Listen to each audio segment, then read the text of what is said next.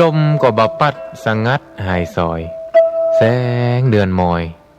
ลอดลายกิ่งก้านหันวุยวายแสงไฟตามบ้านมะนาวเย็นคิงสะต้อนง่อมงันจับใจป่อไหมยอดมอนมานักหน่วงค้อนหรือดีของสถานีนิดนึงนะครับเสียงลมปัดไม้สอดไซนนทรีเคล้าเสียงดนตรีกวีข้าวเศร้าดังก้องแสนเสียงสำเนียงคนเท่าดิดเด่งปันเมาสะต้านบ่กึดหาไผหือใจเหี่ยวม่านปล่อยใจว่าอันตุยลมมีปินหัวจ้างแนบข้างประสมสุขแสนอารมณ์บ่ถามใครได้มีปินหัวจ้างแนบข้างประสมสุขแสนอารมณ์บ่ถามใครได้บ่ถามใครได้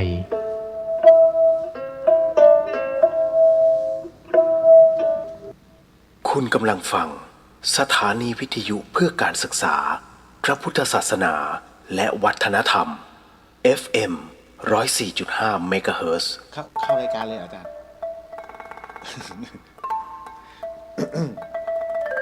โอ้ยตั้งนาทีกว่า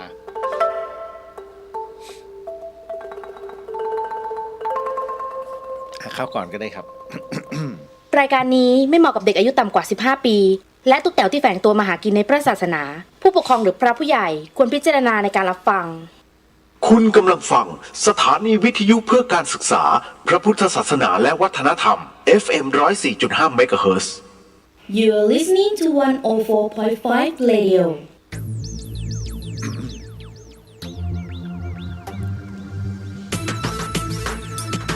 สวัสดียังเป็นทางการครับนี่คือรายการ The Hien ครับทาง FM 104.50 เมกะเฮิรตซ์วัดฝายหินฮะสถานีวิทยุเพื่อการศึกษาพระพุทธศาสนาและวัฒนธรรมก็เป็นรายการที่ออกประจำตั้งแต่ 5 ทุ่มจนถึงตี 1ไปนะครับตั้งแต่วันจันทร์จนถึงวันศุกร์นะแน่นอนที่สุดนะครับวันนี้ก็ยังคงมีเรื่องราวเรื่องเล่าต่างๆที่คุณผู้ฟังนั้นได้ส่งมาแล้วก็ถามกันมาจริงมันเป็นคำถามที่ทบอาทิตย์เนาะก็ไม่ว่ากันมันเก่าๆใหม่ๆสลับสับเปลี่ยนกันไป คำถามใดที่ผมไม่ได้มาออกอากาศเนี่ยก็ต้องขออนุญาตนะฮะต้องขออโหสิด้วยคือมันต้องอ่านหลายๆรอบแล้วก็ดูแลอันนี้เป็นประโยชน์นะฮะบางที น้องถามมาอย่างเงี้ยฮะว่าหมาหนูเลี้ยงหมาถ้าลืมให้ข้าว1 มื้อหนูจะบาปไหมคะอันนี้บางทีมันก็นะก็เกินไปก็เลยไม่เอาดีกว่านะฮะ นะฮะและยังถามแล้วหมาจะเสียใจไหมนึกในใจแต่พี่ก็ไม่ใช่หมาแต่ด้วยเลยไม่รู้ นะครับก็แน่นอนที่สุดฮะในส่วนของรายการตัวนี้ต้องบอกว่า The Hien เนี่ยเป็นรายการธรรมะวาไรตี้นะครับก็มีทุกๆอรรถรสนะไม่ว่าจะเป็นในเรื่องของธรรมะในเรื่องของจิตวิญญาณรวมไปถึงในเรื่องราวเรื่องเล่านะครับรวมไปถึงข้อสงสัยของหลายๆท่าน นะโดยเฉพาะอย่างยิ่งเนี่ยในเรื่องของชีวิตกับความตายนะฮะก็ผมไม่ใช่ผู้เชี่ยวชาญแต่ว่าพี่เลียวเนี่ยจะใช้วิธีการก็คือว่าในสิ่งที่เราเคยประสบพบเจอมาในห่วงของการครั้งหนึ่งในชีวิตที่เคย ที่เคยไปสัมผัสกับความตายแม้ไม่นานนะครับแต่เรารับรู้แล้วก็อธิบายความรู้สึกตรงนั้นได้โดยต้องบอกว่ามันเป็นความรู้สึกที่ฝังรากลึกแล้วเราสามารถอธิบายได้ทุกขั้นตอนนะว่าไอ้ช่วงเวลาของความตายนั้นเป็นยังไงนี่แหละฮะถึงได้บอกว่าให้รักษากายรักษาใจให้ดีๆเพราะว่าท้ายที่สุดแล้วเราหนีเหตุการณ์ตรงนี้ไม่พ้นเพียงแต่ว่าเราจะไปในสภาพไหนก็แล้วแต่นะฮะแต่ขอให้ใจของเราเนี่ยอยู่นิ่งแล้วก็บริสุทธิ์ที่สุดนะฮะเพราะว่าเวลาที่คือท่านเจ็บเนี่ยทรมานแต่ถ้าตายเนี่ยจบแล้วมันจะไม่มีความรู้สึกอะไรเลยนะครับมันเหมือนแค่เชือกขาดเหมือนเชือกขึงตึงๆแล้วมันพึ่งท่านจะไม่รู้สึกอะไรเลยนะฮะแต่ถ้า เชือกมันขาดแต่มันขาดมันยังไม่ทันได้ขาดเนี่ยมันต้องไปซ่อมแซมตรงนี้แหละมันถ้าพูดถึงอาการเจ็บป่วยนั่นนะฮะเราคือต้องรักษาเพราะฉะนั้นทั้งหมดทั้งมวลเลยเนี่ยนะครับพระพุทธศาสนาถึงได้ให้รักษาจิตรักษาใจให้ดีวันนี้ก็ยังคงมีคำถามของน้องๆที่เข้ามาแต่ในเรื่องของการเมืองนั้นจริงๆมันมีดุเดือดกันนี้มากก็ขอเว้นเอาไว้ไม่ตอบนะครับก็จะไปตอบในส่วนของที่เป็นคำถามโดยทั่วไปโดยพื้นๆก็จะมีในเรื่องของสังคมปัจจุบันนะครับรวมไปถึงเรื่องราวที่อย่างวันนี้น้องเขาไปตั้งแคมป์กันแล้วก็ไปเจอเรื่องราวหลอนๆก็ถามว่าอย่างเงี้ยมันใช่ไหมนะฮะเดี๋ยวก็มีนะฮะรวมถึงคำถามอีกมากมายนั่นแหละนะครับอย่างขึ้นหัวข้อเลยคนเมาเนี่ยเขาอยากใส่บาตรซึ่งเป็นประสบการณ์ตรงที่เคยเกิดขึ้นกับพระภิกษุวัดฝายหินก็มีมาแล้วนะฮะแต่อันเนี้ยเป็นเหตุการณ์ที่เกิดขึ้นเมื่อ2 วันที่แล้วนะครับก็ที่เชียงใหม่นี่แหละมันเป็นเรื่องราวอะไรแบบไหนก็เดี๋ยวมาอยู่ในคำถามเรียบร้อยวันเนี้ยหน้าจอเปิดทั้งคู่ท่านใดทักมาผมเห็นแล้ว ไปแก้ตึกอ๋อมันไปล็อกตรงนี้นี่เองถึงได้เห็นถามตอบได้ไม่สะดวกจิต นิดนึงนะฮะก็เป็นอีก1 วันที่อาการผมเริ่มดีขึ้นนะครับ แต่เมื่อคืนนี้แปลกตอนเช้ามืดหายใจติดขัดนิดนึงผมเฮ้ยหรือว่าเราเป็นเรื่องปอดวะเหมือนหายใจไม่เต็มปอดนะฮะแต่ว่าโอเคแล้วนะครับ แล้วตอนนี้วัดฝายหินก็เตรียมสถานที่เอาไว้ในวันอาสาฬหบูชาที่จะถึงสำหรับผู้ที่จะขึ้นมาร่วมพิธีอโหสิกรรมเพราะว่าถือว่าเป็นครั้งสุดท้ายแห่งปีนะฮะเป็นพิธี แล้วก็ มันเป็นลองโควิดนะฮะที่มันเหมือนกับจะไอมันจะกระแอม นะฮะต้องบอกนิดนึงนะฮะว่าตอนนี้กำลังเตรียมทั้งในเรื่องของไฟนะครับในเรื่องของสถานที่นะครับที่จะให้หลายๆท่านเนี่ยขึ้นมาร่วมพิธีอโหสิกรรมเป็นครั้งสุดท้ายณวัดฝายหินแห่งนี้นะฮะก็ถือได้ว่ามาเถอะนะฮะไม่ต้องมาคำนึงว่าเฮ้ยมันต้องเสียเงินเสียทองไหมไม่สมัยก่อนนะฮะมันมีท่านจะเห็นป้ายตอนนี้โดนปราบไปแล้วนะไอ้พวกเนี้ยแก๊งมิจฉาชีพคืออย่างนี้ฮะมันจะมีเขาเป็นบริษัทเลยนะท่านจำไว้นะมันจะมีป้ายริมถนนที่ติดว่ามาร่วมพิธีสะเดาะเคราะห์แก้กรรมนะฮะแล้วก็โดยเฉพาะวงเล็บเอาไว้นะฮะ คนทำแท้งให้มานะโดยเฉพาะอย่างยิ่งแล้วท่านเชื่อไหมในอดีตนะฮะในอดีตวัดฝายหินเนี่ยนะฮะไม่รู้นะฮะว่าคนเหล่านี้เป็นมิจฉาชีพก็มาติดต่อทางวัดนะฮะแล้วก็มาทำพิธีไม่ใช้พระวัดฝายหินนะแต่ใช้พระจากข้างนอกคือเขาเรียกพระของเขาเอามาแล้วก็มาทำพิธีตอนแรกก็นึกว่ามาขอยืมสถานที่สวดมนต์จริงไม่ใช่แล้วผมกำลังกลับจากกรุงเทพพอดีจริงๆผมเตือนแล้วเฮ้ยมันมีไอ้แก๊งพวกนี้อยู่นะฮะแต่ก็ไม่รู้ด้วยจับพัดจับผูยังไงไม่รู้ นะฮะก็ได้รับรายงานมาว่ากลุ่มเนี้ยเขามาทุกเม็ดเป็นเงินหมดนะฮะคนเขาก็มารอกันนะครับค่าเบาะ20 บาทนั่งเสร็จปุ๊บมันจะมีสายสิญจน์โยงที่หัวค่าสายสิญจน์อีก20 บาท40แล้วนะเสร็จปุ๊บพอทำพิธีอะไรเสร็จเรียบร้อยเนี่ยนะมีส่งมีค่าทูบแล้วก็เทียนทูบ20เทียนอีก20รอบไป80แล้วนะแล้วก็ยังมีดอกไม้ไม่แน่ใจว่า50 บาทหรือเปล่านะฮะเป็นดอกไม้เขาจะบอกดอกไม้มงคลท่านจำไว้นะฮะว่าคำว่าดอกไม้มงคลดอกไม้อาวามงคลไม่มีบนโลกใบนี้ฮะไม่มีบนโลกใบนี้มีแต่การที่คนเราไปสมมุติขึ้นมาถ้าท่านติดบ่วงของความเป็น เป็นโลกของแห่งความสมมุตินะฮะท่านจะเสียปัจจัยมากมายที่ถูกเขาหลอกพระพุทธศาสนาจึงให้ใช้ปัญญาในการพิจารณา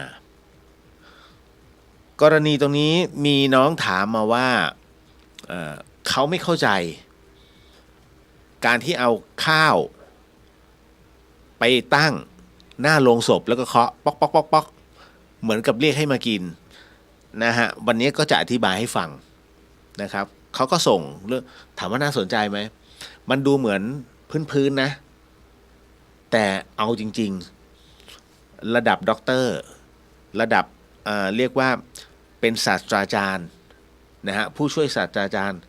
พอถึงงานศพซึ่งเป็นผู้ใหญ่ของแต่ละท่านเนี่ยท่านก็ทำท่านที่สอนนะฮะว่าเอ้ยอย่าไปทำนะแต่พอถึงเวลาของตัวเองทำ เห็นไหมมันมีอะไรล่ะมันมีเหตุปัจจัยตรงไหนที่จะต้องทำตรงนั้นมันมีหลายเรื่องราวนี่แหละนะเพราะฉะนั้นสิ่งที่ผมกำลังชี้ให้เห็นเนี่ยก็คือว่า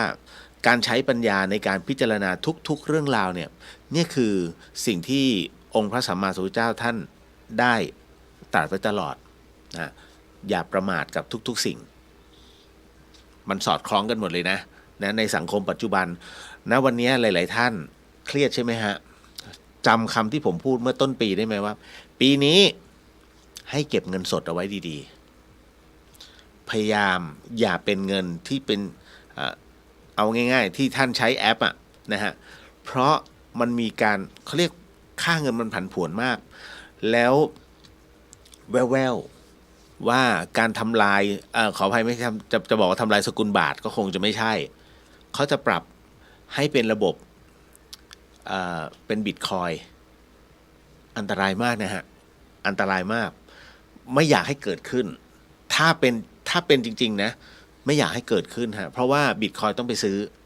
แล้วผันผวนขึ้นลงนะแล้วบิตคอยมีเป็นพันชนิดนะฮะมันเหมือนกับ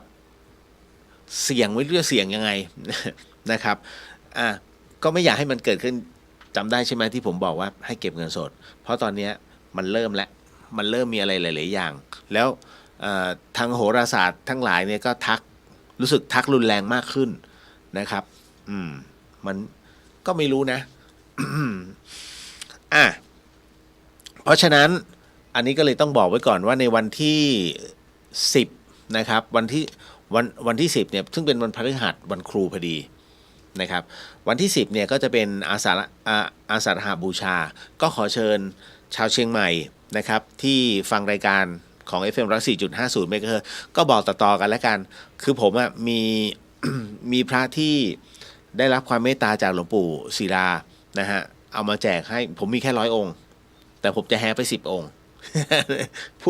พูดตรงๆนะฮะ เพราะว่าเป็นชุดสุดท้ายที่ท่านเมตตาอธิษฐานให้มันณตรงนั้นอย่าบอกว่าเฮ้ยจริงเหรอพี่เลียวโม้หรือเปล่าตอนนั้นน่ะมันเป็นครั้งสุดท้ายที่คณะต่างๆเขาเอาไปแล้วผมได้มีโอกาสเอา2 ชุดเนี้ยก็ให้อธิษฐานมันก็เลยเป็นกลุ่มเดียวกันนะฮะแล้วหลังจากนั้นประมาณสักเกือบเดือนมั้งนะฮะทางวัดก็ประกาศว่าหลวงปู่อาพาธงดทุกอย่างนะฮะก็เลยถือได้ว่าเป็นอีกชุดสุดท้ายที่จะมีแจกให้นะฮะแล้วส่วนที่เหลือก็จะเป็นพระของพระอาจารย์ภัสกรแล้วนะครับที่ท่านเอาไว้โมทนาให้กับญาติธรรมเนี่ยก็เรียนชี้แจงไว้ก่อนว่างานพระพุทธศาสนาสำหรับวัดฝายหินไม่มีมูลค่าใดๆทั้งนั้นมีคุณค่าทางใจไม่มีการคิดเงินอะไรใดๆทั้งสิ้นนะครับก็มาฟังเทศน์ฟังธรรมนะฮะคำถามมากมาย วันนี้เห็นแล้วฮะทักทายได้ ดีใจยังไงไม่รู้ ทุกทีเหงาเจอมองไปก็เจอแต่หน้าเราเนาะเดี๋ยวก็คงจะสมาทานศีลเหมือนเดิมแล้วก็นั่งสมาธินะครับ ขออนุญาตทักทายก่อนเนาะแล้วเดี๋ยวค่อยเราก็มาว่ากันอะไรหลายๆอย่างเมื่อวานนี้มีผู้ที่ส่งอินบ็อกซ์มาพูดคุยในเรื่องของที่ผมพูดไปเรื่องปลาหน้าเขียงโอ้ย ต้องซื้อเนี่ยหนูซื้อปลาดุกมาแล้วไปปล่อยริมน้ำติงอย่าผมบอกแล้วว่าอย่าทำแทนที่คุณจะได้บุญคุณได้บาปเพราะปลาดุกเนี่ยมันเป็นปลาที่กินปลาด้วยกันโดยเฉพาะอย่างยิ่งลูกปลาไอ้ที่มันอยู่ในน้ำปิงปัจจุบันตัวใหญ่มันไม่กินหรอกฮะแต่เมื่อไหร่ถึงฤดูวางไข่แล้วมันออกเป็นตัวนั่นแหละมันซัดตอนนั้นมันซัดลูกๆนี่แหละถึงได้บอกว่าระบบนิเวศมันพังนะฮะท่านลองคิดดูว่าปลาดุกเนี่ยนะฮะต้องบอกก่อนว่าปลาดุกเนี่ยส่วนใหญ่มันจะเป็นปลาดุกเลี้ยงมันไม่ใช่ปลาดุกที่แบบเป็นปกติไม่ใช่นะฮะน้อยมากๆที่ท่านจะเจอแบบปลาดุกบนในนาอย่างเงี้ยนะซึ่งเนื้อมันจะอร่อย นะอันนี้ต้องบอกไว้ก่อนนะครับไม่ได้ยุให้ฆ่าแต่บอกว่าเท่าที่เคยกินมาแต่ผมว่าไม่ได้กินปลามานานแล้วนะครับภาวิไลเนี่ยแปลกไม่ค่อยชอบกินปลาหลวงพี่ภัสกรก็ไม่ค่อยกินปลานะคือนานๆเนี้ยหยิบสักชิ้นหนึ่งเนี่ยเป็นอย่างนี้จริงๆครับก็ไม่รู้เป็นแต่ผมอะกลัวก้างกลัวมากๆเรื่องก้างติดคอเนี่ยนะขนาดเป็นพระโยมมาถวายผมยังคีบนิดนึง เดี๋ยวกลัวเขาเสียใจนะฮะอันนี้ก็บอกไว้ก่อนเนาะมีเรื่องอะไรอีกนะก็ไม่มีนอกจากงานบุญในช่วงนี้ก็คือวัดฝายหินเนี่ยอยู่ในระหว่างของการซ่อมแซมนะฮะไฟเนี่ยจบลงไปแล้วอันนี้ขอโมทนาสาธุผมลืมบอกไปว่าชื่อของทุกท่านนะครับที่ร่วมบุญมาตรงนี้ก็จะได้รับความเมตตาจากพระเดชพระคุณนะท่านเจ้าอาวาสพระครูสมุวิสุวัตรแล้วก็พระนะครับทางวัดฝายหินทั้งหมดเนี่ยก็จะสวดเจริญพุทธมนต์ให้นะฮะก็เพราะว่าเราเดือดร้อนจริงๆในเรื่องของหลังคาจตุรมุขของครูบาหลวงวัดฝายหินซึ่งเป็นสังฆราชารูปแรกของเชียงใหม่เนี่ยแล้วมันโดนต้นไม้หักโค่นพังลงไปเนี่ยนะไม่ใช่พังทั้งหมดหมายถึงว่าพวกกระเบื้องเนี่ยฮะนะมันยังแตกมันยังพังนะฮะเราก็เรียกช่างขึ้นมาแล้วก็เพื่อปรับเปลี่ยนตอนนี้บางส่วนนั้นก็สำเร็จเสร็จสิ้นเพียงแต่มันก็ยังมีบางส่วนที่เดี๋ยวน่าจะเป็นวันเสาร์เขาจะเข้ามาอีก1 รอบนะยังขาดปัจจัยอีกนะฮะประมาณก็เรียกว่า 80,000 บาทหลายท่านบอกหูยแค่นี้เองเหรอเข้าใจฮะแต่ต้องบอกว่าวัดฝายหินเนี่ยเป็นวัดที่ไม่เอาอะไรเลย ไม่เอาอะไรเลยในที่นี้หมายถึงว่าไม่ตั้งตู้นะฮะไม่ขอคนนั้นคนนี้พร่ำเพรื่อนะจึงต้องเป็นหน้าที่ของพี่เลียวฮะที่จะต้องบอกบุญว่าเนี่ยตรงเนี้ยมันเป็นอย่างนี้นะแล้วก็เอามาสมทบและตอนนี้ก็ได้หลวงพี่โอปอนะซึ่งท่านเป็นผู้อำนวยการธรรมสถานเนี่ยก็มาช่วยอีกแรงหนึ่งท่านก็จะเรี่ยรายนะฮะทีละนิดทีละหน่อยก็บอกบุญกันไปแล้วก็ยังตั้งกระเบื้องเอาไว้ให้เขียนนะฮะเพราะว่ารายชื่อทั้งหมดทั้งมวลจะถูกมุงไว้ที่หลังคาจตุรมุขทันทีก็ถือว่าเป็นบุญของท่านแต่ละคนนะฮะก็ยังตั้งอยู่เรื่อยๆคุณผู้ฟังครับคุณผู้ชมฮะที่บอกมาตรงนี้ก็เพราะว่าผมอิจฉา อิจฉาวัดใหญ่ๆที่เขาโอ้โหแค่กระดิกนิ้วปุ๊บบึบมาแล้วเป็นล้านเป็นแสนนะฮะก็ถือว่าเขาเป็นมีนาบุญนะฮะของเขานะครับแต่ของเราเนี่ยผมพยายามจะบอกว่าไม่ขอนาบุญเหล่านั้นเพราะเดี๋ยวมันจะเดือดร้อนผมจะลงทีละนิดแล้วก็มาร่วมบุญกันถึงแค่นี้มันมีระยะเวลาแต่ว่าวัดอื่นเขาไม่ค่อยมีระยะเวลานะฮะก็คืออดอิจฉาไม่ได้แล้วท้ายที่สุดปัจจัยก็อย่างที่ว่าเห็นไหมเชิดกันเป็นแถว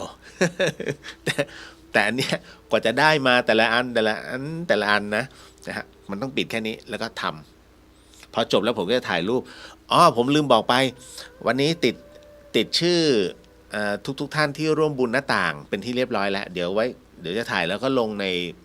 ใน Facebook นะฮะก็ขอโมทนาสาธุด้วยก็ได้ถิ่นฐานเนี่ยนะครับนะน้องเขาก็มาช่วยติดอะไรให้ยังเหลือฮะศาลาจตุรมุขตอนเนี้ย ยอดยังขาดอยู่พอสมควร แต่เดี๋ยวจะบอกบุญให้อีกทีนึงขอให้หลวงพี่โอปอเนี่ยท่านจบของท่านก่อนจะไม่ซ้ำซ้อนแต่มันเป็นงานเดียวกันนั่นหมายถึงว่าพลังบุญของท่านสมมุตินะพลังบุญของท่านได้ 30,000ไม่เป็นไรหลวงพี่หยุดงั้นเดี๋ยวผมจะเรียกขอกำลังครั้งที่2เรียกต่อ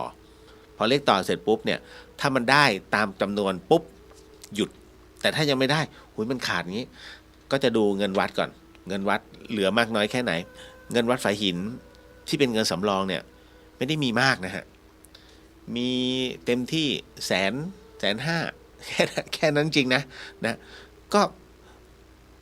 ไม่ได้ตั้งตู้ไม่ได้ขอไม่อะไรทั้งนั้นนะแล้วแต่คนอยากมาทำบุญเสร็จปุ๊บเนี่ยเพราะพระท่านก็ไม่ได้ใช้ปัจจัยท่านก็จะมาร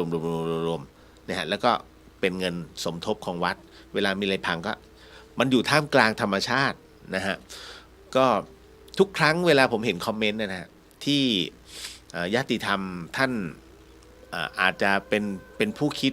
ไม่ได้รอบคอบ แล้วก็เหมือนกับถล่มศาสนาเราก็ได้แต่ถอนหายใจคือไม่ได้ว่าเขาหรอกเพราะว่าเขาไม่รู้เขาคือผู้ไม่รู้พอไม่รู้เนี่ยเขาก็ไม่ผิดนะฮะเพราะมันเป็นข่าวจริงๆแต่ว่ามันเป็นข่าวที่แหมทำไมไม่มองภาพรวมบางทีผมนึกน้อยใจเพื่อนๆนักข่าวนะฮะว่า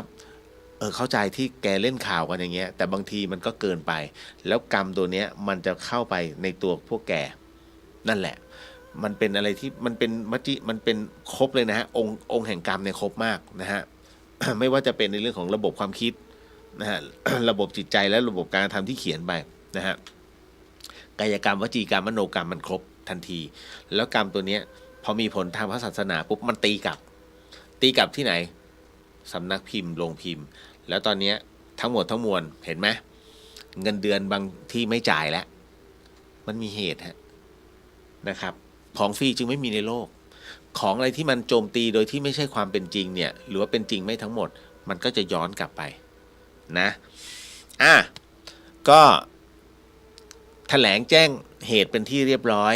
นะครับในเรื่องของสิ่งที่จะเกิดขึ้นในวันอาสาฬหบูชาเสาร์นี้เป็นเสาร์5แล้วนะเสาร์ที่5จำได้ใช่ไหมฮะเสาร์5วันเสาร์เป็นวันแข็งนะครับผมไม่ดูตัวเลขโทรศัพท์ให้นะฮะต้องบอกไว้ก่อนไม่ใช่อะไรเรื่องของเรื่องก็คือว่าถ้าท่านไม่ทุกข์จริงๆถ้าดูเล่นๆไม่ดูให้แต่ถ้าท่านทุกข์แล้วผมก็จะมาดูนิดนึงนะครับว่ามันเป็นอะไรยังไงนะครับแล้วมันแก้ทางอะไรยังไงได้บ้างแค่นั้นเลยแต่การแก้ทางเนี่ยต้องบอกก่อนนะว่าบางคนเสียดายเบอร์โทรศัพท์ถูกไหมฮะมันก็จะแก้ทางด้วยการตัวเราเองนะฮะการบอกไปก็คือให้การระมัดระวังในเรื่องของการทำบุญบางคนก็จะบอกว่าเงินทองอีกแล้วไม่ใช่คือผมจะแบบถอนหายใจมากเพราะว่าถ้าพูดถึงเรื่องการทำบุญแล้วทุกคนจะคิดถึงต้องเสียเงินไม่ใช่คือคนที่เขารับรู้เขาปฏิบัติเนี่ยเขาก็จะรู้ว่าบุญไม่ใช่มีแค่นั้นนะฮะมันทำอะไรอย่างอื่นได้เยอะมากมายนั่นแหละฮะเพียงแต่มันมีวิธีแก้แต่อาจจะต้องมีการลงทุนเล็กน้อยอย่างเช่นสมมุตินะไปปฏิบัติธรรมที่นู่นที่นี่ที่นั่นสัก3 วันนะฮะเอาไปทำหนังสือสวดมนต์ไปแจกตรงนั้นไปทำพระไตรปิฎกฉบับประชาชนเล็กๆนะแจกตรงนั้นตรงนี้อย่างเงี้ยฮะมันถามว่ามันแก้ได้ไหมมันบรรเทาเฉยๆแต่มันแก้ความจริงเป็นไปไม่ได้แค่นั้นเลยที่พูดเพราะว่ามี4 เจ้าที่ส่งมาแล้วผมขออนุญาตไม่ดูนะฮะแค่นั้นเองดูให้นะฟรีไม่ได้มีอะไรมากมายเพียงแต่ว่ามันบางทีมันต้องดูจังหวะและกาลเทศะนิดนึงแค่นั้นเนาะวันนี้ยังคงมีคำถามใช่ไหมบางทีเราก็แบบเปรี้ยวปากอะเนาะ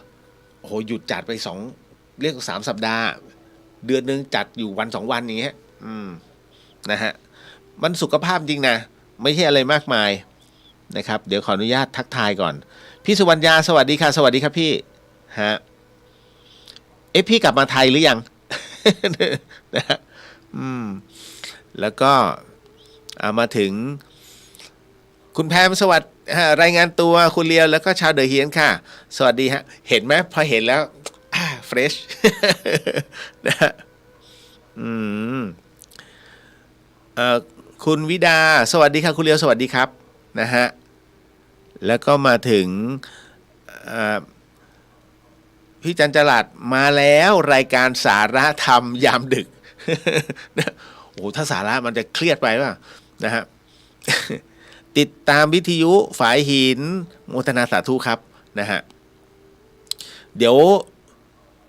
ผมจัดวันนี้อีก1 วันเดี๋ยวพรุ่งนี้ขอดูก่อนแต่ถ้าวันพฤหัสไม่ได้แล้วอย่างที่ผมบอกว่าวันศุกร์อ่ะผมติดประชุมกสทช.คุณเมธาศรีสวัสดีครับพี่เลียวสวัสดีครับผมนะฮะก็ค่อยๆเข้ามาทีละนิดทีละนิดเอาละเพื่อไม่ให้เสียเวลา เอ๊ะเดี๋ยวก่อนผมว่าผมขาดอะไรไปอย่างนะฮะสัปดาห์หน้าวันอาทิตย์ทุกวันอาทิตย์ถ้าใครท่านใดที่ต้องการเรียนกรรมฐานนะหรือว่าสมาธิเหวี่ยงหรือสมาธิหมุนนะฮะขอเชิญที่ธรรมสถานนะฮะทุกวันอาทิตย์นะครับแต่ว่าเขาจะเป็นสัปดาห์ไปบางคนสงสัยว่าไอ้สมาธิหมุนเนี่ยมันเป็นไงคือสมาธิหมุนสมาธิเหวี่ยงเหมือนกันของพระอาจารย์นะฮะรัตนยานโนนะครับซึ่งครั้งหนึ่งท่านก็เคยมาที่ธรรมสถานมาหาหลวงพี่ภัสกรแล้วหลวงพี่ภัสกรไปดูพระ ไปดูพระที่ตลาดพระก็เลยทำให้ไม่ได้เจอผมนะก็พูดคุยกันผมว่ามารู้ที่ท่านพระอาจารย์รัตน์ ผมก็โมทนาสาธุสมาธิเหวี่ยงเป็นยังไงคืออย่างนี้ฮะเวลาเราเข้าสมาธิในเชิงอานาปานสติหรือว่าสติปัฏฐานเนี่ยคือสติปัฏฐานมันยืนเดินนั่งนอนเนาะแต่ถ้าเป็นอานาปานสติเนี่ยเราก็จะมีพุทโธเป็นอารมณ์นะฮะหายใจเข้าดูลมหายใจหายใจออกแต่คราวนี้สมาธิหมุนสมาธิเหวี่ยงแล้วกันนะฮะก็คือใช้ตัวเองเป็นแกนกลางนะฮะแล้วก็เวลานั่งสมาธิเนี่ยแล้วก็หมุนไปเรื่อยๆนะฮะเพราะเวลาท่านนั่งหลับตาเนี่ยการหมุนนะครับมันจะทำให้ตรงก้นของเราเนี่ยนะฮะเหมือนกับเป็นคล้ายๆตุ๊กตาล้มลุกอ่ะมันเป็นจุดหมุนนะฮะแล้วจิตเนี่ยมันจะไปอยู่ตรงนั้นไปอยู่ตรงก้นนะฮะแต่เอาเข้าจริงๆแล้วพอท้ายที่สุดพอหมุนไปในระดับหนึ่งท่านลองนั่งเล่นๆนะแล้วก็ลองหมุนคือหมุนไปทั้งตัวนะแต่ว่าเอวอยู่เฉยๆลองบังคับนะฮะท่านจะมีความรู้สึกว่าเฮ้ยมันหมุนมันเบี่ยงแล้วสติมันอยู่ตรงไหนสติมันเริ่มแล้วมันเริ่มที่จะเข้าที่เข้าทางหมายถึงว่ามันจะไม่คิดออกข้างนอกแล้วเพราะตัวจิตมันไปจับอยู่ตรงแนวดิ่งนะเหมือนกับของหลวงพ่อเยื้อนขันติพโรท่านกรรมฐานน้ำเย็นที่ผมบอกเอาน้ำเย็นขึ้นมาแล้วดื่มไปนะฮะทิ้งไว้แป๊บหนึ่งแล้วให้สตินะไปจับที่ความเย็นมันจะเย็นอยู่ที่ท้องน้อยแล้วเวลาเข้ากรรมฐานปุ๊บมันจะไปจับตรงนี้เลยแล้วมันไม่ไปไหนมันจึงทำให้ขึ้นกรรมฐานได้เร็วฮะเพราะว่ามันถูกความเย็นคุมจิตเอาไว้มันเป็นกุศโลบายนั่นแหละเหมือนกันสมาธิหมุนเนี่ยเหมือนกันเมื่อเหนื่อยขึ้นต้องภาวนาไหมไม่ต้องฮะแล้วเดี๋ยวพอเมื่อถึงสภาวะหนึ่งตัวท่านเนี่ยจะเริ่มนิ่งแล้วก็นิ่งแต่ข้างในของท่านเนี่ยยังหมุนจนหายความหมุนนั้นหายไปนะพอความหมุนหายไปเสร็จปุ๊บเหลือสภาวะของอารมณ์หายใจเข้าออกท่านได้สมาธินะแต่เป็นสมาธิขั้นแรกๆนะครับเพราะฉะนั้นเนี่ยคือมันตัดทั้งหมดทั้งมวลได้ดีแล้วปิติมันก็จะเกิดขึ้นเร็วแต่คราวนี้มันก็จะมีเหตุบางอย่างว่าท่านอย่าไปหลงให้สมาธิมันหลอกนะว่าโอ้ยเราถึงขั้นต้องนิ่งอย่างเพราะท่านยังไม่เห็นในเวทนามันต้องให้เห็นพอเวทนาแล้วผ่านเวทนาให้ได้ก่อนนะครับถึงจะเกิดปิติของแท้มันจะหลอกบางทีมันจะหลอกนิดนึงนะฮะเดี๋ยวเรามาลองกันไหม นะ สมาธิเหวี่ยงสมาธิหมุนเนาะเดี๋ยวนะฮะอ๋อพี่สุวรรณยาบอกยังจะปีนี้ไม่ได้กลับค่ะครับผม อืมอ่ะพอดีมีหลายมีพระอาจารย์วันนั้นมาวัดไหนนะเดี๋ยวไม่วัดอุโมงค์วัดอุโมงค์โยมกลับมาบวชอีกปะ จะไม่พร้อมครับอาจารย์นะฮะขอดูแลคุณแม่ก่อน นะฮะท่านก็ท่านอยากให้บวชผมก็อยากไม่จริงๆไม่ได้อยากลาสิกขาแต่มันมีเหตุที่ต้องไปดูแลคุณแม่ แล้วก็พอลาสิกขามาเนี่ยมันมีอะไรหลายอย่างที่ต้องทำเพื่อส่วนรวมพอสมควรเพราะเดี๋ยววันที่10เนี่ยทำอโหสิกรรมเสร็จปุ๊บวันที่11-12ผมต้องไปกับมูลนิธิสวนดอกนะฮะเพื่อที่จะไปรักษาเด็กแล้วก็น้องๆแล้วก็คุณครูพร้อมชาวบ้านนะครับที่โรงเรียนดอยบ้าน30,000นะครับก็ทางขึ้นไปห้วยน้ำลูนะครับพร้อมเนาะน้ำดังสิห้วยน้ำดังขออภัยเดี๋ยวนะฮะคุณสมคิดมีคำถามครับขออนุญาตสอบถามรักบริสุทธิ์คือการเห็นกายเวทนาสัญญาสังขารวิญญาณของตัวเองกายเวทนาสัญญาสังขารวิญญาณของตัวเองขอคำอธิบายเพิ่มเติมฮะในส่วนของตรงนี้แน่นอนที่สุดฮะคือรักอันบริสุทธิ์ที่เห็นกายเวทนาสัญญาก็คือขันเนี่ยนะฮะท่านจะเอาความรักตรงนี้ไปอยู่ตรงไหนจะมอบให้กับคนที่ท่านรักหรือเปล่าแน่นอนที่สุดฮะการที่ท่านจะมอบเอาตรงนี้นะฮะไปให้กับคนที่ใกล้ที่สุดและเรามีความรู้สึกให้ที่สุดใกล้ชิดที่สุดและเรามีความรู้สึกว่ารักเขาที่สุดเนี่ยต้องถามก่อนว่าเพราะแล้วท้ายที่สุดแล้วเนี่ยสมมุตินะฮะไม่เราก็เขาสมมุติว่าเขาตายก่อนแล้วถามว่าตรงนี้ความเศร้าโศกเสียใจเกิดขึ้นไหมเศร้าโศกเสียใจเกิดขึ้นแล้วอะไรเกิดขึ้นกับเราสติที่ขาดออกไปแต่กรณีของที่บอกว่ารักบริสุทธิ์คือรักตัวเรามากที่สุดนั่นคือการรักษาจิตการรักษากายนะทุกสิ่งทุกอย่างไม่ว่าธาตุดินน้ำไฟลมนะครับผัสสะทั้งหมดทั้งมวลเนี่ยเมื่อเรามีสติในเรื่องของการรับรู้ทุกอย่างทุกอนูเวลาเคลื่อนไหวเวลาทำอะไรเวลาจะคิดอยากจะรักใครมันจะมีการไต่ตองพิจารณาทั้งหมดทั้งมวลจนครบวงจรนั่นแหละฮะเมื่อเราไต่ตองเป็นที่สุดแล้วว่าทุกอย่างมันไม่เที่ยงนะฮะรักเขาได้แต่ท้ายที่สุดต้องรักตัวเรามากกว่าฝากความรู้สึกแต่ไม่ใช่ฝากทั้งหมดต้องมีการเผื่อเพราะฉะนั้นทั้งหมดทั้งมวลเนี่ยให้เผื่อเอาไว้เพราะสักวันหนึ่งไม่เราก็เขาต้องจากกัน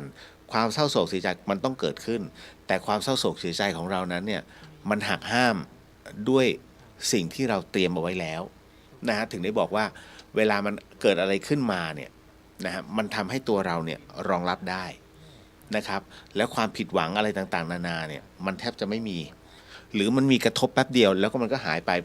เพราะเราได้พิจารณาไว้ก่อนแล้วว่าทุกอย่างมันไม่เที่ยงดูทุกวันเนี้ยฮะวันนี้มีคำถามของน้องที่เขาส่งมาในเรื่องราวของความรักเช่นกันฮะเป็นเรื่องของเดี๋ยวนะฮะนิดหนึ่งมันมีอันนึงเนี่ยแล้วผมเฮ้ยมันสามารถเอาเข้ามาอธิบายเดี๋ยวนะฮะในเรื่อง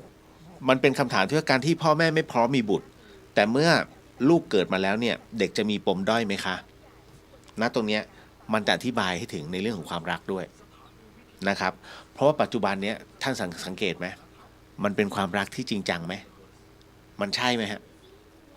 อยู่กันไปปุ๊บเดี๋ยวเลิกแล้วมันเกิดจากอะไรการเลิกแล้วเด็กมีปัญหาไหมนะฮะบางคนบอกไม่เป็นไรดูแลได้จริงเหรอนะฮะปัจจุบันเนี่ยความรักเกิดจากโซเชียลเป็นสื่อเลยนะฮะน้อยคนไม่เหมือนสมัยโบราณที่เกิดจากการที่เขาอยู่ด้วยกันจากฉันเพื่อนแล้วก็มาครองรักกันนี่แหละฮะจริงๆแล้วศาสนาพุทธเนี่ยสอนไว้ว่าฆ่าศึกที่เป็นปัญหาใหญ่ที่สุดนั่นคือความรัก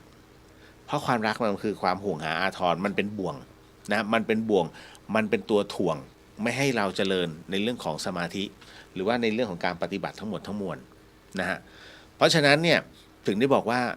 รักอันบริสุทธิ์นั้นเนี่ยจริงๆแล้วมันคือรักในตัวเราขันธ์ห้าขันธ์ห้าทั้งหมดเนี่ยถ้าขันธ์เนี่ยมันคือตัวเรานั่นแหละฮะถ้าไม่รักตัวเราจะไปรักใครนี่แหละครับเอาเนาะพี่พินสวัสดีค่ะสวัสดีครับพี่ผมไม่ได้ไปด้วยนะฮะกับต้นบุญธรรมสถานอันนี้เดี๋ยวต้องบอกพี่ไว้ก่อนเพราะว่าติดภารกิจในเรื่องของการประชุมแล้วก็ที่สำคัญแต่ผมเขียนโปรแกรมส่งไปให้แล้วนะขอให้กับอาจารย์ดร.กมลพรเป็นที่เรียบร้อยคือต้นบุญธรรมสถานนะครับที่ปกติเวลาไปกราบไหว้นะฮะแล้วก็ถวายผ้าอาบน้ำฝนหรือว่าถวายเทียนพรรษาเนี่ยผมจะไปด้วยแต่ครั้งนี้ไม่ได้ไปก็เลยเขียนโปรแกรมให้ไปกราบพ่อแม่ครูบาอาจารย์อายุ90ไปจนถึง100กว่าหมายถึงว่าพ่อแม่ครูบาอาจารย์เนี่ยนะสายอีสานนะที่ยังมีธาตุขันธ์อยู่ผมก็เลยติดต่อให้นะฮะบางรูปนะครับก็เป็นมีทั้งสายหลวงปู่มั่นมีทั้งสายของทางภาคอีสานมีสายของหลวงปู่หงส์อย่างนี้ให้เป็นต้นก็ให้พี่ๆเขาได้ไปทำบุญนะร่วมบุญกันนะครับ105 ปีอย่างเงี้ย106 ปีอย่างเงี้ยนะครับแล้วก็อีก3รูป90 กว่าไม่มีต่ำกว่า90สักรูปเลยนะฮะเพราะว่าคนที่ไปส่วนใหญ่ก็70แล้ว นะฮะมาเดี๋ยวขออนุญาตนะครับในส่วนของนำสมาธิเนาะวันนี้ไม่มีอะไรมากนะครับเรานั่งสบายๆนะครับหลายคนเริ่มเสี่ยงนั่งสมาธิด้วยเหรอท่านเริ่มนั่งหรือยังฮะถ้าท่านไม่ได้นั่งก็ท่านอย่าเพิ่งไปปรามาสเนาะว่าสมาธิมันไม่ดีอย่างนั้นไม่ดีอย่างนี้ผมเป็นคนที่เบื้องหลังวงการบันเทิงนะครับเดี๋ยวปลายปีนี้ป๋องคอนเฟิร์มมาแล้วเดี๋ยวผมต้องเตรียมสถานที่เอาไว้ให้เขาฉายหนังให้ผีดูหนังกลางแปลงนะครับที่วัดสายหินนี่แหละไม่ต้องไปฉายที่ไหนผมบอกเอาลานจอดรถข้างล่างนะครับแล้วก็โยงสายสิญจน์ขึ้นมาฉายหนังให้ผีดูแต่เดี๋ยวให้เขาขึ้นมาดูสถานที่ก่อนนะครับถ้าข้างล่างไม่ได้บนวัดเลยพระเนนก็นอนกันไป ดึกๆนะฮะอันนี้ก็ฉายไปนะครับเพราะกูเต็มเลย200กับกูนะครับนั่นนะคือผมเป็นคนที่อยู่ในเป็นคนเบื้องหลังวงการบันเทิงผมจะไม่เชื่อเรื่องราวเหล่านี้ว่าสมาธิแล้วยังไงนั่งไปแล้วยังไงก็เห็นพระนั่งหลับตานะฮะใส่บาตรใส่ทำไมคิดอย่างนั้นจริงนะแล้วมันเกิดอะไรขึ้นกับตัวจนกระทั่งผมเนี่ยได้มาเชียงใหม่นะครับในสมัยก่อนคอนเสิร์ตของ Unilever มาหาหลวงพี่ภัสกรนะครับเพราะว่าผมกับหลวงพี่เนี่ยเพิ่งจะมาสนิทกันได้ไม่ถึง20ประมาณ20 ปีกว่าเราคนละเรียกว่าคนละครอบครัวนะฮะผมเป็นลูกพี่ลูกน้องแล้ววันที่ท่านไปร่วมงานเรียกว่ารวมกลุ่มของภาวิไลก็ไปเจอกันผมยังเป็นเจ้าหน้าที่มูลที่ร่วมกตัญญูเลยยังเก็บศพเลยเก็บศพเสร็จปุ๊บตอนนั้นก็ไปบ้านงานทั้งชุดมูลนิธิเลยนะฮะจำได้นะฮะดร.สุธีสิงห์เสน่ห์พอไปถึงเสร็จปุ๊บเนี่ยก็ไปรวมตัวกันก็นั่งคุยกันหลวงพี่ท่านก็เลยบอกว่าถ้ามีโอกาสก็ขึ้นไปเชียงใหม่สินะหลวงพี่อยู่ที่นี่ผมเป็นคนที่ความจำสั้นมากแต่ขอจดไว้ขอจดเบอร์ท่านโอเคได้แล้วบังเอิญว่ามีโอกาสฮะนะได้มาคอนเสิร์ต Unilever ก็เลยขึ้นมาผมก็นั่งนึกในใจเรามีพระพี่อยู่ที่เชียงใหม่นี่หว่าโทรหาหลวงพี่อยู่ที่ไหนเนี่ยข้าอยู่ธรรมสถานแล้วมันอยู่ตรงไหนวัดฝายหินหลังมช.น่ะตรงไหนตอนนั้นยังไม่มี GPS นะก็เลยปากถามเอาไปหลังมช.เสร็จปุ๊บแล้วท่านก็บอกทีละสเต็ปจนกระทั่งมาถึงมีผมมีสุราคณาสุนทรพนาเวศมีเจี๊ยบผู้ชงโยธาพิทักษ์มีสิริพรอภัยพงษ์แล้วมีใครกว่า ลูกลูกนกลูกนกสุภาพรแต่ไม่คุณลำไยอ่ะตอนนั้นมาก็มาเสร็จปุ๊บก็ได้มากราบอาจารย์แม่ชีนะฮะได้มากราบหลวงพี่ภาสกรเสร็จปุ๊บก็กลับโรงแรมแต่หลังจากที่คอนเสิร์ตจบแล้วเนี่ยผมขึ้นมาต่างหากแล้วผมมาหาหลวงพี่ท่านก็มาขอนอนสักคืน2 คืนอยากคุยธรรมะมันคืออะไรไม่สนใจนะสิ่งที่สนใจคือพระที่หลวงพี่เอามาแจกแล้วก็มานั่งคุยหาเรื่องคุยหลวงพี่แล้วช่วงดึกๆนะฮะผมก็เห็นอาจารย์แม่ชีท่านจับพลังพระแล้วมือดีดดึงผมเป็นไรวะเฮ้ยเป็นไรวะจนลูกศิษย์ท่านมาบอกอ๋อหลวงแม่ท่านจับพลังอะไรเหรอพลังพระที่ไหนพระเครื่องครับ ฮะมีด้วยเหรอพระเครื่องมีพลังด้วยเหรอตั้งแต่นั้นเนี่ยเราเจออะไรที่มันเฮ้ยเป็นคนที่สงสัยอยากรู้ความจริงจึงพยายามจะดูที่มันเป็นไงก็เลยสอบถามหลวงพี่ภัสกรบอกถ้าเองปฏิบัตินะแล้วก็เองนั่งสมาธินะฮะแล้วเดี๋ยวเหล่าอาจารย์ทั้งหลายเนี่ยเดี๋ยวเขาจะสอนเองตั้งแต่นั้นผมโอเคแล้วนั่งยังไงเริ่มนั่งไงคือผมก็มีพื้นฐานมาแล้วแต่ถามท่านทั้งหมดทั้งมวลเนี่ยมันเป็นเบสิกมากเลยไปนั่งสมาธินะเสร็จปุ๊บก็มือขวาทับมือซ้ายหายใจเข้าหายใจออกดูลมหายใจเข้าพุทหายใจออกโทเอาเท่านี้ก่อนได้ความยังไงแล้วมาว่ากันผมก็เลยนั่งพอนั่งเสร็จปุ๊บเนี่ยนั่งแค่วันนั้นนะวันอื่นไม่นั่งขี้เกียจไม่ชอบจนเขาเรียกตู่สภาวะเอาไปคุยกับพระอาจารย์เนี่ยผมนั่งฟังคนอื่นเข้ามาผมนั่งผมเห็นแสงนั้นแสงนี้ให้มันหายไปนั่นน่ะเมื่อไหร่ก็ตามที่แสงทั้งหลายที่เราเห็นเนี่ยแล้วมันหายไปก่อนน่ะแล้วเดี๋ยวค่อยมาว่ากันพอกลับมาแล้วผมจะมาขี้เกียจเหมือนเดิมไม่ได้เพราะว่าลักไก่ไปแล้วรอบนึงไงท่านก็ยังไม่สอนก็เลยต้องมานั่งจนรับรู้แล้วว่ามันคือจริงจังมากเลยนะจนท่านเริ่มสอนวิธีการจับพลังพระมันเป็นอย่างนี้นะเอาพระเครื่องมาเสร็จปุ๊บเนี่ยพระทุกองค์ที่เรามีอยู่เนี่ยคล้องคออยู่จะเป็นพระใหม่พระเก๊พระไม่เก๊ทุกอย่างมีพลังหมดเราสามารถเช็คได้ชอบใหญ่เลยพอถึงตรงนั้นน่ะมันก็เลยต้องมานั่งเรียนไงเป็นยังไงอะไรยังไงนะฮะนี่แหละจุดเริ่มต้นนะมันเกิดจากสมาธิเพราะฉะนั้นสมาธิจึงเป็นอะไรที่เฮ้ยพิเศษวิเศษแล้วพอมาระยะหลังนะฮะก็หลังจากที่ได้เรียนมโนมยิทธินะครับของพระเดชพระคุณหลวงพ่อฤาษีแต่ผมไม่ได้เรียนวัดท่าสูงนะตอนนั้นเรียนที่ธรรมสถานแล้วมันได้สภาวะเร็วมากจนพระอาจารย์บอกว่าเฮ้ยขึ้นได้ขนาดนี้เลยเหรอแล้วก็ขับก็เลยเริ่มชักร้อนวิชาผมมาติดในเรื่องของฤทธิ์มากโอ้โหข้าคือผู้วิเศษรับรู้คนนั้นคนนี้เป็นยังไงติดเรื่องฤทธิ์นะฮะผมถึงได้พยายามบอกว่าฤทธิ์เนี่ยเรารับรู้ได้แต่อย่าไปติดมันถ้าติดมันท่านจะติดบ่วง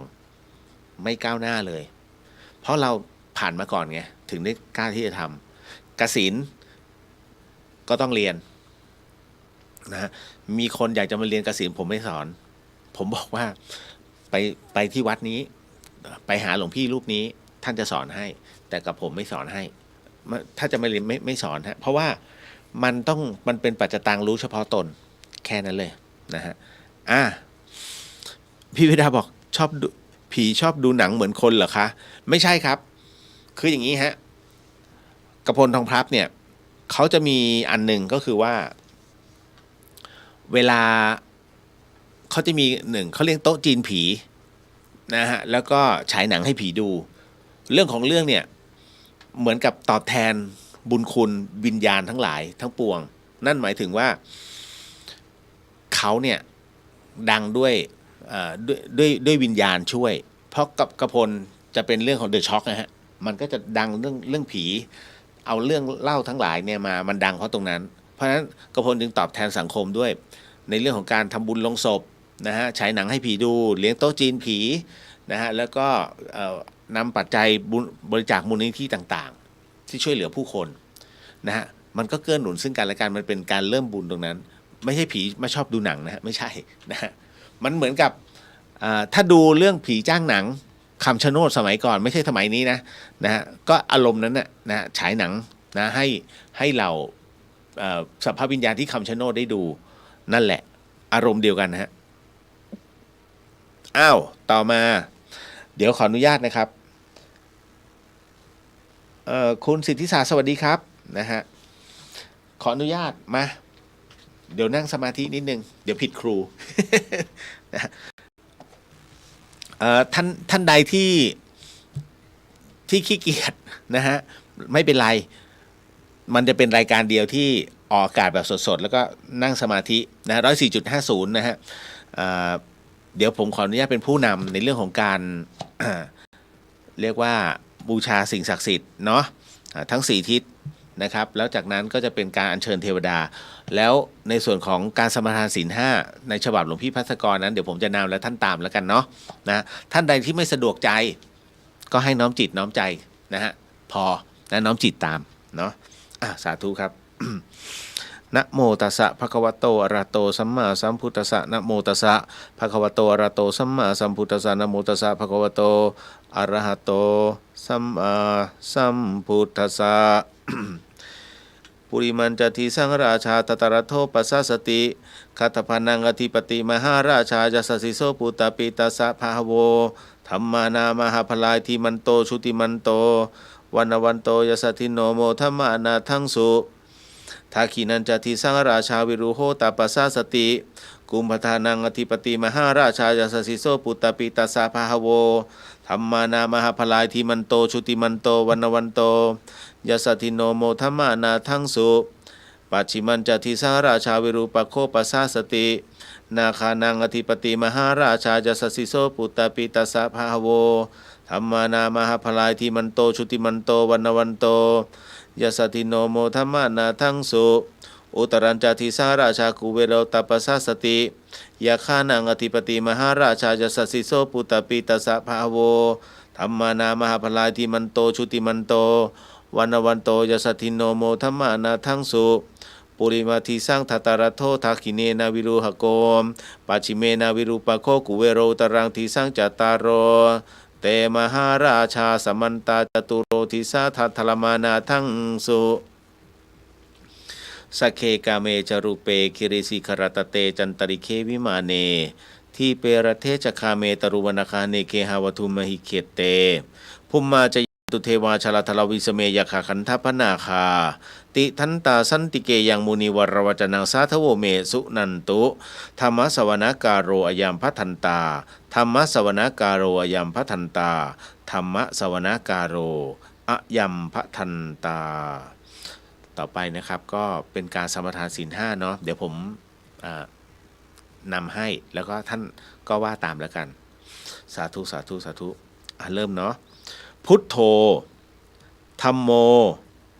สังโฆศีลข้อ1ไม่ฆ่าสัตว์ศีลข้อ2ไม่ลักทรัพย์ศีลข้อ3ไม่ประพฤติผิดในกามศีลข้อ4ไม่พูดเท็จศีลข้อ5ไม่ดื่มสุราและของมึนเมาบัดนี้ข้าพเจ้าตั้งใจรักษาศีลแล้วบัดนี้ข้าพเจ้าคือผู้มีศีลข้าพเจ้าผู้มีศีลละอายต่อการทำความชั่วกลัวต่อผลของบาปกรรม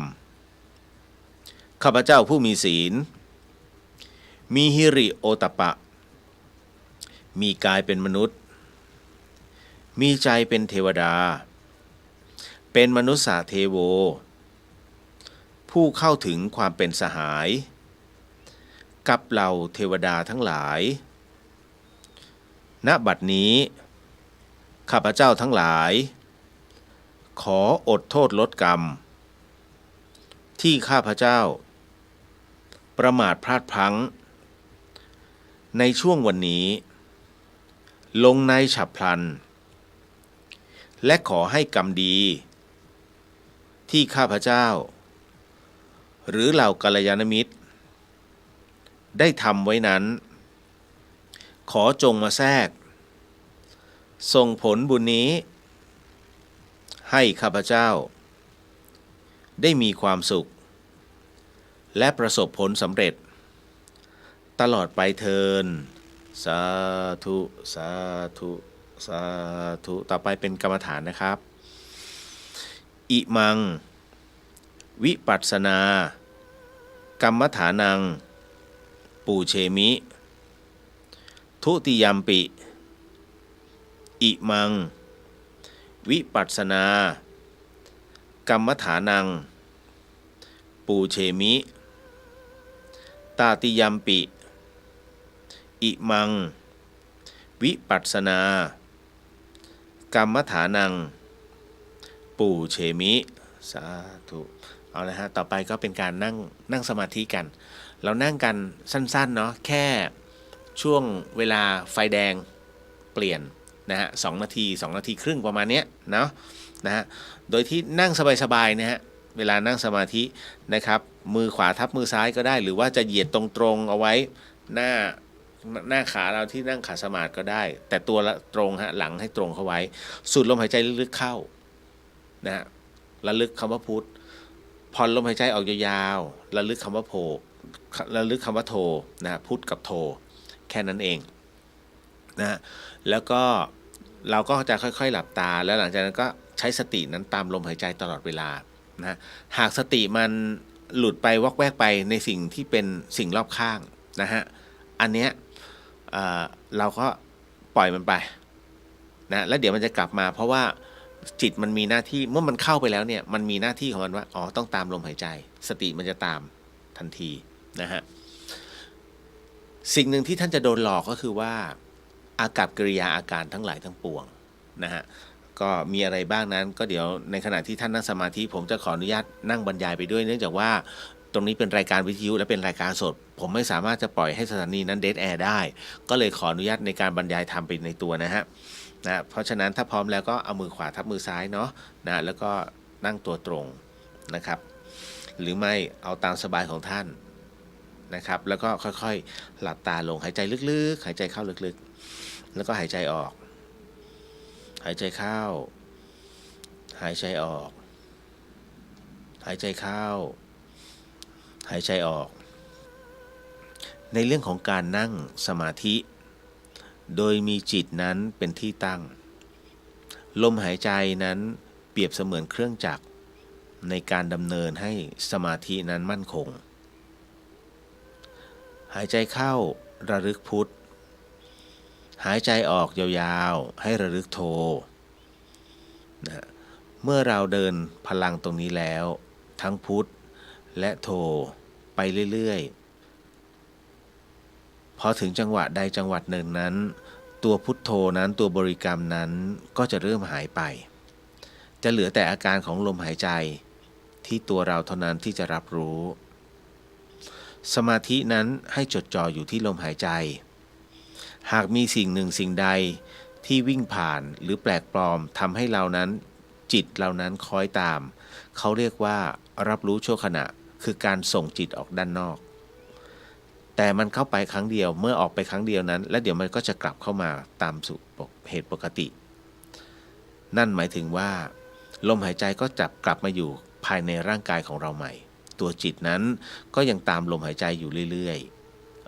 อยๆสมาธินั้นคือความมั่นคงที่เกิดขึ้นภายในแต่ในขณะเดียวกัน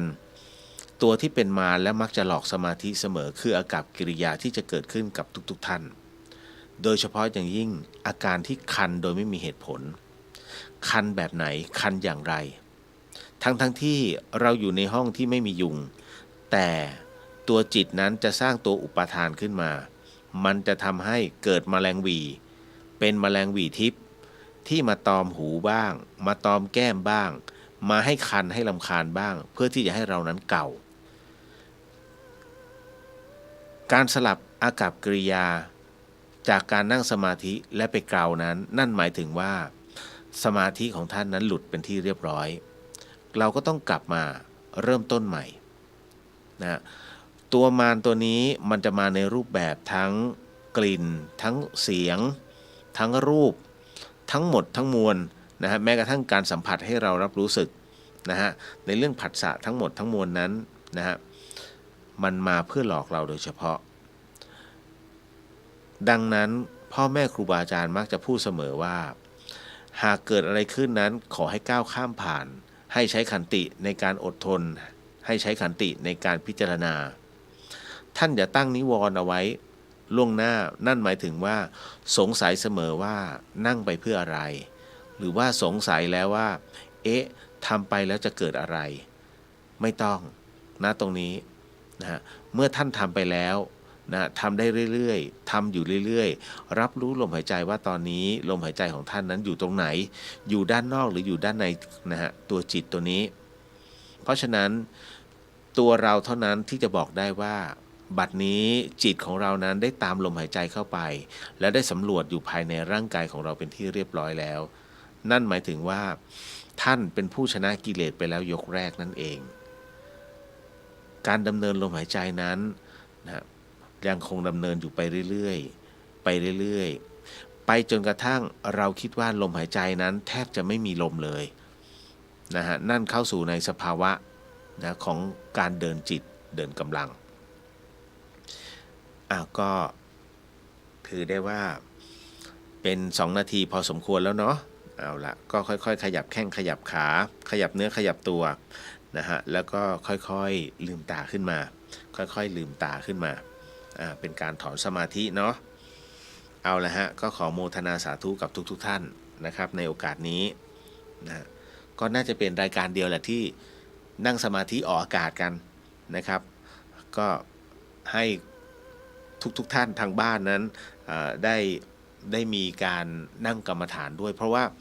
มันก็จะมีคำถามอยู่เรื่อยๆนะฮะว่าเนี่ยเดี๋ยวเป็นคำถามฮะเวียนเทียนออนไลน์นะฮะมีหมดเดี๋ยวตอบให้นะครับนะตรงนี้เอาละครับก็ขออนุญาตเป็นการแผ่เมตตาเนาะ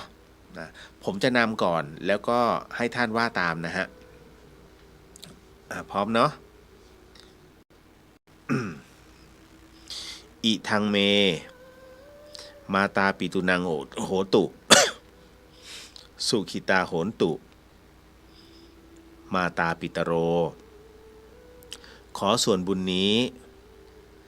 จงสำเร็จแก่มารดาบิดาอิทังเมยาตินังโหตุสุขิตาโหนตุยาตโยขอส่วนบุญนี้จงสำเร็จแก่ญาติทั้งหลายอิทังเมคารุปัชยายาจาริยานังโหตุสุขิตาโหนตุคารุอุปชายาจาริยาขอส่วนบุญนี้จงสำเร็จแก่ครูอุปชาและอาจารย์ของข้าพเจ้าอิทังสัพพะเวทตานังโหนตุสุขิตาโหนตุสัพเพเทวาขอส่วนบุญนี้จงสำเร็จแก่เทวดาทั้งหลายอิทังสัพพะเปตานังโหนตุสุขิตาโหนตุสัพเพเปตาขอส่วนบุญนี้จงสำเร็จแก่เปรตทั้งหลายอิทังสัพพะเวรีนางโหนตุสุขิตาโหนตุสัพเพเวรีขอส่วนบุญนี้จงสำเร็จแก่เจ้ากรรมนายเวรทั้งหลายอิทังสัพพะสัตตานังโหตุสุขิตาโหนตุสัพเพสัตตาขอส่วนบุญนี้จงสำเร็จแก่สัตว์ทั้งหลายขอให้สัตว์ทั้งหลายมีความสุขทั่วหน้ากันเทิน สาธุสาธุสาธุอ้าวละก็เรียบร้อยแล้วเนาะเดี๋ยวขออนุญาตให้พรนะฮะ ก็แทนพระนั่นแหละนะเพื่อที่หลายๆท่านก็จะได้พักผ่อนสาธุสาธุสาธุสัพพพุทธานุภาเวนะสัพพธรรมานุภาเวนะสัพพสังฆานุภาเวนะพุทธรัตนังธรรมรัตนังสังฆรัตนังตินนังรัตนานังอนุภาเวนะจตุรสีติสหัสธรรมาคันธานุภาเวนะปิตกัตตยานุภาเวนะชินสาวกานุภาเวนะสัพเพเตโรคาสัพเพเตพยาสัพเพเตอันตรายาสัพเพเตอุปัฏฐวาสัพเพเตทุนิมิตาสัพเพเตอมังคาราวินาสันตุอายุวัตโกธนวัตโกสิริวัตโกยสวัตโกพลวัตโกวนวัตโกสุขวัตโกโหตุสัพพดาทุกขโรคพยาเวราโสกาสัตตุจุปัฏฐวานิการตรายาปีวินาสันตุจเตชะสาชัยสิทธิทนังลาภังโสธิภคยังสุขังพลังสิริยะอายุจวันโนจะโพคังวุฒิจะยสวาสัตวสาจะอายุจะชีวสิทธิพวันตุเตสาธุสาธุสาธุฮะละเรียบร้อย มาคราวนี้มาเข้าสู่ในเรื่องของคำถามนะฮะคุณผู้ฟังที่ฟังอยู่ทางบ้านนะฮะสิ่งที่ผมจะอ่านต่อไปนี้คือสิ่งที่ท่านได้ส่งมานะนิดหนึ่งมีผู้ถามมาว่าเพื่อนหนูไม่เชื่อเรื่องพระพุทธศาสนาอย่างวันนี้มีพิธีหล่อเทียนพรรษามันก็คุยสปะพระสวดก็ยังคุยจนมีเจ้าหน้าที่มาเตือนพอเสร็จพิธีมันก็ติพิธีว่างมงายแบบนี้เราควรจะบอกเพื่อนยังไงดีคะนะฮะไม่ต้องบอกอะไรเลยฮะนะครับคืออย่างนี้ฮะศาสนาพุทธเนี่ยไม่ใช่เป็นการบังคับให้ใครมานับถือนะครับที่เรานับถือต้องมาดูก่อนว่าที่เรานับถือศาสนาพุทธนั้นมีเหตุผลอะไรเช่นไรในสมัยครั้งในอดีตนะฮะก็ต้องบอกว่าสยามประเทศของเรานั้นไม่ได้ถือศาสนาพุทธก็พูดกันตรงๆนะฮะศาสนาพุทธของเราเนี่ยในสมัยก่อนนั้นเป็นพราหมณ์นะฮะเป็นเทวะนะเป็นเทพก็ถือเป็นเทวานิยมนั่นแหละฮะโดยอันนี้ก็จะบอกเสมอว่าผู้นำจิตวิญญาณนะในสมัยก่อนนั้นจะเป็นสตรีผู้หญิงจะเป็นผู้นำจิตวิญญาณนะในเรื่องของเทพเทวะต่างๆเทวดาต่างๆเนี่ยเป็นการบูชาทั้งหลายนะเพราะฉะนั้นในเรื่องของการถือผีมาแต่ไหนแต่ไรแล้วเนี่ยเรามามีตั้งดึกดำบรรพ์น่ะเพราะฉะนั้นในเรื่องของความเป็นจริงแห่งธรรมะหรือว่าธรรมชาติเนี่ยนะยังไม่เผยแผ่เข้ามาสู่ในดินแดนของสยามประเทศของเรานะฮะเมื่อถูกในเรื่องของจิตวิญญาณทางด้านผีในเรื่องพูดทั้งหลายเนี่ยมาครอบงำการบวงสรวงนะการสังเวยอะไรต่างๆนะจึงมีมาทุกระดับจนกระทั่งในช่วงในห่วงหนึ่งนะหลังจากที่องค์พระสัมมาสัมพุทธเจ้านั้นท่านได้ปรินิพพานลงนะครับก็มีการแผ่ขยายนะครับในส่วนของศาสนาพุทธเนี่ยมาสู่ดินแดนสุวรรณภูมิโดยที่ท่านพระมหากัสสปะเถระนะฮะก็ได้มานะพร้อมกับพระภิกษุจำนวนหนึ่งนะแล้วก็เอาศาสนาพุทธนั้นมาเผยแผ่โดยที่ให้เห็นหลักความจริงของธรรมชาติไม่ว่าจะเป็นในเรื่องของกฎแห่งกรรมนะฮะในเรื่องของอริยสัจสี่นะในเรื่องของอะไรนะปฏิจจสมุปบาทนะครับและในเรื่องของกฎแห่งไตรลักษณ์ที่เอามาพูดจนทำให้เกิดเขาเรียกว่าถึงจุดหนึ่งที่ลัทธิเทวานิยมนั้นล่มสลายแต่ก่อนจะล่มสลายนั้นก็ต่อสู้ฟาดฟันกันมาเพราะเขาเสียประโยชน์เพราะฉะนั้นเนี่ยในศาสนาพุทธนั้นผู้ที่เป็นผู้นำจิตวิญญาณเป็นใครเป็นผู้ชายเป็นพระภิกษุซึ่งเป็นเอหิภิกขุอุปสัมปทาเป็นพระอรหันต์ที่บวชโดยองค์พระสัมมาสัมพุทธเจ้าโดยเฉพาะดังนั้นเมื่อเข้ามาเผยแผ่พระพุทธศาสนาในสยามประเทศแล้วเนี่ยก็เป็นที่เลื่อมใสเป็นที่เรียกว่าเป็นที่ปฏิบัตินะฮะให้เห็นหลักความจริงว่าในเรื่องของการบูชาต่างๆหรือว่าฆ่าอะไรก็แล้วแต่เพื่อบูชาเนี่ยมันไม่ใช่หนทางที่ถูกต้องและเป็นการเบียดเบียนสัตว์ดังนั้นเมื่อถึงจุดนั้นเสร็จปุ๊บเนี่ยฮะท่านจึงบอกว่า มิได้บังคับให้ใครนั้นมาถือในศาสนาพุทธแต่ขอให้ลองมาทดลองดูก่อนถ้าทดลองดูแล้วสามารถที่จะเรียกว่าไปต่อได้ในส่วนของห่วงของศาสนาพุทธก็เรียกว่าปฏิบัติอย่างจริงจังแต่คิดว่าไม่เหมาะวะกลับไปถือผีเหมือนเดิมดีกว่าศาสนาพุทธก็ไม่ได้ห้ามห้ามออกนะออกตายนะไม่ใช่เพราะฉะนั้นศาสนาพุทธจึงเป็นศาสนาที่เชิญให้มาลองนะฮะเหมือนเชลชวนชิมนะฮะให้มาทดลองกันก่อนดังนั้นศาสนาพุทธจึงให้เติบโตด้วยตัวเองเพราะฉะนั้นใครปฏิบัติคนนั้นได้มันไม่เหมือนกับศาสนาอื่นซึ่งบางศาสนาต้องสารภาพออกไปว่าเราทำผิดอะไรเสร็จปุ๊บจบสบายใจมันเป็นหลักจิตวิทยาซึ่งจริงศาสนาพุทธคล้ายๆศาสนาคริสต์นะฮะในเรื่องของการพิจารณาธรรมจำได้ที่ผมบอกว่าในการพิจารณาตัวจิตของเราเนี่ยฮะให้พิจารณาทุกวันนะครับอันนี้ไม่จำเป็นต้องเชื่อพี่เลียวนะแต่ว่าผมทำประจำก็คือว่าเวลาท่านรู้สึกว่าโมโหเศร้าโศกเสียใจนะฮะแล้วมันเกิดเหตุอะไรก็ตามที่มีผลตัวจิตกับจิตของเราภายในวันนั้นนะตกเย็นมาเนี่ยท่านเอาสมุดมาเล่มหนึ่งและท่านก็เขียนวันนี้เราทำอะไรบ้างหรือว่ามันเกิดอะไรขึ้นกับเราบ้าง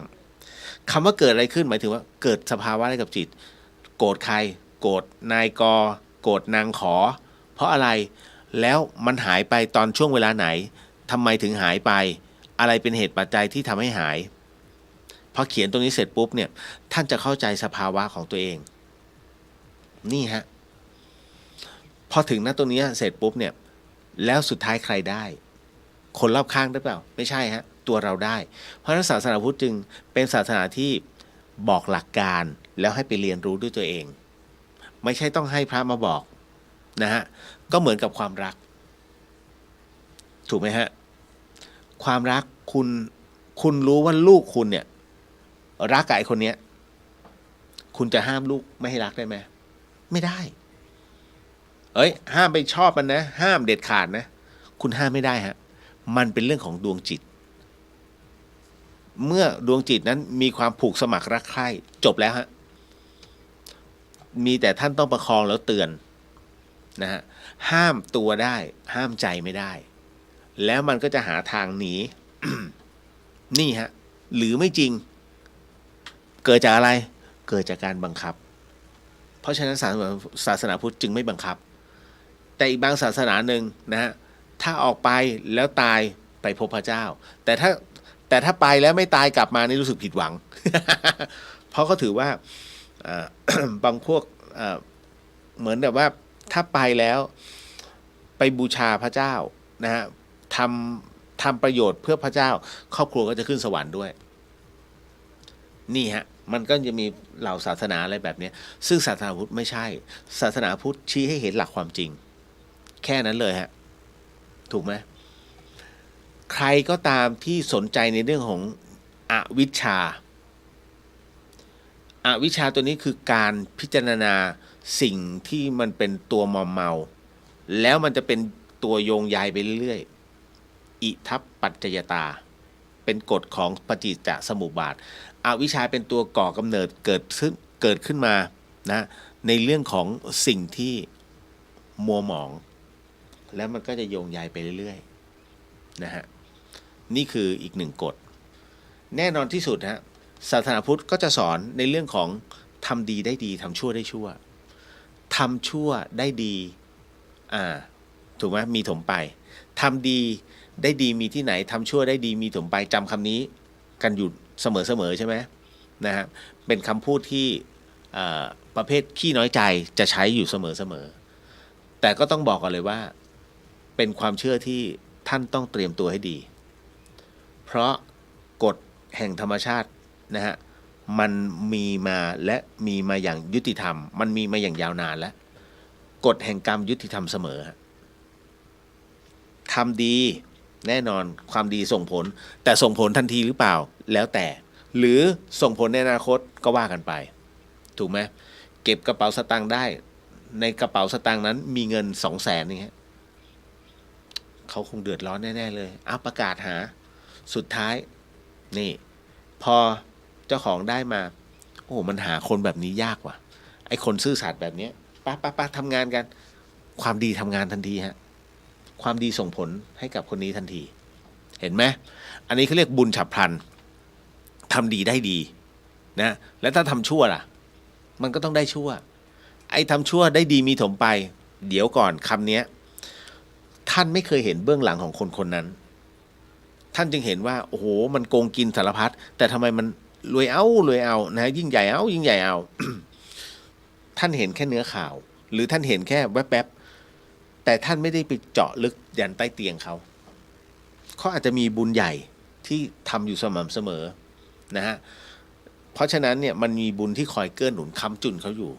มันจึงมีเหตุตรงนี้นั่นเองเห็นไหมของฟรีจึงไม่มีในโลกฮะดังนั้น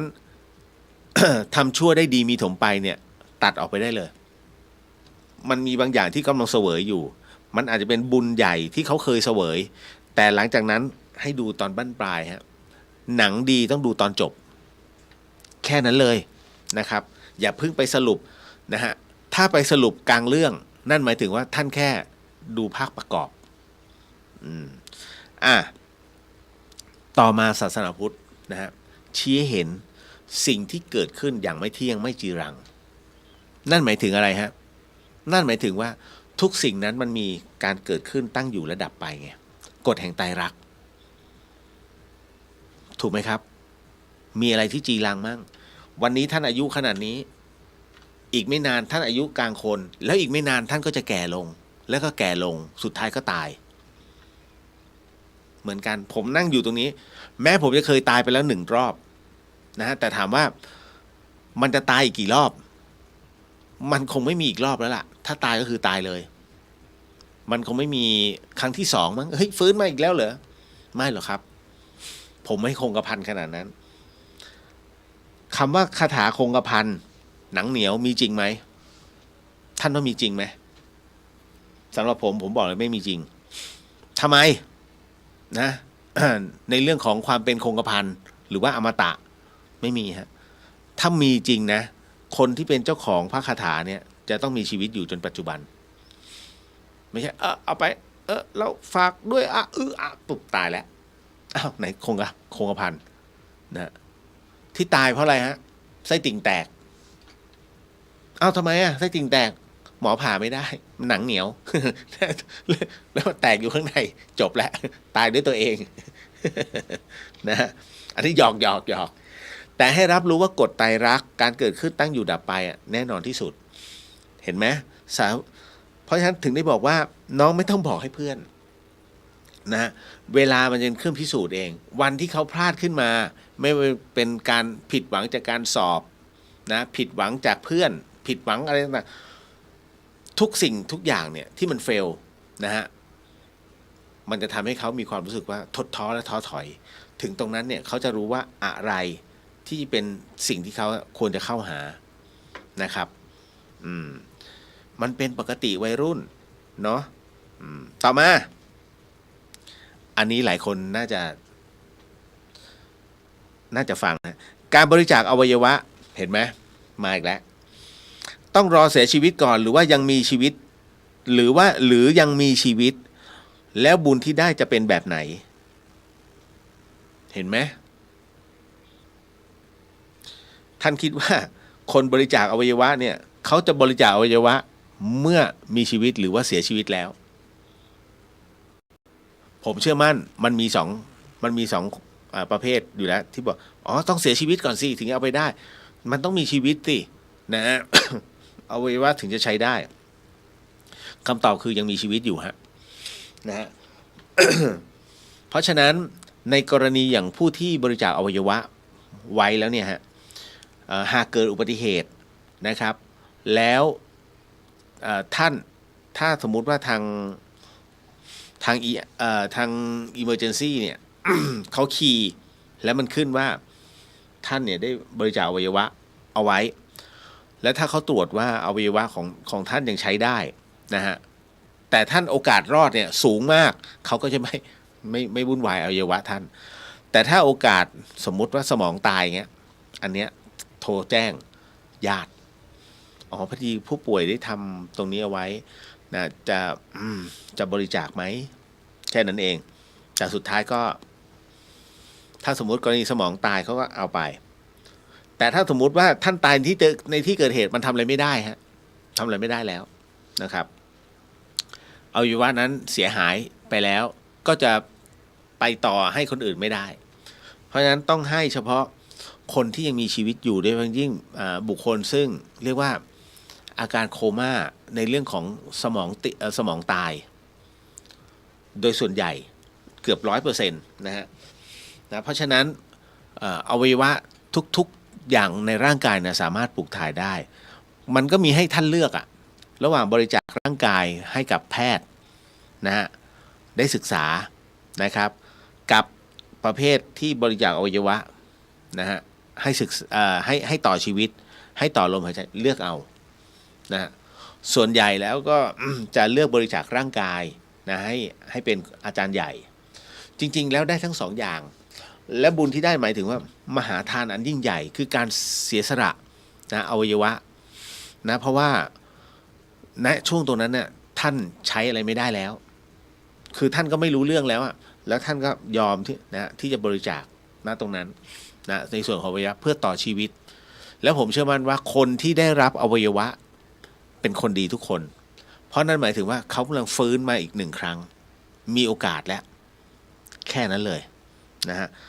แต่ขออนุญาตนะฮะคนที่คิดว่าชาติหน้าไม่เอาเดี๋ยวชาติหน้าเอาอีกว่ามันจะไม่ครบตรงเนี้ยผมต้องบอกว่าให้ท่านใช้ปัญญาเยอะๆต้องบอกเลยฮะท่านต้องใช้ปัญญาในการพิจารณาเยอะๆสมมุติท่านบริจาคหัวใจมันเป็นไปได้ไหมว่าคนเราจะเกิดมาแล้วไม่มีหัวใจเป็นไปไม่ได้นะฮะเพราะฉะนั้นเนี่ยเลิกได้แล้วในสิ่งที่ท่านมีความเชื่อนะโอ้ยเนี่ยดูที่ถ้าจะต้องอะไรนะตัดตับไปเดี๋ยวครั้งต่อไปตับพิการอะไรนะแขนถูกตัดไปต้องไปหากลับมาต่อนะเพราะเดี๋ยวกลับมาอีกครั้งหนึ่งนะฮะแขนไม่มีเดี๋ยวใจเย็นๆคิดใหม่คิดดีๆไอ้ที่จะกลับมาไม่เหมือนเดิมนะมีแค่อันเดียวฮะคือศีลข้อ 5คนใดก็ตามที่เรียกว่าตายนะในขณะที่ตัวเองยังเมาอยู่เตรียมเลยฮะจิตตรงนี้ไม่เคยดับนะมันแค่เปลี่ยนร่าง ที่ผมกล้ายืนยันนะเพราะว่าผมสนับสนุนคำพูดหลวงตามหาบัวญาณสัมปันโนฮะเพราะว่าจิตตรงนี้เป็นจิตที่ไม่เคยตายมาก่อนเป็นอนันตการวันนี้ที่ท่านเป็นมนุษย์ได้ก่อนหน้านั้นน่ะจิตมันมีร่างอื่นอยู่ก่อนที่เป็นท่านเนี่ยนะสมมติตอนนี้ท่านอายุ35สมมตินะไอ้ก่อนที่ท่านอายุ35ปีเนี่ยจิตตรงเนี้ยมันไปอยู่ที่อื่นก่อนแต่หลังจากที่มีเหตุให้จะต้องมีการปฏิสนธิเกิดขึ้นจิตตรงเนี้ยเห็นว่ามันถึงวาระของจิตตรงเนี้ยลงมาเขาเรียกเกิดอีกครั้งหนึ่งได้ร่างใหม่พอเกิดขึ้นมาเสร็จปุ๊บมีชีวิตนี่ไงจิตได้ร่างใหม่มาแล้วเป็นหญิงเป็นชายไม่รู้แต่ความเดิมต้องลืมนั่นหมายถึงว่าชาติก่อนต้องลืมมันก็จะมีวิธีกรรมวิธีอ่ะนะถ้าไม่ลืมเขาเรียกว่าบ้านะดังนั้น ธรรมชาติจึงจัดสรรให้มีการรีเซ็ตใหม่ให้เป็นศูนย์ยกเว้นว่าเมื่อถึงคราที่ท่านมีการปฏิบัติปุ๊บมันจะเกิดฌานนะฮะเมื่อได้อภิญญา6เนี่ยนะฮะหนึ่งในอภิญญา6คือการระลึกชาติบุพเพบุพเพนิวาสานุสติญาณมันจะย้อนให้ท่านเห็นเป็นฉากหนังนะฮะตึงย้อนมากี่ชาติผมอะไม่รู้อะไรมากมายพระอาจารย์โอปอเคยไปฝึกที่ดอยแม่สรองพระอาจารย์อนันต์ตอนนั้นตัวเหลียงก็เคยไปฝึกนะพระอาจารย์อนันต์หรือน่าจะเป็นพระอาจารย์อนันต์หรือพระอาจารย์ถวันเนี่ยสองชื่อเนี่ยผมจำสลับกันบางท่านก็เล่าให้ฟังว่าบางรูปย้อนได้เป็น10ชาติเลยรู้เลยว่าตัวเองเป็นใครมาก่อนเพราะฉะนั้นจิตดวงนี้จึงไม่เคยตายมันแค่เปลี่ยนร่างปุ๊บที่ผมเล่าให้ฟังเนี่ยนะฮะ ต้องบอกว่าไม่จำเป็นต้องเชื่อนะฮะทุกอย่างฟังหูไว้หูและใช้วิจารณญาณศาสนาพุทธมันกว้างมากพุทธศาสนานี่มันกว้างมากแต่วิชาที่เกิดขึ้นใน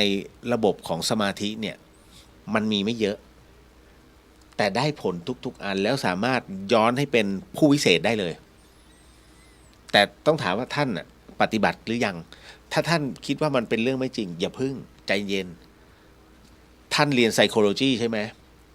ทำไมนักสะกดจิตถึงได้อ้าวมาดูตักตักตักตักเสร็จปุ๊บดีดนิ้วเพะอยู่ในภวังค์สามารถยกตัวเองลอยขึ้นได้โดยที่ตัวเองไม่รู้ตัวดีอีกทีนึงเพะกลับมารู้สึกตัวแต่คนฮือฮาไปแล้วผมเห็นมากตาหลายรอบแล้วไม่ใช่นักมายากลด้วยเขาเป็นนักวิชาการในเรื่องของจิตวิทยาแล้วมาแสดงให้คนเห็นว่าคนทุกคนมีพลังพิเศษในตัวเพียงแต่ไม่รู้จักใช้แล้วแกก็แสดงให้เห็นเป็นนักวิชาการไม่ใช่นักบวชนะฮะแล้วแกก็แสดงให้เห็นเลยว่านี่ไงมนุษย์เราสามารถต้านแรงโน้มถ่วงได้โดยที่ใช้แค่นิ้วชี้ยันพื้นไว้แต่ไม่รู้ตัวนะนั่นหมายถึงว่าเขากำลังถูกสะกดจิตอยู่ให้ตัวนั้นเบาเหมือนนุ่นแล้วมันลอยได้นี่เห็นไหมฮะผมถึงได้บอกว่าเช่นกันสิ่งที่ท่านเห็นการที่นักวิชาการทดสอบให้ดูกับการที่ท่านมานั่งฝึกสมาธิและท่านได้สภาวะตรงนั้นโดยที่ไม่ต้องไปอวดใครมันเกิดขึ้นนะมันเกิดขึ้นเองมันทำให้ท่านได้รู้เองผมกำลังเปรียบเทียบให้เห็นว่าการที่เราฝึกในเรื่องของสมาธิกับนักวิชาการมาพูดเรื่องของการสะกดจิตนิดเดียวอย่างนี้ฮะเพราะฉะนั้นสะกดจิตมันคือหนึ่งในศาสตร์ของสมาธิ whatever นะมันก็แล้วแต่ท่านที่จะพิจารณากันเห็นไหมความพิเศษของสมาธิมันมีมากมายเพราะฉะนั้น4กฎธรรมชาติเนี่ยที่พี่เลียวยกตัวอย่างให้เห็นเนี่ยฮะถึงได้บอกว่าน้องสามารถคิดได้นะรับรู้ได้เนาะแล้วก็ในส่วนของอวัยวะต่างๆนะครับในเรื่องของตรงเนี้ยนะก็ถือได้ว่าเป็นมหาทานก็แล้วแต่ความเชื่ออย่างที่บอกเอาไว้ล้างมันไปให้หมดเดี๋ยวมีเมื่อวานนี้ในเรื่องปลูกแซะย่าแซะใช่ไหม นั่นแหละไปกันใหญ่เลยคราวนี้นะครับวัฒนธรรมมันจะโดนความจริงบีบนะมันโดนความจริงบีบทั้งหมดทั้งมวลเนี่ยแล้วมันจะเสื่อมหายไปด้วยการเวลาของมันอันที่3ต่อมาฮะคุณผู้ฟังสิ่งที่ท่านจะได้ฟังเรื่องราวต่อไปนี้นั้นอย่าเชื่อนะฮะฟังหูไว้หูคืออันนี้น้องเขาส่งมาเขาบอกอย่างนี้ครับว่าพอดีว่าเพื่อนหนูนั้นไปตั้งแคมป์เขาบอกหนูกับเพื่อนไปตั้งแคมป์ขออภัยไม่ให้เพื่อนหนูกับเพื่อนนั้นไปตั้งแคมป์แล้วคราวนี้มันก็ทิ้งคือเพื่อนคนนี้มันประเภทที่เรียกว่าเลี่ยราดนะฮะทิ้งขยะเลี่ยราดแม้แต่ในน้ำนะฮะแล้วคืนนั้นเนี่ยปรากฏว่ามันนอนบนเต็นท์หลังคารถนะฮะแล้วก็ร้องลั่นเลย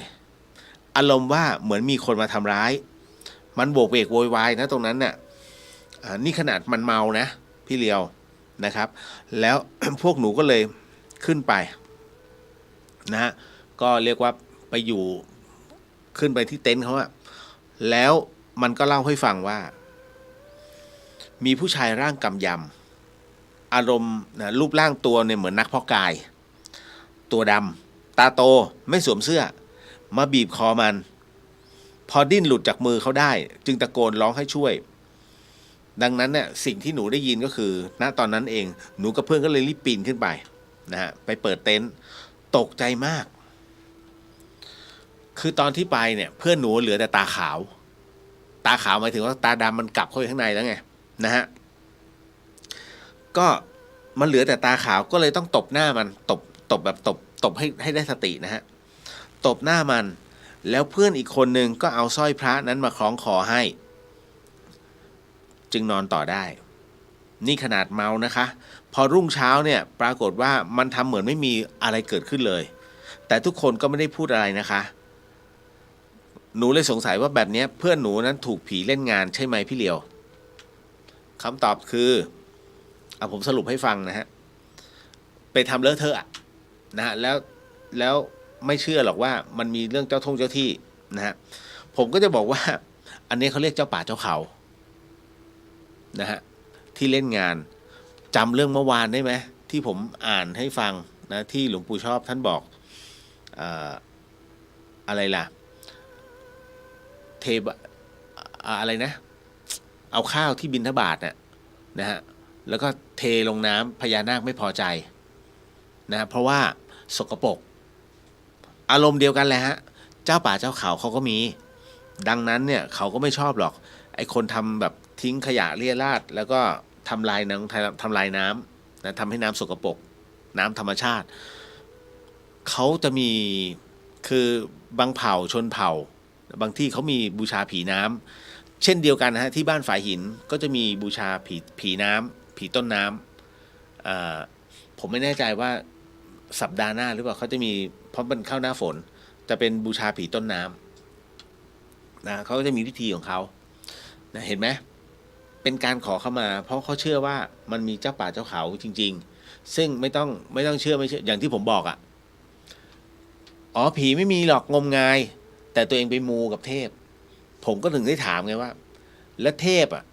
เทวดาเนี่ยนะฮะลุกขเทวดาเนี่ยมันเกิดมาจากไหนก็คนไงคนที่ทำบารมีคนที่ทำความดีเสมอแล้วพอหลังจากที่ตายลงเมื่อมีความดีปุ๊บไปจุติเป็นเหล่ามวลหมู่เทพเทวดาเห็นไหมก็เหมือนกันถ้าเป็นคนชั่วพอตายลงปุ๊บก็ไปเป็นผีสางวิญญาณสัมภเวสีผีเล่ร่อนตามเหตุของมันก็นี่มันเกิดจากคนในเรื่องของการบำเพ็ญแห่งความดีความชั่วเพราะฉะนั้นท่านจะบอกว่าไม่มีหรอกผีคิดใหม่ท่านย้อนแย้งแต่ไปมูเนี่ยพาคนอื่นไปมูไปขอเทวดาไปมูตรงนั้นไปมูตรงนี้เนี่ยสิ่งศักดิ์สิทธิ์ทั้งหลายสิ่งศักดิ์สิทธิ์เกิดจากอะไรแรงศรัทธานั้นต้องอยู่ๆจะไปกราบไหว้ปูนอย่างเดียวไม่ได้ฮะมันต้องมีบางอย่างที่เป็นสิ่งที่ทรงพลังและสามารถส่งพลังกลับมาให้นะฮะปูนเปล่าๆไม่มีพลังฮะและพลังแบบไหนเป็นพลังแห่งดวงจิตของใครตอบไม่ได้แล้วแต่พื้นที่เนาะอันนี้กรณีตรงนี้แน่นอนที่สุดถามว่าโดนผีเล่นไงอย่าใช้คำว่าผีเลยใช้คำว่าเจ้าป่าเจ้าเขาแล้วกันนะฮะเพราะว่าท่านเข้าป่ากันไปตั้งแคมป์แล้วไปทิ้งอะไรเลี่ยราดนะฮะเขาก็เล่นงานให้เนี่ยแต่กรณีตรงเนี้ยให้จำเอาไว้นะเดี๋ยวก่อนนะน้องผีเนี่ยไม่ได้กลัวพระเครื่องฟังใหม่นะไอ้ที่เอาพระเครื่องไปเนี่ยแล้วห้อยคอเนี่ยผีไม่ได้กลัวพระเครื่องผีกลัวพุทธคุณแห่งความดีของพระรัตนตรัยมันเป็นยังไงเหรอพุทธคุณแห่งความดีพระรัตนตรัยท่านเห็นพ่อแม่ครูบาอาจารย์ในการปลุกเสกใช่ไหมฮะผมถามว่าคาถาที่ท่านใช้ปลุกเสกเป็นอะไรจริงๆไม่มีนะฮะท่านใช้กำลังแห่งการสวดพุทธคุณธรรมคุณสังฆคุณพอสวดเสร็จปุ๊บคราวนี้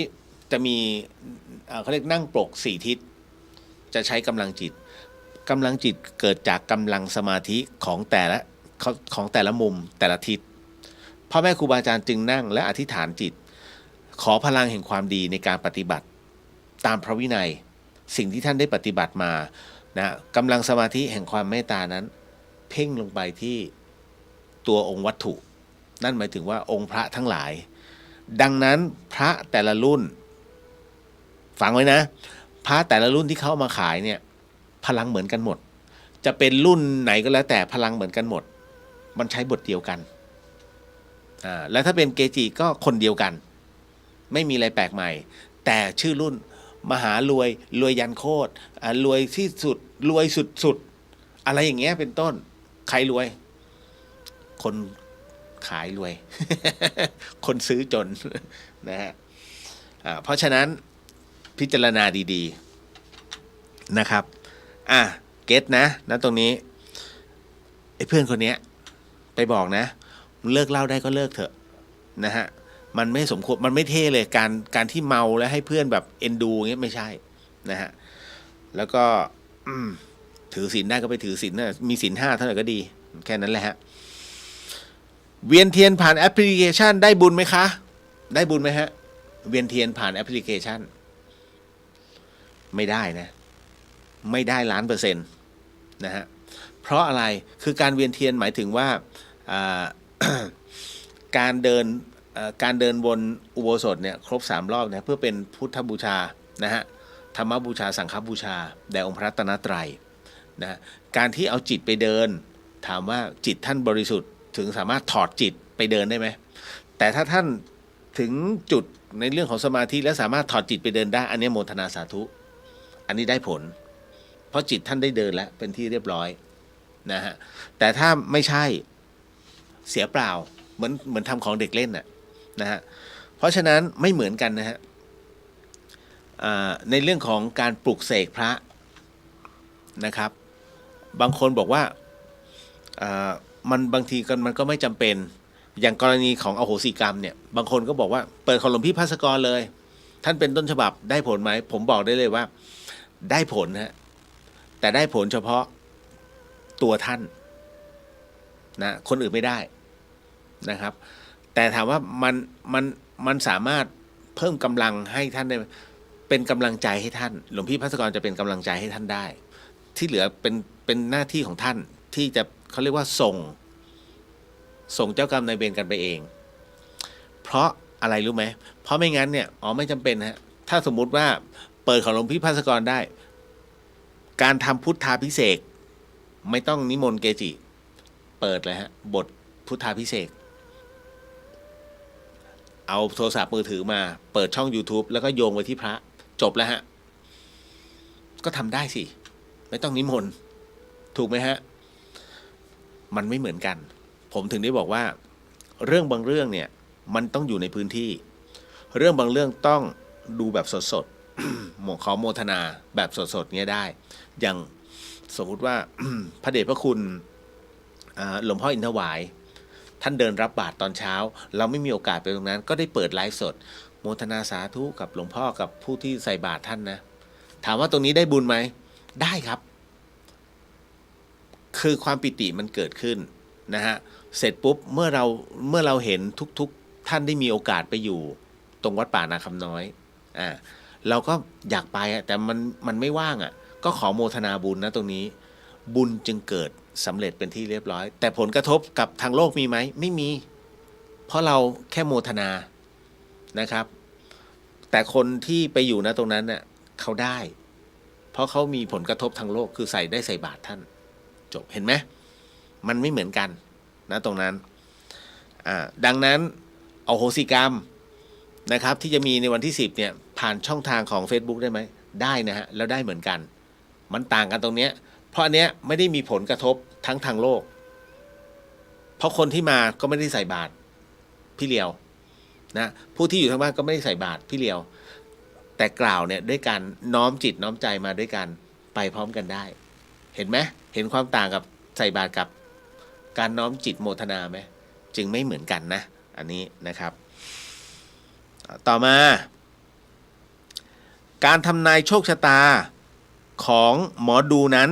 เป็นบาปไหมคะแล้วพระดูดวงให้นี่ผิดไหมคะการทำนายโชคชะตาของหมอดูนั้นเนี่ยมันต้องแยกนะฮะอย่างเหล่าโหราศาสตร์ทั้งหลายทั้งปวงถ้าท่านเป็นคนที่เชื่อเรื่องดวงเอาดวงนำตนนะฮะเอาดวงนำความสามารถตนอันนี้พังนะฮะชีวิตท่านจะพังศาสตร์ต่างๆทั้งหลายของโหราศาสตร์เนี่ยมีหน้าที่ชี้แนะให้ระมัดระวังแต่ถ้าท่านเชื่ออะไรที่มันเกินตัวแล้วซีเรียสจนทำให้ตัวเองเนี่ยเขาเรียกว่าบกพร่องไปฆ่าตัวตายอย่างเงี้ยเฮ้ยโอ้โหภาษาเยอะไม่ไหวว่ะนะแล้วมันเป็นจุดที่พอดีกับความคิดอันนี้อันตรายมาก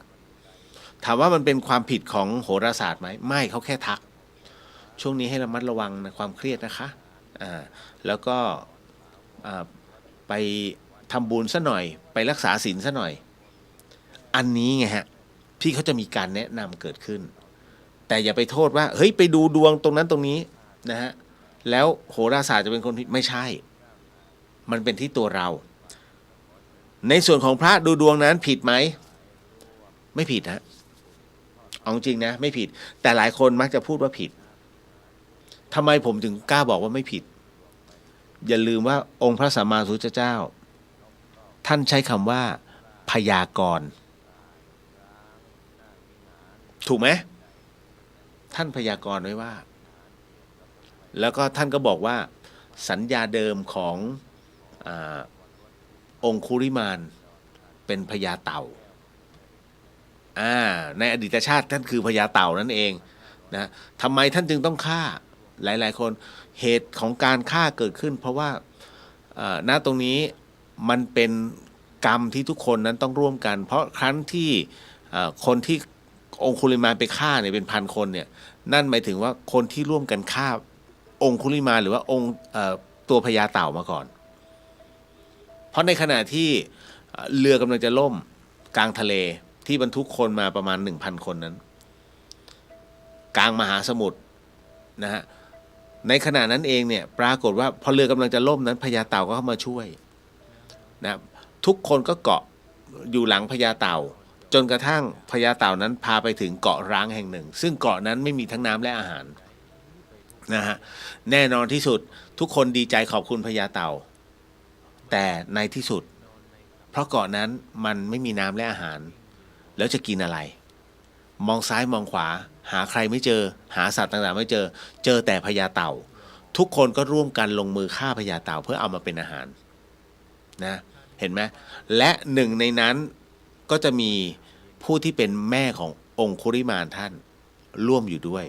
ดังนั้นคนสุดท้ายที่องคุริมานจะต้องไปฆ่าและครบ 1,000 คนนะ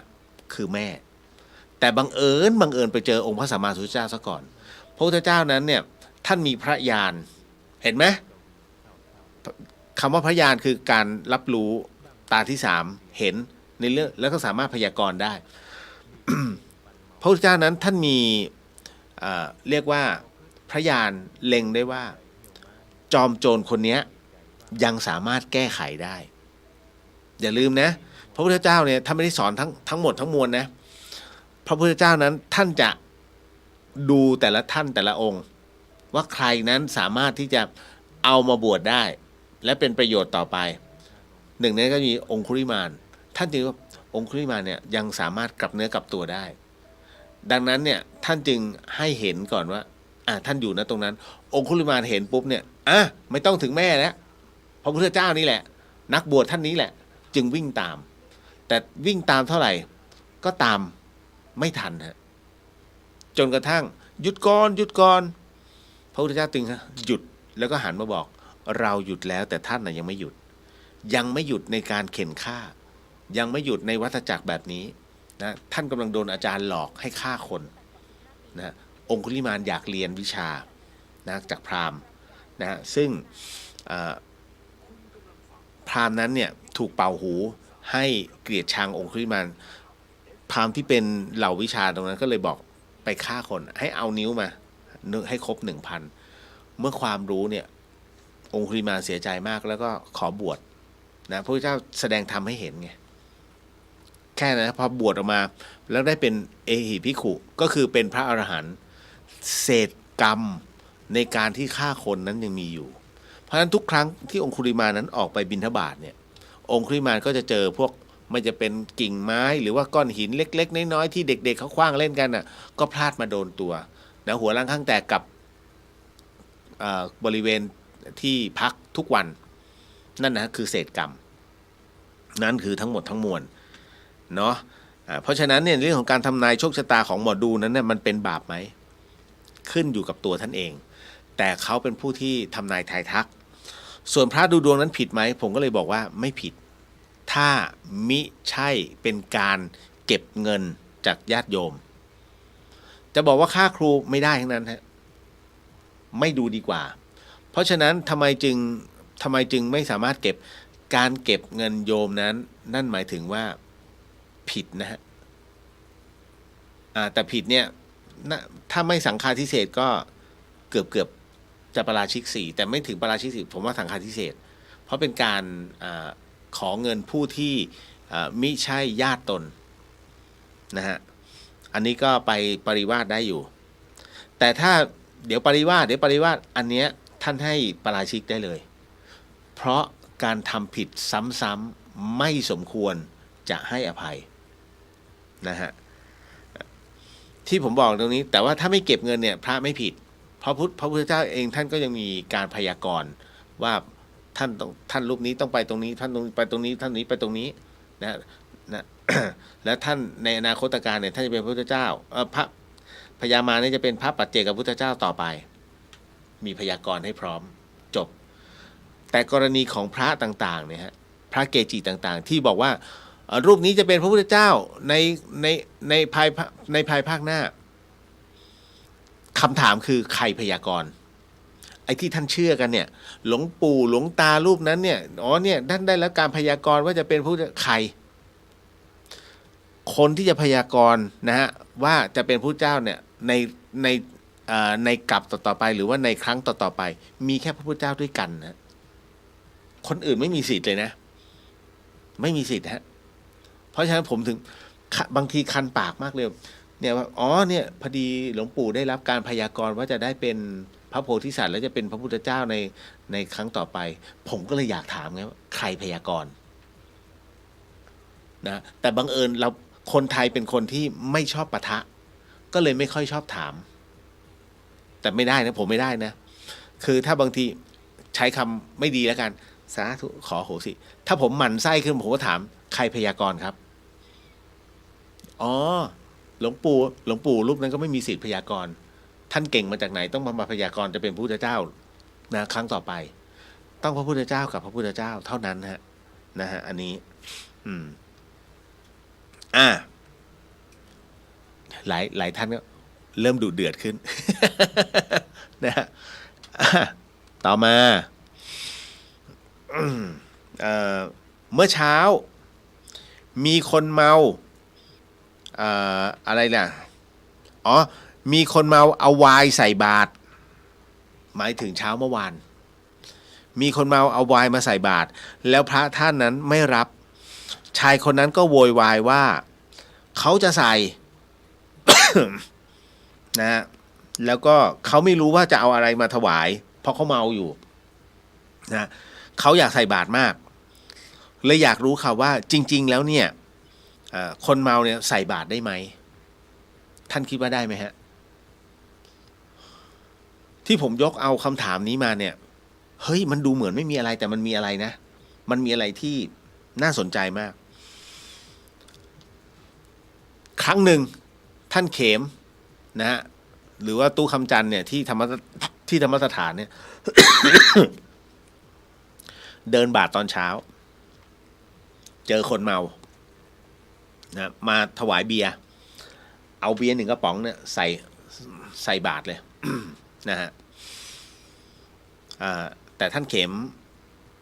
ไม่รับ นะฮะเพราะท่านถือว่าผิดนะเพราะท่านถือว่ามันไม่สมควรนะเอาเบียร์มาใส่บาตรพระนะ พอถึงตรงนี้ฮะมันก็เลยเกิดคำถามขึ้นมาตกลงใส่ได้ไหมหลายคนก็ได้หลายคนไม่ได้ไม่ได้มันก็เป็นที่ถกเถียงกันนะฮะคือจริงๆแล้วเนี่ย คนเมาเขาเอาไวน์มาใส่บาตรท่านแต่พระท่านไม่รับคนเมาคนนี้เขาเลยโวยวายก็เขาอยากใส่เขามีศรัทธาแต่ด้วยสัมปชัญญะตรงนั้นน่ะไม่รู้ว่าจะเอาอะไรใส่แล้วก็ไม่รู้ว่าจะซื้อกับข้าวอะไรหรือว่าเขาอาจจะไม่มีเงินแต่เขาอยากทำบุญนี่คือพลังศรัทธาแม้จะเมานะแม้จะขาดสติแต่เป็นพลังศรัทธานะที่เขาอยากจะถวายไวน์ถ้าเอาจริงๆแล้วนะฮะถามว่ารับได้ไหมรับได้ฮะรับได้นะ แต่คราวนี้มันไม่ใช่อยู่แล้วรับแล้วก็จบเพราะเขามีความศรัทธาเป็นที่ตั้งอย่าลืมนะกำลังใจเป็นที่ตั้ง เมื่อเขามีกำลังศรัทธาเป็นที่ตั้งตรงนี้ฮะขวดไวน์นะซึ่งมีไวน์อยู่ข้างในเนี่ยเมื่อใส่บาตรเสร็จปุ๊บรับได้ แต่ท่านต้องสอนด้วยว่าสิ่งที่ควรและไม่สมควรนะที่โยมเนี่ย นำมาถวายมันคืออะไร และพอเสร็จปุ๊บถือว่าเป็นความปรารถนาดีนะฮะของโยมเขาที่มีศรัทธารับได้ให้พรจบสิ่งต่อไปที่ท่านควรทำคืออะไรไม่ใช่ยื่นกลับไปอ้าวแล้วพระรับแล้วนะเอากลับไปดื่มไม่ได้อันนี้คือการส่งเสริมพระอาบัติทันทีเปิดจุกเลยฮะแล้วก็เททิ้งให้เห็นต่อหน้ามันเป็นสิ่งไม่ดีที่โยมไม่ควรจะนำมาถวายเพราะการนำเอาของมึนเมานั้นมาถวายตรงนี้มันจะเกิดโทษกับตัวโยมเองและตัวของพระเองเทจนหมดท่านต้องทำแบบนี้แล้วก็สอนให้เขาเสร็จปุ๊บแล้วก็วางอันที่หนึ่งป้องกันการคอรหาของคนตอนแรกคนคิดแล้วว่าอ๋อใส่บาตรไปแล้วอย่างเงี้ย โอ้ยพระท่านรับไวน์นี่อ่ะเห็นไหมเกิดคอรหาแต่พอนั่นหมายถึงว่าดูหนังยังไม่จบคอรหาแล้วอุ้ยพระรับโอ้รับไวน์ด้วยเหรอ แต่พอเสร็จปุ๊บให้ท่านเปิดตรงนั้นเลยหรือใช้โยมที่อยู่ข้างๆโยมเปิดหน่อยเสร็จปุ๊บเขาเททิ้งให้เห็นแล้วก็สอนไปด้วยคำคอรหาหายไหมหายทันทีฮะมันจะกลายเป็นอีกหนึ่งรูปแบบเลยนี่ไงส่วนไอ้คนเมาเฮ้ยทำไมท่านทิ้งไม่เกี่ยวแล้วโยมอันเนี้ยมันเป็นของอาตมาแล้วเพราะโยมถวายให้เรียบร้อยนี่สอนให้รู้โทษของมันท่านไม่ผิดด้วยนะฮะการคอรหาและท่านสอนญาติโยมไปในตัวเห็นไหมผมถึงต้องเอาข้อนี้เอามากล่าวให้ท่านได้เห็นว่าเฮ้ยมันมีจริงนะฮะกรณีของบ่อนการพนันที่คนในบ่อนเอาเงินมาถวายถามว่าถวายแล้วถวายได้ไหมคำตอบคือพระรู้ไหมล่ะว่าเป็นเงินจากคนที่เขาเล่นการพนันมาเขาก็ไม่รู้ถ้าไม่รู้รับแล้วผิดไหมไม่ผิดโยมได้บุญไหมโยมไม่ได้บุญเพราะเงินนี้เป็นเงินสกปรกเป็นเงินที่ได้มาจากการโกงการพนันนะฮะดังนั้นกรณีตรงนี้นะฮะมันจึงไม่บริสุทธิ์เป็นเงินที่ไม่บริสุทธิ์คำถามต่อมาคือแล้วเงินที่ถูกรางวัลลอตเตอรี่เอาไปทำบุญได้ไหมคำตอบคือทำได้นะแต่ไม่ได้ถวายเป็นเงินถวายเป็นวัตถุอย่างเช่นอะไรซื้อผ้าไตรถวายซื้อบาตรถวายลอตเตอรี่ถือว่าเป็นการพนันที่ถูกกฎหมายพนันไหมพนันฮะเพราะท้ายที่สุดมันคือการมอมเมามันคืออบายมุขอุบายคืออบายคือเบื้องล่างเมื่อเขาเรียกว่าเมื่อเสพแล้วมันจะติดแล้วมันก็จะทำแบบนี้อยู่เรื่อยๆเขาจึงเรียกว่าเป็นหนทางแห่งความเสื่อมอบายมุขฮะนะอันนี้ก็เลยต้องบอกไว้ก่อนว่ากรณีของคนเมาเนี้ยนะรับได้ไหมรับได้ฮะแต่รับได้ปุ๊บต้องทิ้งตรงนั้นให้เห็นต่อหน้าเพื่อประโยชน์และการสอนนะบางทีพระบางรูปขี้เล่นอ่ะโยมถวายเบียร์เปิดปุ๊บเสร็จปุ๊บเทตรงหน้าเสร็จปุ๊บเอาป๋องเบียร์วางแล้วแกล้งเดินเซไอคนที่ขับรถผ่านไปผ่านมาอ้าวพระนี่เมานี่จบเลยคราวนี้อย่าไปติดเล่นนะฮะกรณีตรงนี้ดูที่มันมีคนเยอะๆแล้วก็ทำต่อหน้าโยมเนี่ยสอนแล้วท่านก็เดินนะคำถามต่อมา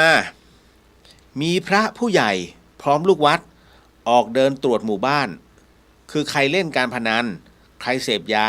ท่านก็จะจับมาสั่งสอนอันนี้เหมาะสมไหมคะเรื่องนี้ท่านเข้าใจใช่ไหมกรณีที่มีพระผู้ใหญ่หรือว่าพระพร้อมกับพระลูกวัดเนี่ยออกเดินตรวจตามหมู่บ้านใครเล่นพนันใครเสพยาจับมานี่ไม่ใช่อะไรนะจับมาเพื่ออบรมนะอบรมสั่งสอนเพราะมันอยู่ในสังคมโดยรวมถ้ายังติดอยู่จะจับส่งตำรวจสามารถทำได้ไหมแม้ไม่ใช่หน้าที่แต่เพื่อความสุขสงบก็สามารถ เพราะถ้าชาวบ้านเนี่ยเขาให้อภิสิทธิ์นะตรงนั้น แต่เฉพาะในหมู่บ้านตัวเองนะครับทำได้ฮะแล้วเคยเกิดขึ้นแล้วด้วย พระปกครองนะทั้งญาติโยมทั้งหลายเนี่ยแล้วญาติโยมก็อยู่อย่างมีความสุข เพราะว่าพระท่านเฉียบขาดมากนะตรงนี้อันไหนอารมณ์อร่วยได้ท่านก็ปล่อยอันไหนที่อารมณ์อร่วยไม่ได้ท่านก็จับมาสอนนะจับมาแบบให้ทำวัดเลยอ้าวมึงสวดมนต์ตรงนี้เห็นมาแล้วฮะนะครับ ต้องถามแม้จะไม่ใช่จริงๆมันไม่ใช่หน้าที่ของพระหรอกแต่ในเมื่อบางทีบางพื้นที่ที่ผมกำลังยกตัวอย่างคือเป็นพื้นที่ที่ค่อนข้างจะไกลปืนเที่ยงเป็นพื้นที่ที่อยู่ชนบทเลยนะฮะแล้วมันก็จะมีบุคคลหลายประเภทพระมีหน้าที่อบรมสั่งสอนนอกจากเผยแผ่ด้วยนะครับคือในสมัยก่อนเอาจริงนะคือในสมัยก่อนนะฮะถ้าย้อนกลับไปก็เกือบ200 ปีแล้วกันผู้หญิงเนี่ยอ่านหนังสือไม่ออกนะฮะอ่านหนังสือไม่ได้ยกเว้นส่วนใหญ่ทาสเนี่ยมันจะมีทาสอยู่ทาสเนี่ยจะไม่รู้หนังสือเลยนายผู้หญิงทั้งหลายทั้งปวงเนี่ยจะเรียนได้ก็ต่อเมื่อ1เป็นข้าหลวงในวัง2ก็คือเป็นเขาเรียกเป็นคือสมัยก่อนโรงเรียนอะไรพวกนี้จะอยู่ที่วัดฮะสัพพวิชาทั้งหลายเนี่ยพวกวิชาทั้งหลายไม่ว่าการเขียนการอ่านในภาษาไทยในเรื่องของวิชาอาวุธต่างๆก็เกิดขึ้นในวัดนะพวกสรรพคุณพวกสัพพยาทั้งหลายเนี่ยนะฮะก็เกิดขึ้นในวัดนะในเรื่องของการรักษาเพราะฉะนั้นสมัยก่อนท่านถือว่าทำไมเด็กรุ่นใหม่จึงไม่เข้าใจว่าทำไมให้ความสำคัญกับวัดเพราะมันลิงก์มาสมัยโบราณวัดนั้นเป็นที่ที่รวมสัพพะปัญญาทั้งหมดทั้งมวลในแต่ละวิชาของแต่ละแขนงเนี่ยเกิดขึ้นที่วัดนะฮะถึงได้บอกว่าพระพุทธศาสนาเป็นจุดของการกระจายทุกวิชามาก่อนก็คือวัดนั่นแหละไม่ว่าหลักรัฐศาสตร์นิติศาสตร์นะรวมไปถึงในเรื่องของทุกศาสตร์ทั้งหมดเกิดขึ้นที่วัดฮะเนาะต่อมาผมไม่เข้าใจว่าการเอาข้าวไปให้คนตายแล้วก็เคาะลงเรียกป๊อกป๊อกป๊อกป๊อกเนี้ยมันบอกถึงอะไรผมว่ามันไร้สาระมากครับเห็นไหมที่ผมเกริ่นเอาไว้น้องคนนี้เป็นเด็กรุ่นใหม่นะฮะคือจริงๆแล้วถามว่าสาระสำคัญมีไหมแม้เรารู้ว่ามันเป็นไปไม่ได้หรอกที่เอาข้าวปลาอาหารไปวางหน้าโรงข้างโรงแล้วเขาแม่มากินนะพ่อมากินนะถ้าเขาออกมากินได้เนี่ยเขาไม่ตายฮะและถามว่าวิญญาณนั้นน่ะกินไหมท่านว่าวิญญาณจะกินไหมไม่กินแล้วใครกินมันมีคนกินแต่ไม่ใช่คนที่ตายที่โรงนั้นไม่ใช่สัมภเวสีฮะใช่ฮะสัมภเวสีกินถูกครับเพราะฉะนั้นท่านกำลังเลี้ยงสัมภเวสีท่านไม่ได้เลี้ยงบุคคลที่อยู่ในโรงนั่นแหละทุกที่มีหมดในวัดก็มีเหล่าสัมภเวสีเยอะด้วยนะครับคือกรณีตรงนี้เขาเรียกว่าทำแล้วสบายใจอะไรที่ทำแล้วสบายใจกับญาติไม่ใช่ผู้วายชนนะอะไรที่ทำแล้วสบายใจกับญาติหรือว่าเจ้าของลูกเจ้าของงานนะฮะที่เป็นเจ้าภาพกันอยู่เนี่ยทำแล้วสบายใจทำฮะเพราะนะตอนนี้คนอยู่ในช่วงของความเสียใจเนี่ยสมองมันแบงค์แล้วผมขอเตือนนิดนึงนะฮะว่าสำหรับผู้ที่เป็นคนใกล้ชิดกับผู้สูญเสียอาจจะเป็นญาติอาจจะเป็นลูกแล้วแต่ให้ท่านทำใจไว้ก่อนนะว่าวันที่ท่านสูญเสียคนที่ท่านรักไปเนี่ยสมองท่านจะเบลอมิจฉาชีพในคราบของผู้ช่วยเหลือจะเข้ามาตอนนั้นเยอะมาก100 รายสมมุตินะที่ผมรู้จักเนี่ย100 รายทั้ง100 รายโดนทุกรายเพราะเป็นช่วงที่ มันคิดอะไรไม่ออกโอ้อยากทำเหรอเท่าไหร่นะเท่าไหร่อ๋อ2,500เอาไป2,500อะไรก็ไม่รู้เสียไปแล้วทีละนิดทีละหน่อยนะผมถึงได้บอกว่าเป็นไปได้ถ้าเสียชีวิตปุ๊บอย่าฉีดฟอร์มาลีนผมก็ไม่รู้มันกฎโรงพยาบาลว่าต้องฉีดฟอร์มาลีนยกเลิกไปสินะตรงนั้นเพราะปัจจุบันเนี้ยโรงที่ใช้เป็นโรงเย็นแล้วนะฮะมันก็เหมือนคุณแช่เนื้อหมูอะทำไมต้องฉีดฟอร์มาลีนอีกเหรอก็มันรักษาสภาพอยู่แล้วอ๋อมันจะเป็นช่วงที่ต้องตั้งนานๆกี่ชั่วโมงมันไม่เน่าหรอกเอาจริงๆคือบางทีเราก็รู้แต่พูดอะไรไม่ได้นะเพราะบางทีแหมผมก็ผ่านมาหลาย50-60ศพแล้วนะฮะคือลูกเจ้าภาพเนี่ยแน่นอนสุดอย่างเป็นเพื่อนเป็นลูกพี่ลูกน้องกันอย่างเงี้ยสมมุตินะระหว่างผมเนี่ยซึ่งนานๆเจอทีกับเจ้าหน้าที่ที่อยู่ในวัดเขาทำทุกวันจะเชื่อใครก็ต้องเชื่อเจ้าหน้าที่ที่วัดแต่ท่านเชื่อไหมสิ่งที่เจ้าหน้าที่ที่ทำเนี่ยที่วัดเนี่ยผมนึกในใจถ้าทำอย่างนี้กับทุกศพนี่ท่านทำผิดมาตลอดเลยนะฮะทำไมจะต้องมัดศพคือความเชื่อของคนเรานะฮะก็คือเวลามัดคือมัดตราสังมันก็จะมีเขาเรียกว่ารูปแบบของมันนะนัดมัดสามป้องเนี่ยแต่นะตรงนั้นเนี่ยมัดตราสังเขาไม่ใช้ในปัจจุบันแล้วจะมัดเพื่อนะฮะมันไม่ใช่สมัยก่อนที่ศพเละๆหรือว่าอะไรก็ตามเนี่ยถ้าไม่ใช่เครื่องบินตกไม่ให้ตกน้ำตายไม่ต้องมามัดตราสังนะฮะธรรมดานี่แหละแล้วก็นอนแล้วก็จะเอามือมาพนมแล้วก็มัดข้อมือให้ถือดอกบัวเอา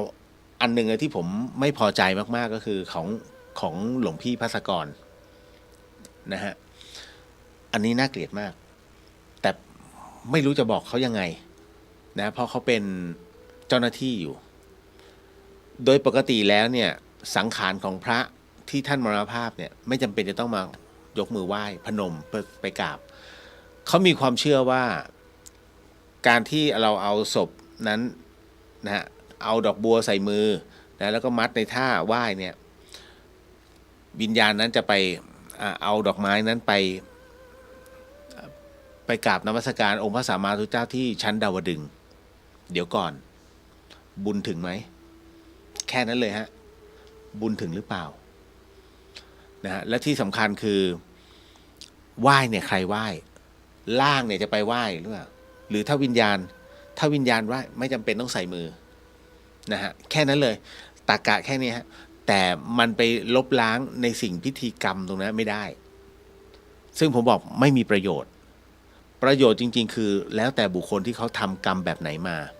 นะกรรมดีกรรมชั่วขึ้นอยู่กับตัวเขาเลยแล้วทุกอย่างมันเป็นเงินหมดนั่นหมายถึงว่าพิธีกรรมต่างๆที่ทำออกมาเนี่ยเป็นเงินที่ต้องให้เจ้าหน้าที่เขานี่คือสิ่งที่มันเกิดขึ้นแล้วผมไม่เห็นด้วยนะฮะ แต่พูดไม่ได้คือบางทีเดี๋ยวเฮ้ยรู้มากทำเองถ้าพูดคำนี้ผมจะทำให้ดูไงนั่นแหละว่าเขาทำแบบนี้บางทีเจ้าหน้าที่วัดก็ไม่ได้รู้จริงนะฮะคาถาที่ใช้บางคาถาผมฟังมันข้ามนี่หว่าแล้วก็กล่าวคาถาไม่หมดด้วยบางอันก็ไม่ใช่คือบางทีเราก็นะเขาก็บอกว่าเขามีครูเราก็เข้าใจ นั่นน่ะก็ไม่ได้ว่ากันเพียงแต่ว่าให้รู้ว่ามันมีเหตุปัจจัยของมันแต่กรณีที่เอาข้าวอะไรต่างๆไปตั้งหน้าข้างๆโรงเนี่ยตั้งก็ได้ไม่ตั้งก็ได้เพื่อความสบายใจของท่านตั้งก็ได้ตามนั้นนะแล้วก็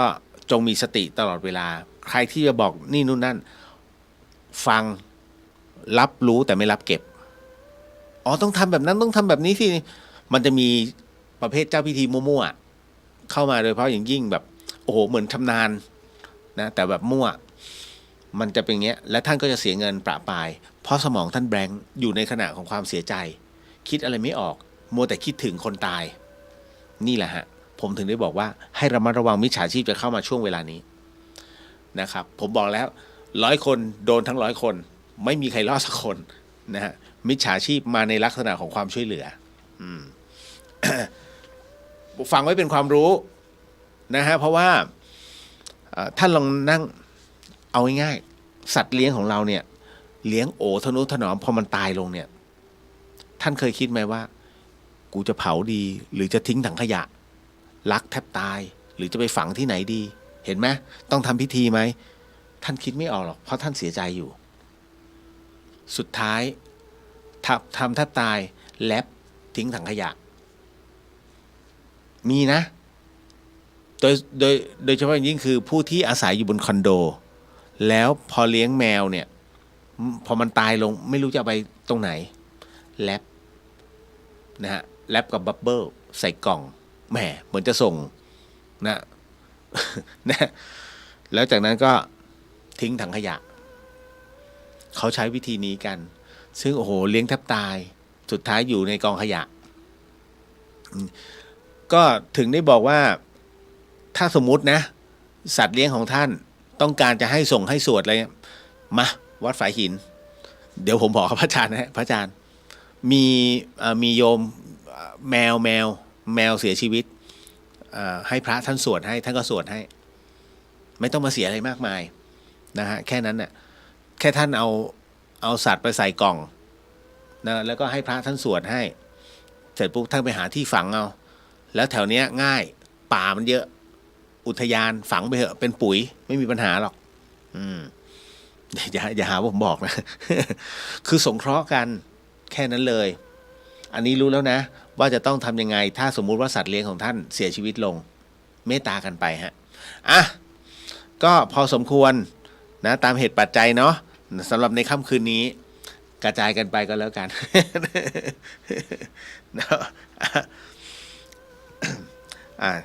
ก็ทั้งหมดทั้งมวลฮะเดี๋ยวพรุ่งนี้ขอดูอีกทีนึงนะครับเดี๋ยวผมจะบอกใน Facebook แล้วกันเนาะนะครับว่าจัดไม่จัดแต่คิดว่าน่าจะจัดนะไม่น่ามีปัญหารับพรเด้อสาธุสาธุสิ่งหนึ่งสิ่งใดที่ผิดพลาดพลั้งไปก็ต้องขออโหสิกรรมนะที่นี้ไม่ได้ตั้งใจหรือมีเจตนานะสิทธิกิจจาสิทธิกรรมังสิทธิลาโภนิรันตราสิทธิเตโชชโยนิจจาสัพพสิทธิพระวันตุเตสาธุสาธุสาธุก็ขอให้ทุกท่านนั้นได้ถึงมีเหตุปัจจัยให้ถึงพระนิพพานในชาติปัจจุบันโดยเร็วพลันเทินสาธุสาธุแล้วเจอกันใหม่ฮะบ๊ายบาย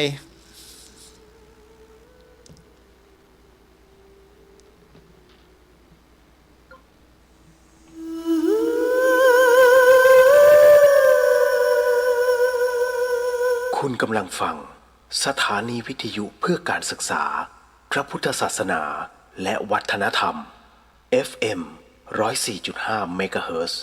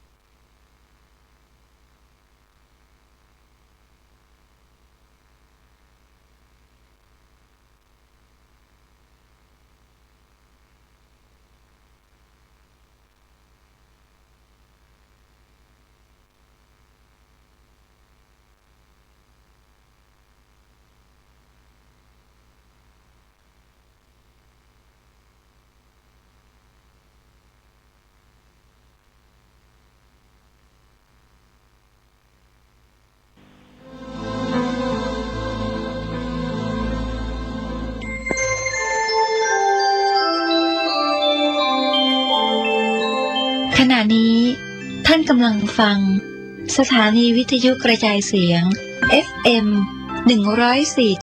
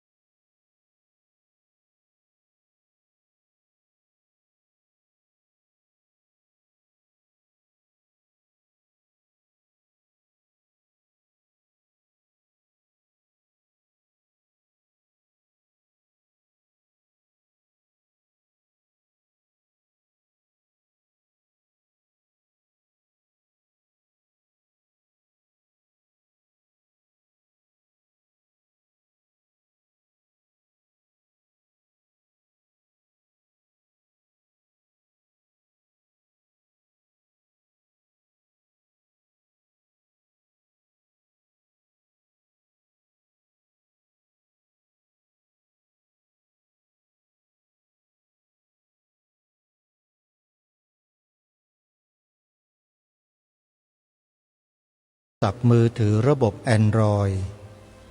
ดาวน์โหลดแอปพลิเคชันที่ชื่อว่าวิทยุพุทธศาสนาทั่วไทย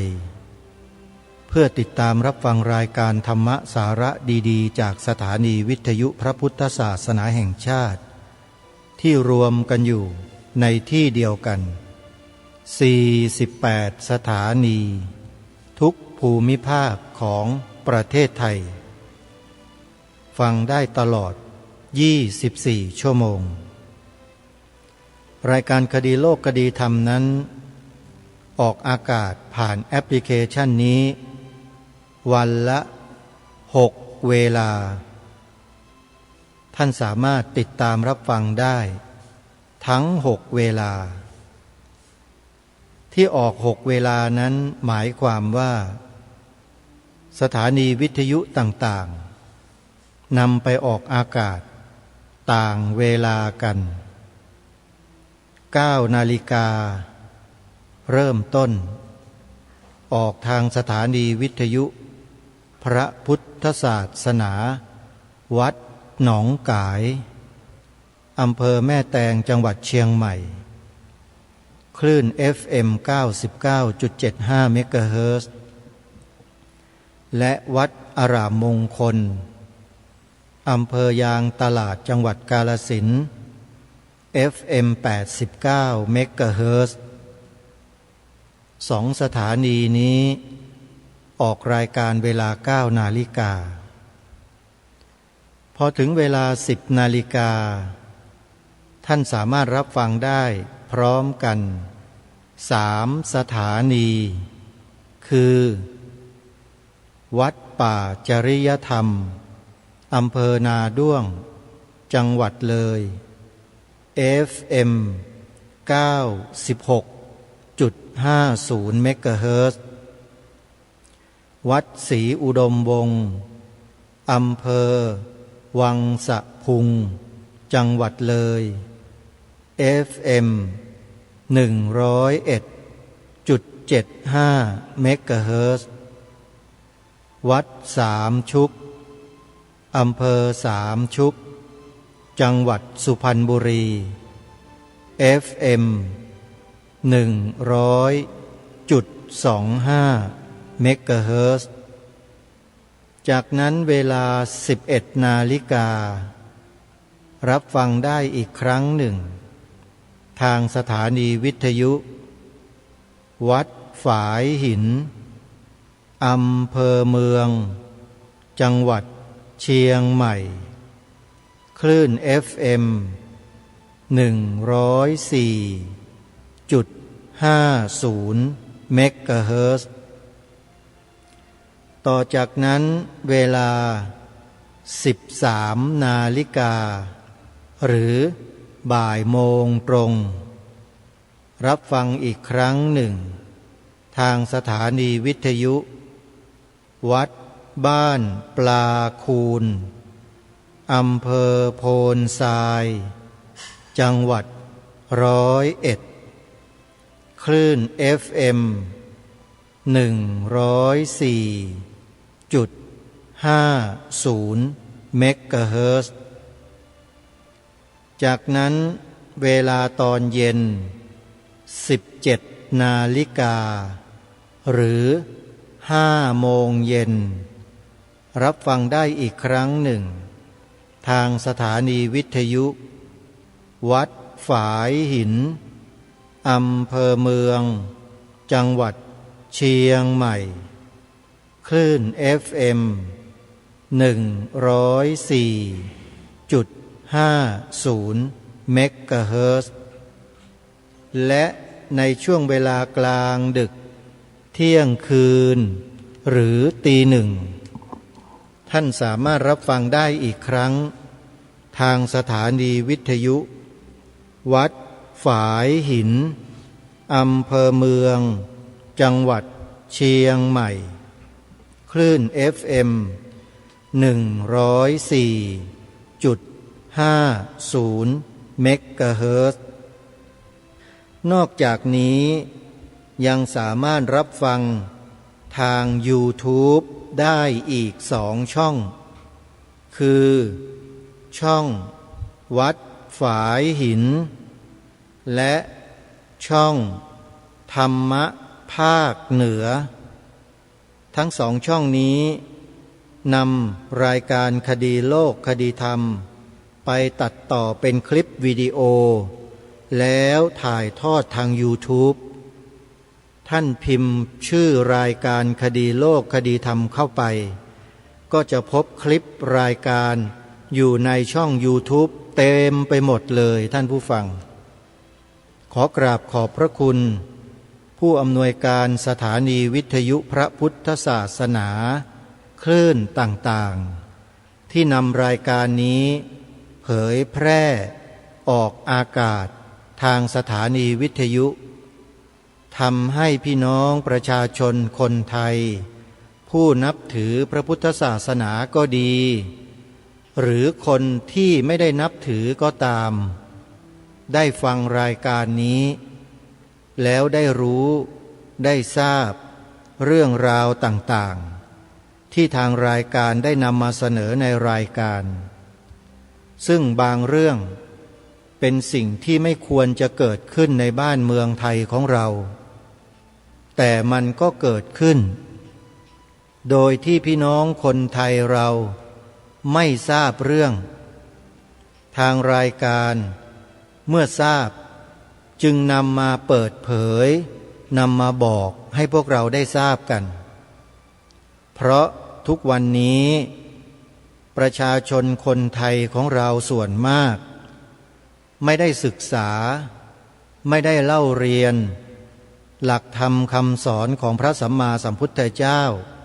อย่างแตกฉานเหมือนอย่างพระภิกษุสามเณร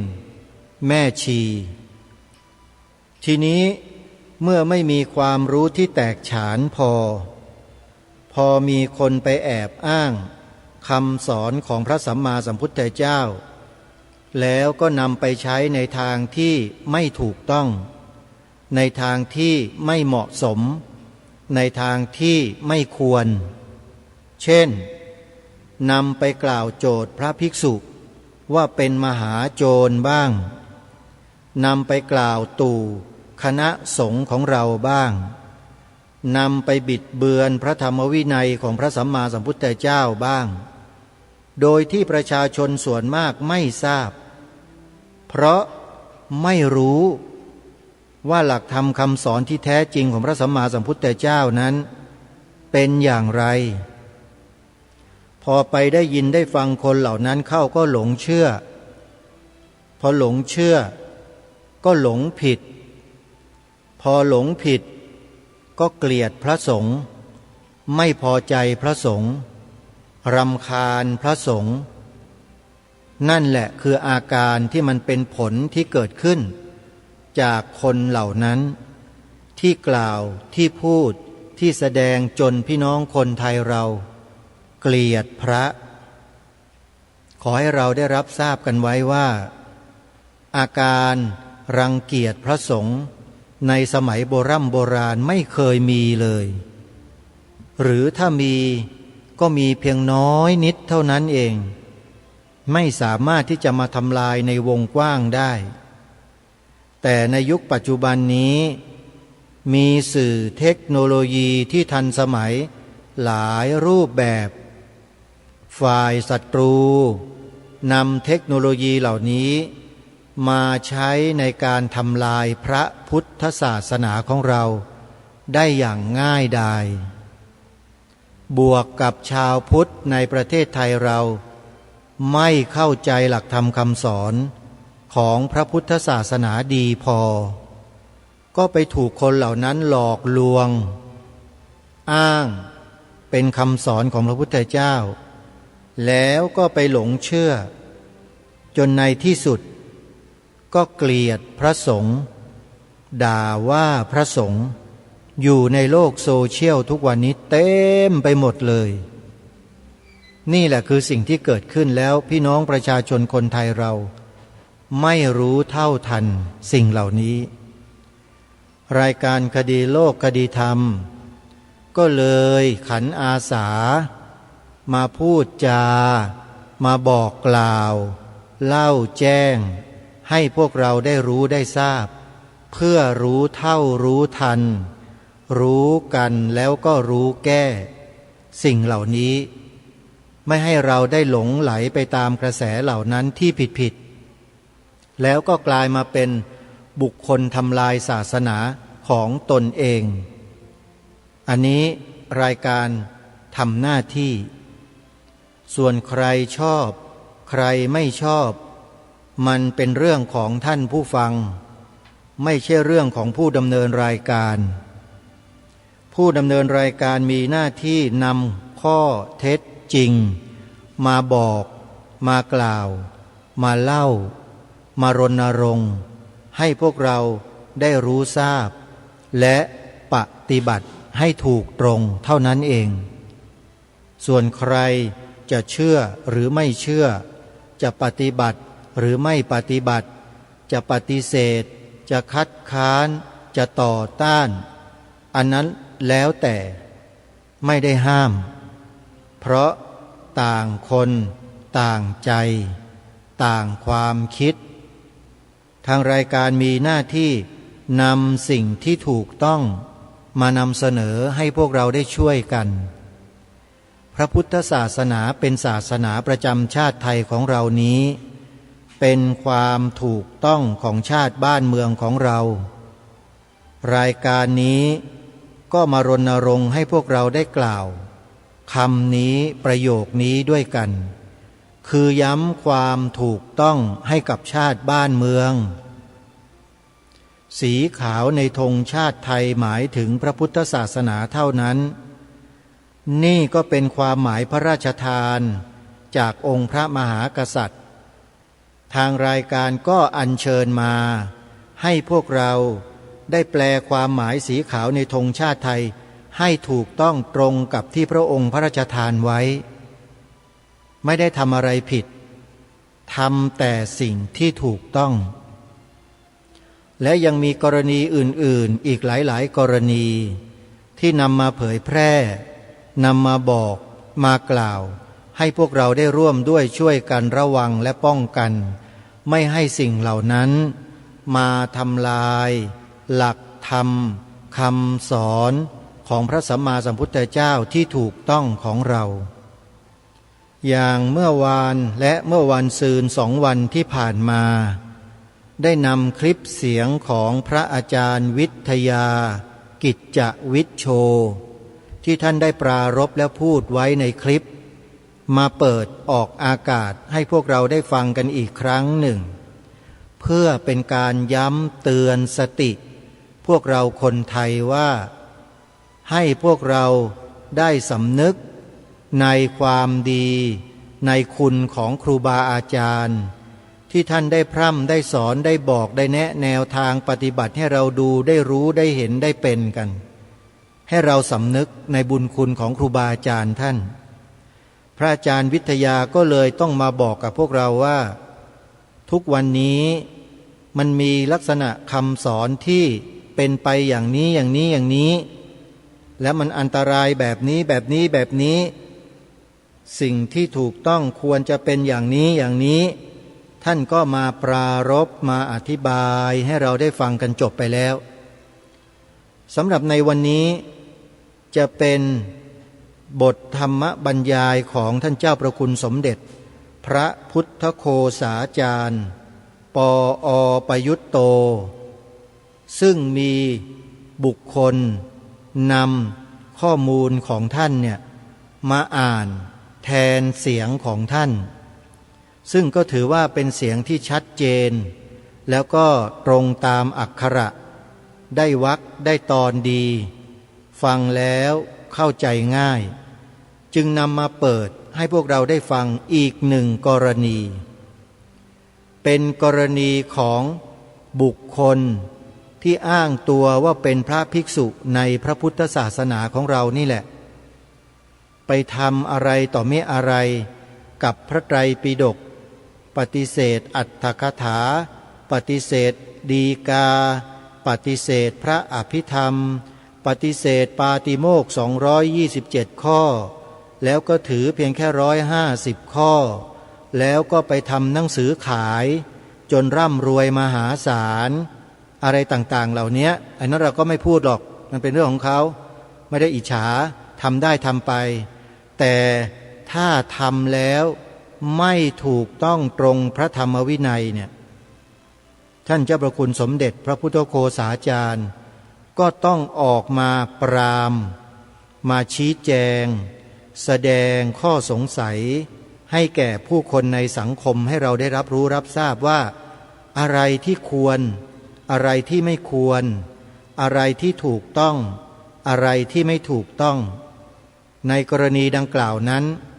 เราจะได้ฟังอย่างละเอียดด้วยกันเพราะฉะนั้นเทปคลิปเสียงของท่านเจ้าพระคุณสมเด็จที่มีผู้นำเสียงของท่านหรือนำบทความของท่านมาอ่านเนี่ยเราต้องฟังกันให้ยาวๆแล้วฟังด้วยความตั้งอกตั้งใจมีความยาวถึง3 ชั่วโมงกว่าแล้วจะนำเสียงเนี้ยมาเปิดทยอยให้พวกเราได้ฟังกันไปจนจบ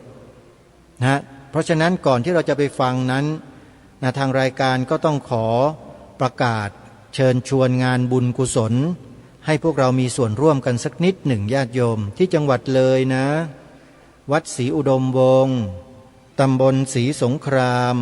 อำเภอวังสะพุงจังหวัดเลยกำลังจัดงานปริวาสกรรมมีพระสงฆ์มาอยู่ปริวาสกรรมกันหลายรูปมีอุบาสกอุบาสิกามาอยู่ร่วมปฏิบัติธรรมกันก็หลายท่านสาธุชนท่านใดที่จะร่วมทำบุญถวายภัตตาหารเช้าภัตตาหารเพลน้ำปานะในกิจกรรมดังกล่าวซึ่งจะมีไปจนถึงวันที่4 กรกฎาคมเหลืออีก2 วันญาติโยมให้ญาติโยมโทรศัพท์เข้าไปร่วมบุญได้ที่หมายเลข0894044968อีกที่หนึ่งจัดงานอุปสมบทหมู่โดยมีขบวนช้างโขลงใหญ่เข้าร่วมกิจกรรมประมาณ100 กว่าเชือกยิ่งใหญ่มากงานนี้ใครไม่ได้ไปเนี่ยน่าเสียดายสุดๆเพราะเหลืออีกเพียงแค่3 วันงานก็จะเริ่มขึ้นแล้วคือวันที่5 กรกฎาคม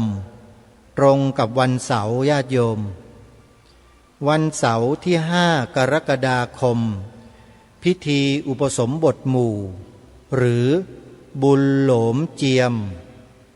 5-6 กรกฎาคมนี้ที่วัดป่าอาเจียงบ้านหนองบัวตำบลกระโพอำเภอท่าตูมจังหวัดสุรินทร์งานนี้จะมีการแห่นาค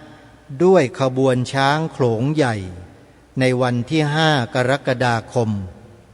ขอเชิญชวนศรัทธาสาธุชนผู้ที่สนใจเข้าร่วมงานได้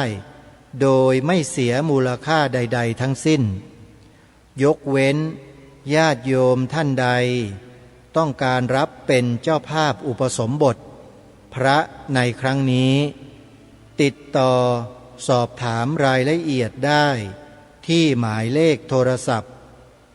064-228-2422อีกครั้งนะโยมเบอร์โทรศัพท์วัดป่าอาเจียงนะ064-228-2422อนุโมทนาบุญทุกท่านอย่าลืมสนับสนุนสวนป่าสามัคคีธรรมนะโยมนะอาตมาภาพลงต้นไม้ปลูกไว้แล้วจะต้องไปทำระบบน้ำเพิ่มเติม ต้องใช้จ่ายค่าท่อ PE ขนาด1 นิ้วต้องใช้ความยาวเกือบ 1,000 เมตรนะโยมม้วนหนึ่งก็ตกประมาณเกือบ 2,000 บาทนะม้วนหนึ่งเนี่ย100 เมตร 2,000 บาทใครจะรับเป็นเจ้าภาพกี่เมตรหรือว่าจะ1 ม้วนแล้วก็ยังมีอุปกรณ์ข้อต่อข้องอมีวาล์วน้ำมีอุปกรณ์อื่นๆที่เกี่ยวข้องแล้วก็นำไปดำเนินการอีกไม่กี่สัปดาห์ข้างหน้านะโยมนะใครจะร่วมบุญให้โอนปัจจัยเข้าไปทำบุญได้เลยที่บัญชีธนาคารไทยพาณิชย์เลขบัญชี114214987โทรศัพท์สอบถามที่อาตมาภาพ094-662-6935อนุโมทนาบุญทุกท่านเอาล่ะท่านสาธุชนช่วงนี้เดี๋ยวเราไปติดตามรับฟังเสียงธรรมบรรยาย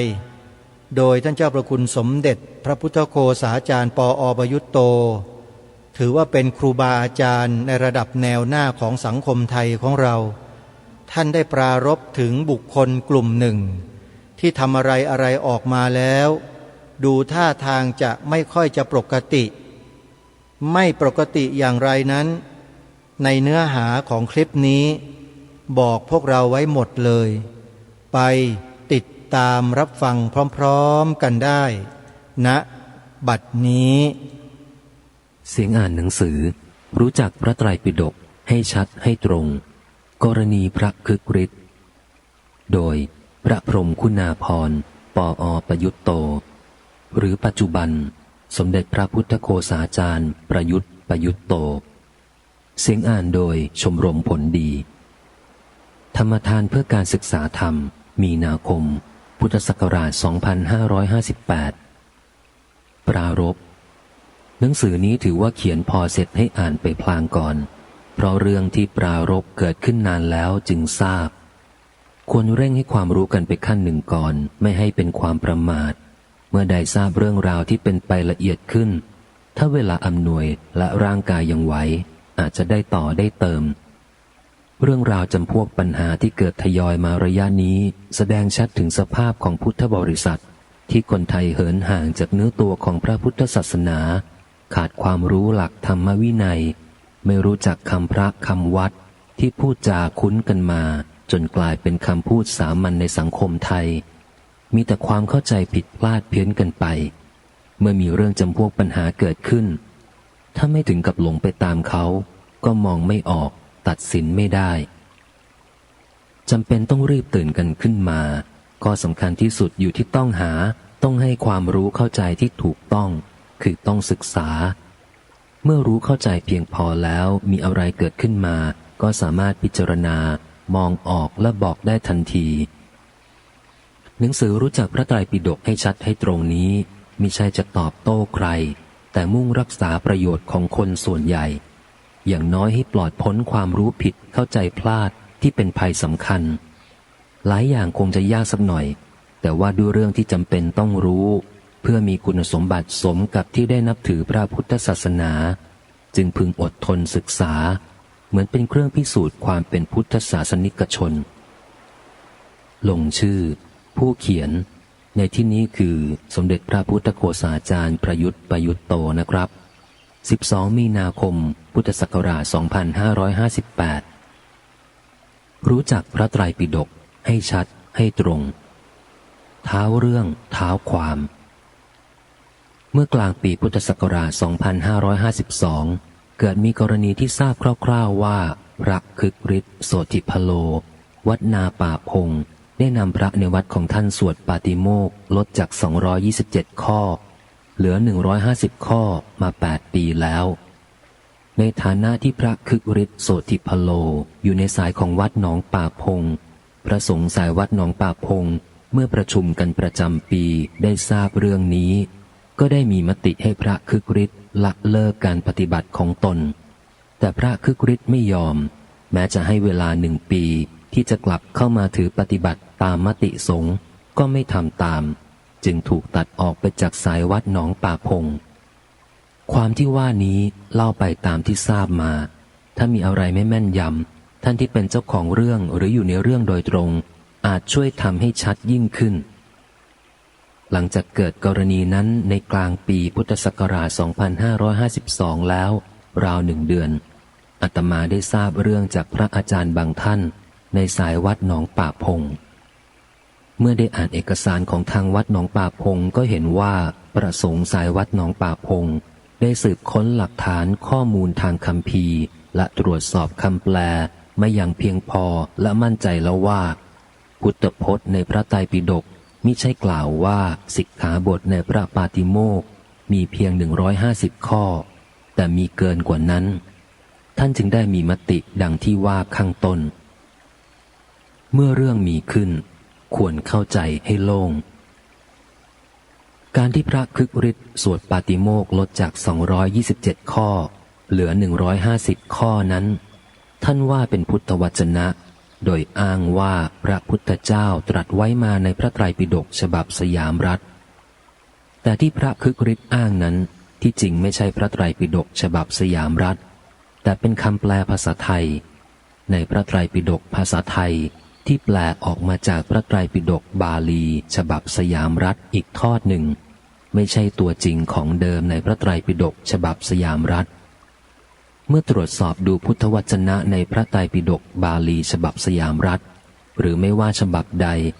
ก็พบพระบาลีว่าในหนังสือมีการอ้างอิงถึงที่มาด้วยนะครับขออนุญาตข้ามการอ้างอิงผู้ที่สนใจจริงก็หาบทความและหนังสืออ่านได้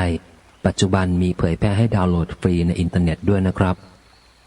เมื่อตรวจสอบดูพุทธวจนะในพระไตรปิฎกบาลีฉบับสยามรัฐหรือไม่ว่าฉบับใดก็พบพระบาลีว่าสาธิกะมิทังพันเตทิยัตถสิกขาปทะสตังอันวัตมาสังอุเทสังอาคัจฉติแปลเป็นภาษาไทยแบบยกศัพท์อย่างง่ายๆว่าพันเตข้าแต่พระผู้มีพระภาคเจ้าผู้เจริญทิยัตถสิกขาปทะสตังสิกขาบท150สาธิกะมิทังในที่นี้คือเท่ากับสาธิกังบวกอิทังในหนังสือเว้นจุดไว้นะครับก็กลายเป็นสาธิกังบวกอิทังจุดนี้อาคัจฉติย่อมมาอุเทสังสู่อุเทศการสวดอันวัตมาสังทุกกึ่งเดือนดูเฉพาะคำแปลภาษาไทยดังนี้ข้าแต่พระผู้มีพระภาคเจ้าผู้เจริญสิกขาบท150นี้ย่อมมาสู่อุเทศการสวดทุกกึ่งเดือนจุดพิจารณาหรือคำที่เป็นปัญหาขึ้นคือสาธิกังซึ่งที่นี่ว่างคำแปลโดยทำจุดไว้ตรงนี้คือคำบาลีนี้พระไตรปิฎกฉบับภาษาไทยคือฉบับที่แปลเป็นภาษาไทยซึ่งปัจจุบันมีประมาณ4 ฉบับต่อชุดแปลเหมือนกันบ้างต่างกันบ้างพระไตรปิฎกฉบับภาษาไทยที่ครบชุดและเก่าที่สุดคือฉบับที่กรมการศาสนารักษาสืบมาซึ่งปัจจุบันย้ายตามมาอยู่ที่สำนักพุทธหรือไม่ได้ตามเรื่องเริ่มจากที่รัฐบาลได้อุปถัมภ์คณะสงฆ์จัดพิมพ์ขึ้นเป็นพระไตรปิฎกภาษาไทยอนุสรณ์งานฉลอง25พุทธศตวรรษพุทธศักราช2500ถือว่าเป็นฉบับหลวงหรือเป็นทางการแต่จะเรียกว่าอย่างไรก็ไม่เป็นฉบับสยามรัฐพระไตรปิฎกภาษาไทยที่สืบมาแต่พุทธศักราช2500คำแปลสะสมกันมานานชุดดังกล่าวนั้นแปลบาลีอันเป็นพุทธพจน์ตรงนี้ว่าสิกขาบท150ถ้วนนี้ส่วนพระไตรปิฎกภาษาไทยฉบับอื่นๆซึ่งเกิดตามมาภายหลังและตามปกติมักแปลตามพระไตรปิฎกภาษาไทยฉบับหลวงนั้นในกรณีนี้บางฉบับก็แปลเหมือนฉบับหลวงแต่บางฉบับแปลว่าสิกขาบทที่สำคัญ150นี้บางฉบับนั้น ในที่ที่นำบาลีพุทธวจนะนี้ไปอ้างอีกแห่งหนึ่งแปลว่า150สิกขาบทที่สำเร็จประโยชน์นี้สาธิกังนี้เป็นคำบาลีในภาษาสามัญคำหนึ่งโดยทั่วไปในคำพีทั้งหลายจึงไม่ค่อยอธิบายแต่ก็จะเห็นว่าคำสาธิกังนี้มีความหมายตรงกับเท่ากับหรือในจำพวกเดียวกับสาติเรกที่แปลว่ามีส่วนเกินปะโรที่แปลว่ากว่าอุตริงที่แปลว่าเพิ่มขึ้นไปบางทีมาด้วยกันเป็นชุดบางทีก็ใช้อธิบายกันสาธิกังคือสหบวกอธิกะแปลว่าพร้อมด้วยส่วนที่เกินมีข้อที่มากขึ้นไปหรือมีเศษบาลีพุทธวจนะตรงนี้จึงแปลว่าสิกขาบท150กับทั้งที่เกินออกไปนี้หรือแปลสั้นๆว่าสิกขาบท150มีเศษนี้อรรถกถาถึงจะไม่อธิบายศัพท์สาธิกังก็อธิบายความต่อไปว่าที่ตรัสไว้ดังนี้ทรงหมายถึงสิกขาบทที่ได้ทรงบัญญัติแล้วในเวลาที่พระวัชชีบุตรทูลถามนั้นแล้วฎีกายังบอกต่อไปอีกว่าพุทธพจน์นี้ตรัสตามจำนวนสิกขาบทที่ได้ทรงบัญญัติแล้วในเวลาที่ทรงแสดงพระสูตรนั้นแต่หลังจากนั้นมีสิกขาบท300มีเศษบาลีว่าสาธิกานิทเวสตานิท่านผู้ใดไม่ฟังอรรถกถาฎีกาก็ไม่เป็นไรเพราะตัวคำศัพท์ในบาลีพุทธวจนะนั้นชัดเจนอยู่แล้วก็เป็นอันว่าพระไตรปิฎกภาษาไทยแปลบาลีพุทธพจน์ตรงนี้พลาดหรือพลั้งเผลอไปเรื่องความผิดพลาดอย่างนี้ไม่ควรจะด่วนติเตียนท่านเดี๋ยวจะพูดเรื่องนี้อีกบ้างแต่มีข้อสังเกตไว้ที่หนึ่งก่อนที่ว่าสาธิกังเป็นคำบาลีในภาษาสามัญ นั้นมีอีกคำหนึ่งที่ก็สามัญด้วยและใช้บ่อยกว่ามากกว่าสาธิกังด้วยเป็นคำที่ควรพูดถึงเพราะมีรูปร่างคล้ายกันคือคำว่าสุทธิกังสุทธิกังแปลว่าล้วนมีใช้บ่อยที่คุ้นเช่นในสุทธิกะปาจิตติยังซึ่งบางทีก็แยกเป็นสุทธิกังและปาจิตติยังแปลว่าปาจิตตีล้วนไม่มีของที่ต้องสลักล้วนกับท่วนไม่เหมือนกันก็จริงแต่ความเผลอเพลินบางทีก็มีได้บางทีท่านอาจจะนึกถึงสุทธิกังในขณะที่สาธิกังผ่านเข้ามาก็เลยพลั้งไปแต่ไม่ว่าจะอย่างไรก็เป็นอันว่าพลาดไปซึ่งบอกแล้วว่ามีเหตุผลที่ควรเข้าใจเห็นใจดังจะว่าต่อไปที่ว่านี้เป็นการเล่าเรื่องเก่าที่เกิดขึ้นเมื่อปีพุทธศักราช 2552 ที่ดังอื้อแล้วเข้าใจว่าจางเงียบไปใน 2-3 ปีต่อมาคราวนั้นอาตมาเองได้เขียนอธิบายเรื่องนี้ไว้จนถือว่าเสร็จไปจบไปแล้วเรื่องเสร็จไปเจอข่าวเฉยชัยช่วยให้ได้ชี้ครบทุกข้อที่จะพึงชัดเมื่อเรื่องข้างต้นเกิดขึ้นในปีพุทธศักราช 2552 นั้นอาตมามีสภาพร่างกายเสื่อมทรุดลงอย่างมากเนื่องจากปอดที่เสียหายจากวัณโรคเมื่อหลาย10 ปีก่อนโน้นถูกความเสื่อมของวัยซ้ำเติมเช่นมีอาการไอรุนแรงทั้งวันทั้งคืนจึงเริ่มออกไปพักอาศัยในถิ่นชนบทห่างไกลจนในที่สุดก็ไม่ได้อยู่ที่วัดยานเวศกวันถึงบัดนี้หลายปีแล้วโดยไม่ค่อยได้ทราบเหตุการณ์ที่เป็นไปต่างๆครั้นถึงปลายปี 2557 ที่เพิ่งผ่านไปท่านที่เป็นเจ้าของงานถ่ายทำรายการธรรมะของทีวีช่อง7 สีติดต่อบอกไปว่าอาตมาขอตัวและผัดเพี้ยนมาเกือบ10 ปีแล้วถึงบัดนี้ท่านใกล้จะพ้นการต่อเวลาเกษียณอายุงานจึงขอให้พูดอวยพรปีใหม่ 2558 เป็นอันต้องฉลองน้ำใจของท่านผู้ทำงานแล้วท่านก็พาคณะไปถ่ายทำในรายการคราวนั้นมีการถามปัญหาบางอย่างด้วยปัญหาข้อหนึ่งคือบอกว่ามีผู้ทำหนังสือเอาเฉพาะพุทธวจนะคำสอนของพระสาวกในพระไตรปิฎกก็ไม่เอาจะว่าอย่างไร อาตมาเวลานั้นไม่ได้รู้เรื่องราวที่เป็นมา ไม่รู้ว่าพระคึกฤทธิ์ทำเป็นเล่มหนังสือทำนองแทนที่พระไตรปิฎกโดยตั้งชื่อว่าพุทธวจนะ ก็ตอบไปตามหลักว่าการช่วยให้คนได้รู้ได้อ่านหรือเข้าถึงพระพุทธวจนะแสดงถึงการมีความปรารถนาดีและมีท่านที่เคยทำกันมาก่อนแล้ว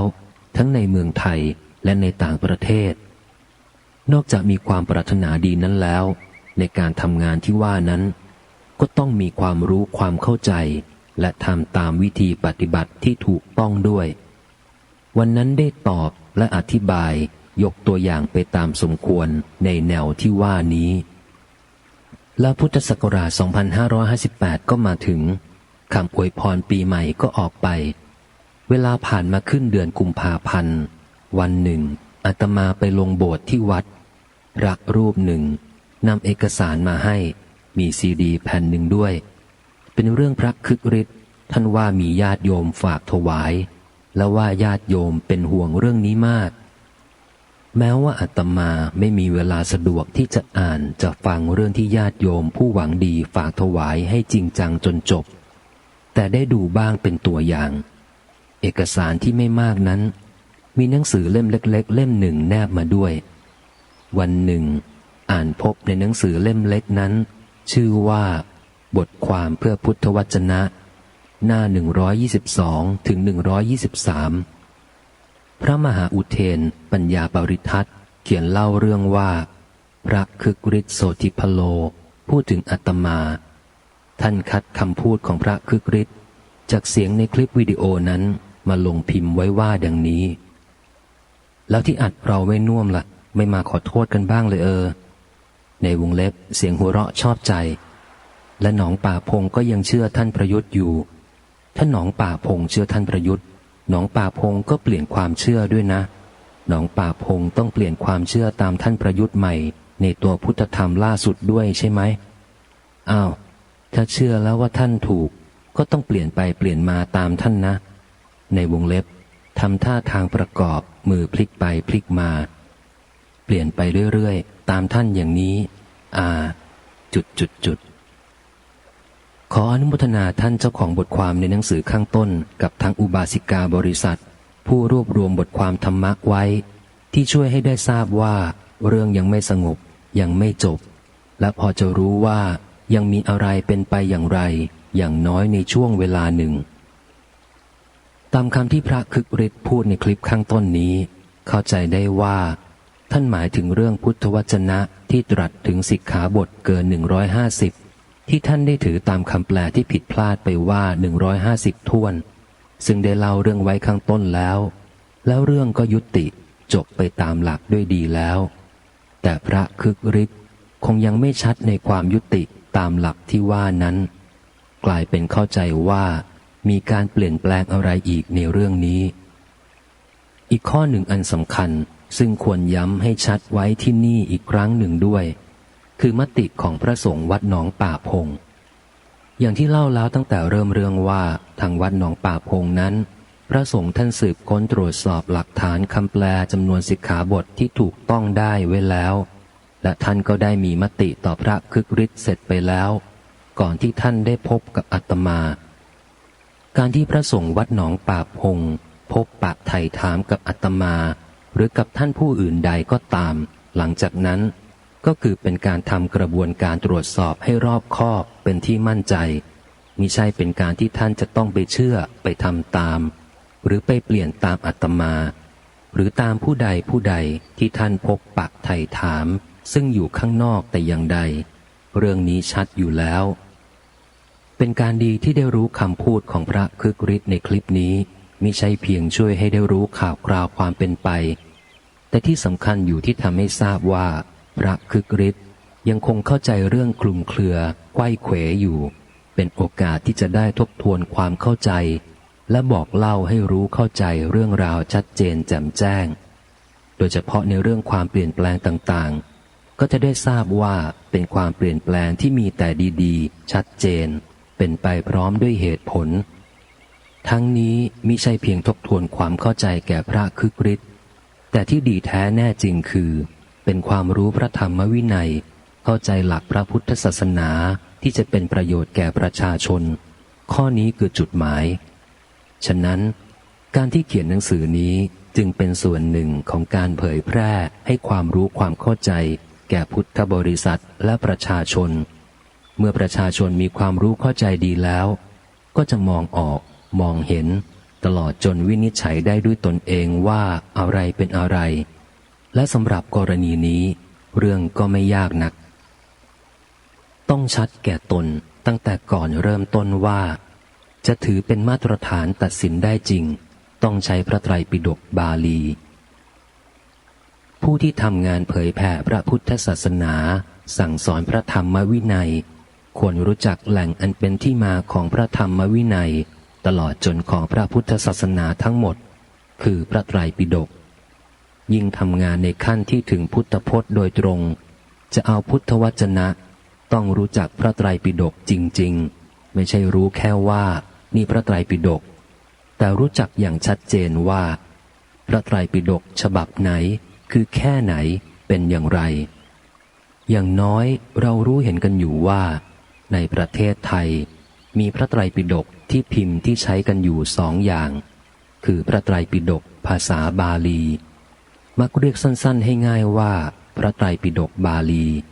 และพระไตรปิฎกภาษาไทยแน่นอนว่าพระไตรปิฎกที่แท้ต้องคืออันใดอันหนึ่งอย่างเดียวแรกสุดก่อนจะเดินหน้าไปไหนจึงตอบคำถามนี้ก่อนว่าพระไตรปิฎกภาษาบาลีแปลจากพระไตรปิฎกภาษาไทยหรือว่าพระไตรปิฎกภาษาไทยแปลจากพระไตรปิฎกภาษาบาลีแทบทุกคนตอบได้ทันทีว่าพระไตรปิฎกภาษาไทยแปลจากพระไตรปิฎกภาษาบาลีเพราะฉะนั้นพระไตรปิฎกภาษาบาลีจึงเป็นของเดิมเป็นตัวแท้เป็นพระไตรปิฎกตัวจริงแต่คนไทยส่วนใหญ่ไม่รู้ภาษาบาลีพอที่จะอ่านจะใช้ประโยชน์ได้จึงมีการพยายามทำให้มีคำแปลพระไตรปิฎกในภาษาไทยอย่างไรก็ดีพระไตรปิฎกนี้ใหญ่โตนักเป็นหน้าหนังสือนับได้ 20,000 หน้าพระเถรานุเถระและนักปราชญ์ราชบัณฑิตแปลกันมาทั้งที่พระไตรปิฎกบาลีมีในเมืองไทยคู่ประเทศมาแสนนานแต่เพิ่งแปลเป็นภาษาไทยนับว่าจบพิมพ์เป็นเล่มหนังสือได้ครบชุดเมื่อผ่านพุทธศักราช 2500 นี่เอง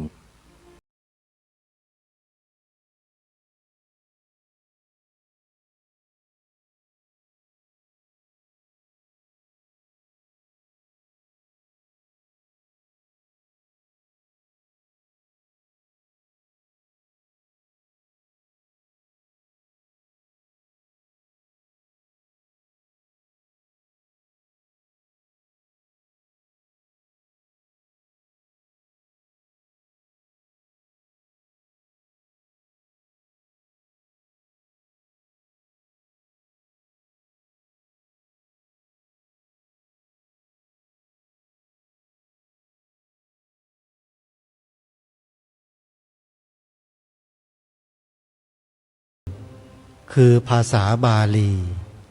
จึงจะชื่อว่าเป็นพระไตรปิฎกของแท้แต่ถ้าเป็นคำแปลภาษาไทยแล้วหาใช่พระไตรปิฎกไม่วันนี้เราได้เข้าใจเพียงเท่านี้ก่อนเพราะว่าบุคคลที่อ้างถึงเขาบอกว่าฉบับภาษาไทยเนี่ยเป็นพระไตรปิฎกซึ่งเบื้องต้นกระดุมเม็ดแรกเขาก็ติดผิดแล้วเม็ดต่อไปก็ไม่ต้องพูดถึงนะฮะเดี๋ยวพรุ่งนี้เรามาฟังกันต่อท่านผู้ฟังวันนี้เวลาของรายการหมดต้องขอสมมุติยุติไว้ได้เพียงเท่านี้พบกับรายการได้ใหม่ในวันต่อไปขอความสุขความสวัสดีในธรรมแห่งองค์สมเด็จพระบรมศาสดาสัมมาสัมพุทธเจ้าจงปรากฏเกิดมีขึ้นในจิตใจของท่านผู้ฟังทุกท่านทุกคนเทินขอเจริญพรกล้าคิดก็ต้องกล้าทำอย่ากลัวถ้าทำความดี เร่งศึกษาปัญหาให้ทันท่วงที เมืองไทยจะพัฒนากว่านี้ รายการดีๆคดีโลกคดีธรรม ขอรำพันบรรยาย ความคิดเครื่องไม้แห่งสีทั้งสามงามถนัด ขาวคือบริสุทธิ์สีสวัสดิ์หมายพระไตรรัตน์และธรรมะคุมจิตไทย แดงคือโลหิตเราใสซึ่งยอมสละได้เพื่อรักษาชาติศาสนา น้ำเงินคือสีโสภา อันจอมประชาถ้าโปรดเป็นของส่วนองค์ จัดริ้วเข้าเป็นไตรรงค์ จึงเป็นสีธงที่รักแห่งเราชาวไทย ทหารอวตารนำไปยงยุทธวิชัยวิชิตก็ชูเกียรติสยาม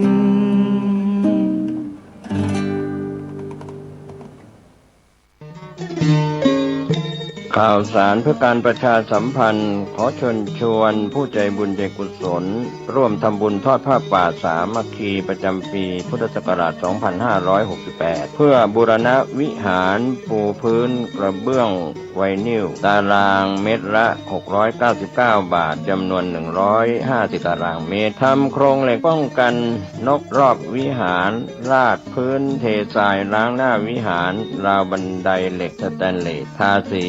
รอบวิหารเปลี่ยนระบบไฟฟ้าปรับปรุงทัศนียภาพวิหารบูรณะปฏิสังขรณ์ถาวรวัตถุภายในวัดทอดถวายณวัดดอนตันตำบลเหมืองแก้วอำเภอแม่ริมจังหวัดเชียงใหม่ตรงกับวันเสาร์ที่1พฤศจิกายนพุทธศักราช 2568 ช่วงเช้า 9:39 นาทีเป็นต้นไปก็ขอเชิญชวนศรัทธานักศีลนักบุญทั้งหลายร่วมงานบุญทอดผ้าป่าสามัคคีครั้งนี้เพื่อบูรณะวิหารปูพื้นกระเบื้องไวนิลรวมไปถึงทำโครงเหล็กป้องกันนกรอบวิหารราดพื้นเททรายร้างหน้าวิหารราวบันไดเหล็กสแตนเลสทาสีรอบวิหารเปลี่ยนระบบไฟฟ้าปรับปรุงทัศนียภาพวิหารบูรณะปฏิสังขรณ์ถาวรวัตถุภายในวัดดอนตันตำบลเหมืองแก้วอำเภอแม่ริมจังหวัดเชียงใหม่เสาร์ที่1พฤศจิกายน 2568 นี้เชิญท่านร่วมงานร่วมบุญร่วมบริจาคได้บุญได้กุศลโดยทั่วหน้ากัน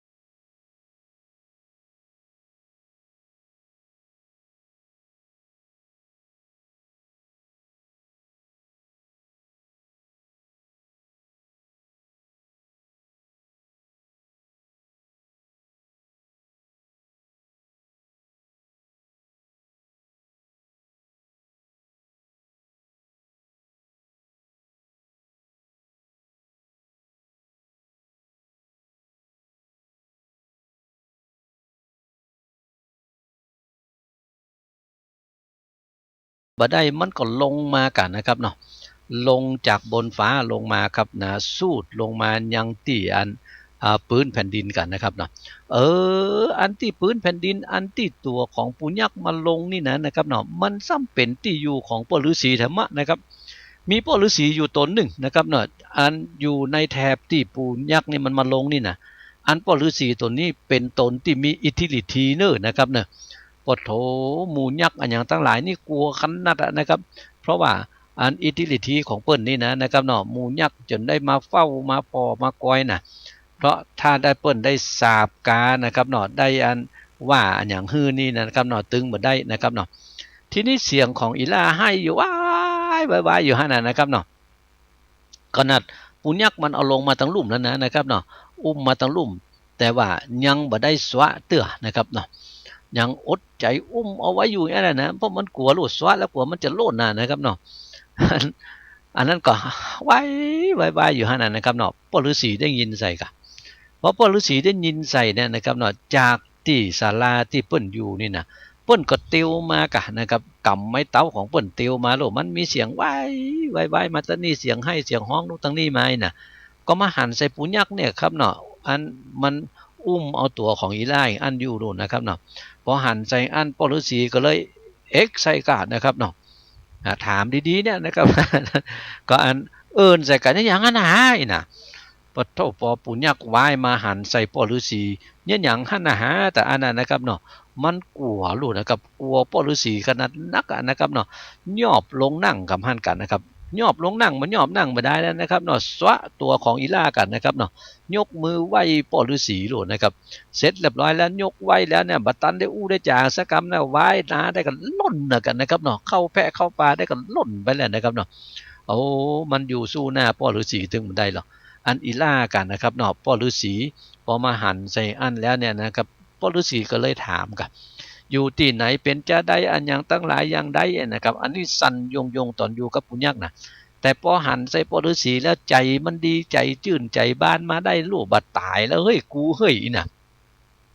อันพ่อฤาษีหันเป็นคนละลูกนะครับเนาะยกมือไหว้สาพ่อฤาษีเล่าเรื่องเก่าเรื่องเงาของตัวเก่านะตั้งแต่เก่าแต่เงาให้พ่อฤาษีฟังลูกนะโอ้พ่อฤาษีพอได้ยินเรื่องอย่างอันแล้วเนี่ยนะพ่อฤาษีก็เลยบอกให้ฟังกะโอ้ยล่าเฮ้ยถ้าอย่างอี้นะปิกไปไหนมันได้ออกไปไหนตึมได้ละนะก็มันเป็นแพะเป็นปลาอี้มดลูกกำมานี่ปูยักษ์มันปลาเหาะปลาซานมาลูกประเด็นยิ่ไปได้ยังไงนะอยู่คำเนี้ยอะไรลูกเฮ้ยนะแล้วอีล่านี่มันก็ว่าลูกนะโอ้พ่อฤาษีเฮ้ยจะก็เจ้าปิกไปทำเต้นเหนื่อยนะปิกบ้านปิกจองก็เจ้าตึงบอกปิกไหนนะถ้าปิกไปจะต้องไปอยู่กับปูนั้นไหนนะปูนั้นหัวล้านขี้ปุ่มหลามก็เจ้า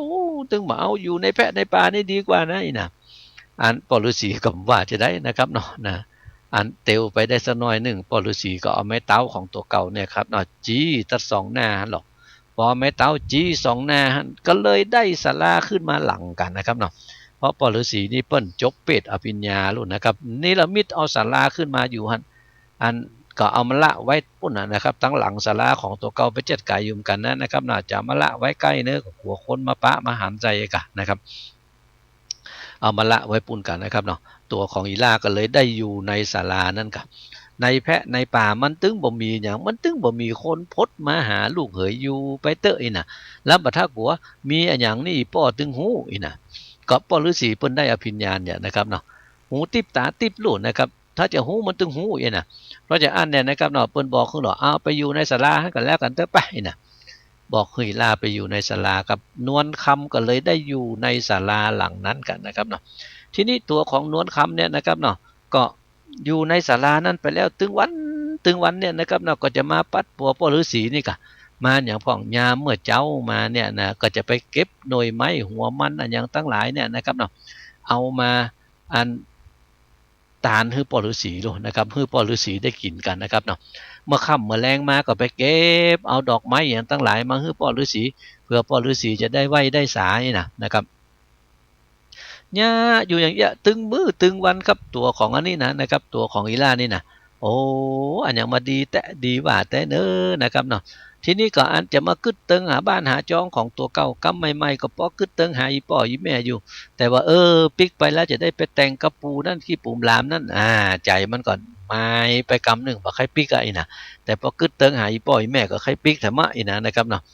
ใจมันก็อยู่สองฝั่งอยู่อย่างเงี้ยนะครับเนาะ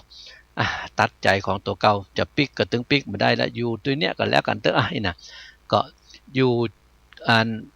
อุปถากปัดปัวปอฤาษีไปกันนะครับเนาะอันใดก็ตึงบ่ฮือขาดครับตึงเข้าตึงหน่วยไม้หัวมันตึงน้ำนะครับเนาะตากมาฮือปอฤาษีนะครับได้กินได้อาบครับอยู่ที่หันไปนะครับเนาะละฮือละอยู่ตัวปอฤาษีหันไปก่อนก็แล้วกันเถอะนะครับเนาะเอาปิกมาอู้ถึงสุรเมฆะกับตัวของทัศวรครับสุรเมฆะกับทัศวรกันนะครับเนาะก็พันธุมตีพวกกานะครับเนาะประเดี๋ยวเนี่ยพ่อก็ตายละแม่น้าก็ตายไปแล้วนะครับเนาะได้น้องของตัวเก่ามาอยู่ตัวท่านนะครับถึงสองคนเนี่ยนะครับเนาะก็อยู่พอบ้านพอจองของตัวเก่ามาก็เป็นอันดีอันหม่นไปอยู่ไปหม่นไปอยู่ไปหม่นไปนั่นนะครับเนาะแต่ว่าตัวของบ่อ้ายทัศวรกะอยู่มาตึงมื้อตึงวันเฮาก็ลูกป่อพญาเหมือนกันลูกอีนะบ่ฮู้นะครับใจแต่จะบ่ได้คิดอย่างอันกันนะครับตั้งในบ่ได้คิดอย่างอันกันก็บ่ฮู้นะเฮาก็ลูกเจ้าป่อพญาเหมือนกันอยู่มานี่ก็มาเป็นอันคนช่วยของอ้ายเฮาบ่ได้หรอกมาเป็นอุปราชาหรอกถ้าอ้ายบ่ตายถึงได้เป็นเจ้าป่อพญาว่าอันน่ะทีนี้ก็อันก็เลยไข้ออกสอดออกแอวไปต่างบ้านต่างเมืองกะเพื่อว่าบอกว่าจับได้ดีมาอาจจะไปได้เป็นเจ้าบ้านเจ้าเมืองที่อื่นกาอย่างใดกานะก็บอกว่านะก็เลยอันไปบอกคืออ้ายของตัวเก่ากะอ้ายเอ้ยประเดี๋ยวนี้นะก็อยู่ด้วยกันมาเมินนะประเดี๋ยวนี้อันตัวของอันข้านี่นะใครออกไปแอวไปต่างบ้านต่างจองเปิ้นฟ้องไหนนะก็เลยบอกคือไปอีนะครับเนาะตัวของอันสุรเมฆะก็เลยบอกคือกับโอ้น้องเฮยบัดถ้าไปอยู่ด้วยกันเนี่ยไอ้น่ะอยู่ด้วยกันเนี่ยนะบัดถ้าไปนะอันนี้ก็ตึงบ่ฟังนะครับเนาะจะไปอยู่ดีๆก็เป็นใดน้องอยู่นี่มันบ่ม่วนกันน่ะโอ้ม่วนกันน่ะคือของนี้สักเตือนี่มันจะบอกไปตามซื่อแท้ๆเลยนะครับมันก็บอกบ่ได้เหมือนกันนะครับเนาะบอกตามซื่ออย่างโอ้อยู่นี่ก็เอียกะอยู่ในหันเป็นก็อุปราชาอยู่เนี่ยมันได้เป็นเจ้าบ้านเจ้าเมืองสักเตืออย่างน่ะถ้าว่ากันอีก็อยู่บ่ได้แล้วนะครับเนาะแต่อันตัวของบ่อ้ายทัศวรก็บอกให้ฟังดอกว่าอันที่ใครไปตึงมือตึงวันนี่นะอ้ายนะเพราะว่าใครไปได้ยินข่าวเจ้าบ้านเจ้าเมืองเปิ้นอู้กันจะได้เปิ้นเล่ากันจะได้อันว่าเฮาเนี่ยนะปกบ้านครองเมืองเป็นจะได้พ่องพดไปแผ่วบ้านอื่นเมืองไกลเปิ้นว่ากันจะได้พ่องนี่นะ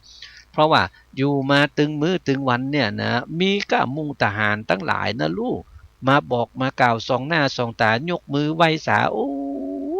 หันดีแต่ดีว่าเฮ้ยนะแต่แล้วเฮาบ่ฮู้นี่นะอันที่ใครไปนี่นะใครไปอยู่ด้วยเขาก้อยใครไปถามข่าวอย่างตั้งหลายตัวสกรรมว่ามันเป็นจะได้นะพอได้ยินกรรมนี้เข้าเนี่ยนะครับเนาะตัวของพระอ้ายสุรเมฆะเจ้าป่อปัญญาสุรเมฆะก็เลยบ่ฮู้จะว่าจะใดกะเอาเถอะน้องถ้าว่าอย่างอันมันก็เป็นกรรมกึศที่ดีแต่ไอ้น่ะถ้าว่าจะไปเมื่อใดไอ้น่ะโอ้ถ้าอ้ายโป่งปั่นจะไปวันนี้ก็ถึงจะไปวันนี้ไอ้น่ะคือไปวันนี้ก็ถึงจะไปวันนี้ไอ้น่ะเอาเถอะน้องเอ๋ยถ้าน้องมีจิตมีใจที่จะไปอย่างอันก็ไปหู้ข่าวอันอย่างตั้งหลายเกี่ยวกับบ้านเมืองของเฮาแล้วก็ขัดใจฟังปิกมาเด้อน้องเด้ออีน่ะ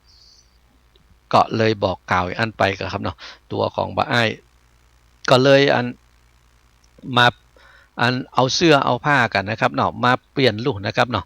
นุ่งผ้าเก่าแหละประเดี๋ยวนี้นะนุ่งผ้าเก่าเสื้อเก่านะครับเนาะบ่มีนะครับบ่มีห้องบ่มีห้อยของการเป็นเจ้าป่อปัญญาอุปราชาอยู่สักหน่อยนะครับประเดี๋ยวนี้นะแต่งตัวเนี่ยโอ้แปรงผมปักสักเนี่ยนะครับเนาะแล้วพอได้ตีได้ตางเสร็จเรียบร้อยแล้วก็ก้มหน้าของตัวเก่ากันนะครับเนาะออกจากหัวจากวังไปกันนะครับเตียวไปนั่นนะครับเนาะเตียวออกจากหัวจากวังไปป้นเขตของวังไปแต่อันนั้นนะครับเนาะโอ้ไผตึงจำบ่ได้เฮ้ยนะคนเฮานี่ตอนที่สักเตือนนี่มันก็อันนั้นนะครับเนาะตอนที่นั่งอยู่บนแท่นนี่ปทโรพอเป็นดีมีห้างครับแต่ถ้ามาเตียวทั้งดุ่มนี่ไผก็จำมาได้แล้วนะครับเนาะอันนี้เปิ้นคนเปิ้นอยู่กันที่ไหนเปิ้นอ่านอู้จากันที่ไหนร้านกาแฟน้ำชามีที่ตั้งใดก็เข้าไปกาดมีที่ตั้งใดก็เข้าไปนะครับเนาะ เข้าไปฟังเสียงของคนเปิ้นอู้กันมันเป็นจะใดป้องกันนี่หายนะอันบ้านเมืองของเขาแต่เข้าไปที่ไหนบ้านใดเมืองบ้านใดอันกาดใดนะเขาก็มาอู้กันโอ้เจ้าพ่อปัญญาเฮานี่ยังมาดีแต่ดีว่าหายนะคือได้ยินกรรมมาตึงมดตึงมวลนี่นะเป็นอันดีหมดเลยนะอันไผจะมาว่าบ่ดีตึงบ่มีสักอันเฮ้ยทีนี้ก็อันพอว่าอย่างอันแล้วเนี่ยนะครับเนาะโอ้บ้านเฮานี่เป็นบ้านม่วนเมืองงานแต่รู้นี่นะคนทั้งหลายโจตนากันเพียวก็เป็นอย่างอันแต่อีนะทีนี้ก็เลยออกจากบ้านจากจองของตัวเก่ากันนะครับเนาะเตียวเสาะเอาสื่อหน้าไปเปลี่ยนหมายแถมแล้วกันนะครับเนาะเตียวเสาะไปเสาะมาครับประเดี๋ยวนี้ปุ้นกันนะครับเนาะพดไปเพียวอันมิถิลาปุ้นกันประเดี๋ยวนี้นะพอพดไปเพียวมิถิลาเนี่ยนะครับเนาะก็ไปได้ยินกรรมของคนมิถิลาเนี่ยกับเปิ้นอู้จากันนะเจ้าพ่อพญาเฮาอย่างอันปล้ำปเลือหายนะอันจะได้เมียอยู่แล้วอ่ะบ่ได้สักกรรมเฮ้ยนะอันพอได้ยินกรรมอย่างอันนะครับเนาะตัวของบ่อายก็เลยเข้าไปหากันไปถามเพิ่นก็มันเป็นจะได้หายนะเป็นจะได้เนี่ยพอมันเป็นจะได้ก็เอากามูนั้นก็เอากันเล่าเรื่องของตัวของอันนวลคำเนี่ยนะครับเนาะลูกเจ้าพ่อพญาวิเทหะเล่ามาคือตัวของบ่อายได้ยินได้ฟังดอกไปทันได้อย่างประเดี๋ยวเนี่ยยักมันเอาไปผู้นี่ล่ะนะอุ้มสยองขึ้นฟ้าไปแซ่บนะก็อันว่ากันไปว่ากันมาเนี่ยนะครับก็เลยว่าเรามันเป็นดีไอนะเป็นดีไอไปคือว่าเจ้าพ่อพญาของตัวเก่านะอันนี้มันเล่าขวัญตรงนี้นะครับเนาะอันเป็นดีไอต่างเจ้าจ้างเป็นป้อห้างขันตำบ่มีกรรมสักกะบ่มีกรรมจักกล่าวฮ้อนพระพาวตึงตนอายรีพลหนุ่มเท่าจักลือเล่าไปหลายว่าอันน่ะบอกกันไปเสร็จแล้วยังไหว้มาบอกอย่างนั้นนะจะไปอู้ไฟฟังเน้ออีนะอันเรื่องนี้นะไปอู้ไฟลายมาได้นายนะเดี๋ยวเต้าเปิ้นได้ยินใส่ป่อพญาเปิ้นได้ยินใส่ตายเดี๋ยวคอปุ๊ดหัวปุ๊ดเน้ออีนะครับเนาะพดไปเพียวมิถิลาปุ่นแล้วนะครับตัวของบ่อายทัศวรครับจะเป็นจะได้ก็ต่อไปเดี๋ยวยั้งฟังเพลงกันสักเพลงก่อนดีกว่านะครับฟังเพลงก่อนครับเจอเลยครับ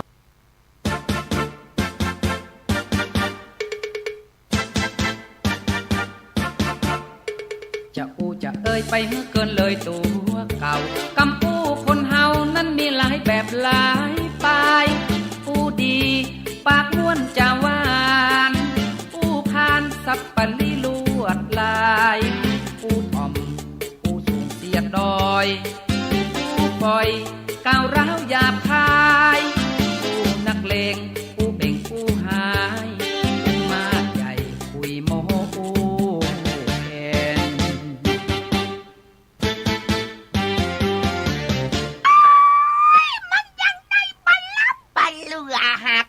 โหนต่างเนี่ยเป็นคุมเป็นมงกันเดียวก็ขุดกันเดียวก็ถมกันเดียวก็ขุดกันเดียวก็ถมเปิงมันบาแล้วกับเปิ้นสักเตี้ยไปจมมาอย่างปลาล้ำปลาเหลือป้าแล้วป้าไปเกี่ยวอย่างกับเปิ้นเกี่ยว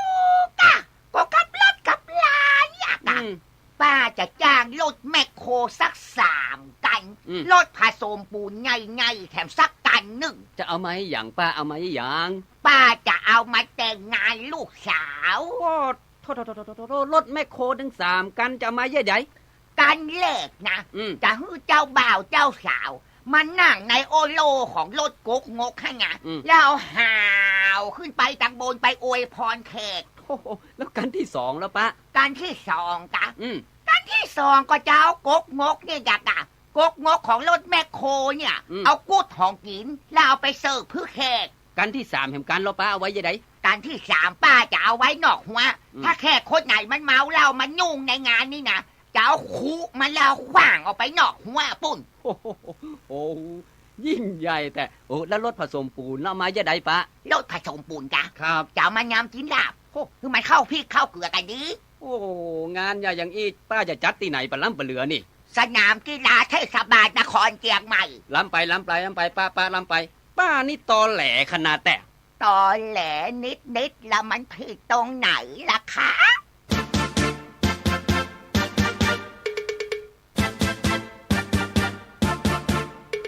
มีแถมรายไปเลี้ยงควายกลางตรงหอเข้าใส่ธงเลี้ยงควายอยู่ประจำบ่ายลุงกุ้ยชอบนอนพักผ่อนห่มไม้เงาดำลำมวนล ลับล้มลืมคิงควายเข้าไปกินบะทั่วดินอ้ายทำเจ้าของมาสุกใส่ไล่หำลุงคุยตอบกำฟังแล้วคงเหลือลายลุงเลี้ยงควายอย่างใดยังบ่พอควายเนี่ยเอาควายมากินบะทั่วดินทั้งหมดอ่ะพอเหรอนั่งเงาตายก็งกอ่ะห่วงเรานะก็กินจังมันอย่างว่ามันกินตั้งโบนมันปุ่นอ่ะมันไม่ใช่ขุดกินได้ดินเหมือนหนูมันตูนหรอกแค่มาเมินมันกระโปงมันจะไปเดือดร้อนมันอย่างหมอกใบมันเหมือนได้ว่ะอู้อีกับไปอู้กับบ้านแกกับหลวงไปอู้อย่างบ้านแกไอ้โฉมแกบ้านกับหลานกูเนี่ยมันถึงมาหากูถึงวันนี้อ่ะมันรุ่นเดียวกับชักกำเนาะรุ่นไหนบัดสำคัญมันอยู่ที่ใจไอ้น้องจะเอารูปแบบใดได้หมดมวยไทยฉากลหรือมวยคาดเชือกแบบพม่าก็ได้จะไปมาคู่เนอะก็เป็นนุ่มๆนี่บ่เกิน3 กรัม 7 กรัมแล้วเรือทนเงาแคบก่อนเลยไม่อยากอู้เนาะไอ้รุ่นน้อง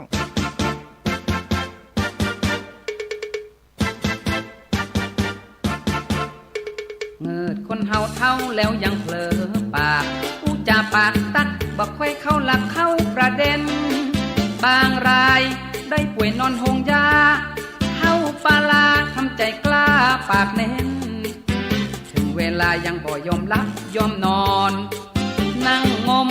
ถอนใจรำเค็นพยาบาลเปิ้นมาพบเห็น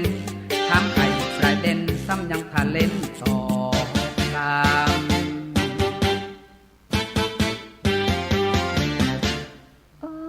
ป้าอุ้ยปอเด็กปอเดินแล้วอย่างมาลับมานอนต้อบ่เดียวอ่ะนั่งกึดไอ้อย่างอยู่ล่ะมันต้องไปกึดอย่างนักอ่ะการเจ็บการป่วยนะมันเป็นเรื่องธรรมดาไปหลับไปนอนเห็นเตอปะพักผ่อนแบบเปียงปอนะป้าอุ้ยก็บ่หายสักเตื้อเนอะมันนอนก่อนอันเนี่ยกะที่เปิ้นห้องว่าพยาบาลหลอบดึกอ่ะโอ้ฉุงคงโยงแต่เหมาะเฮาเฮ้ยมันนอนบ่หลับนะคุณพยาบาลมันง่อมอกง่อมใจบอกบ่ถูกเขา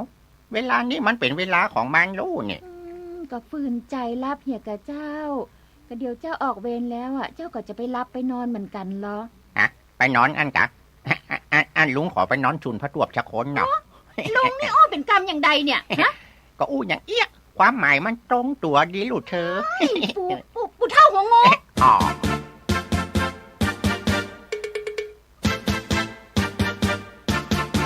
ฟังเพลงกันไปแล้วปิกมาอู้จากันต่อครับสาระธรรมกำเมืองผมวิโรจน์อินทนนท์กำลังอู้จากับเจ้าปี่นายน้องของเฮาในช่วงเวลานี้กันอยู่นะครับ FM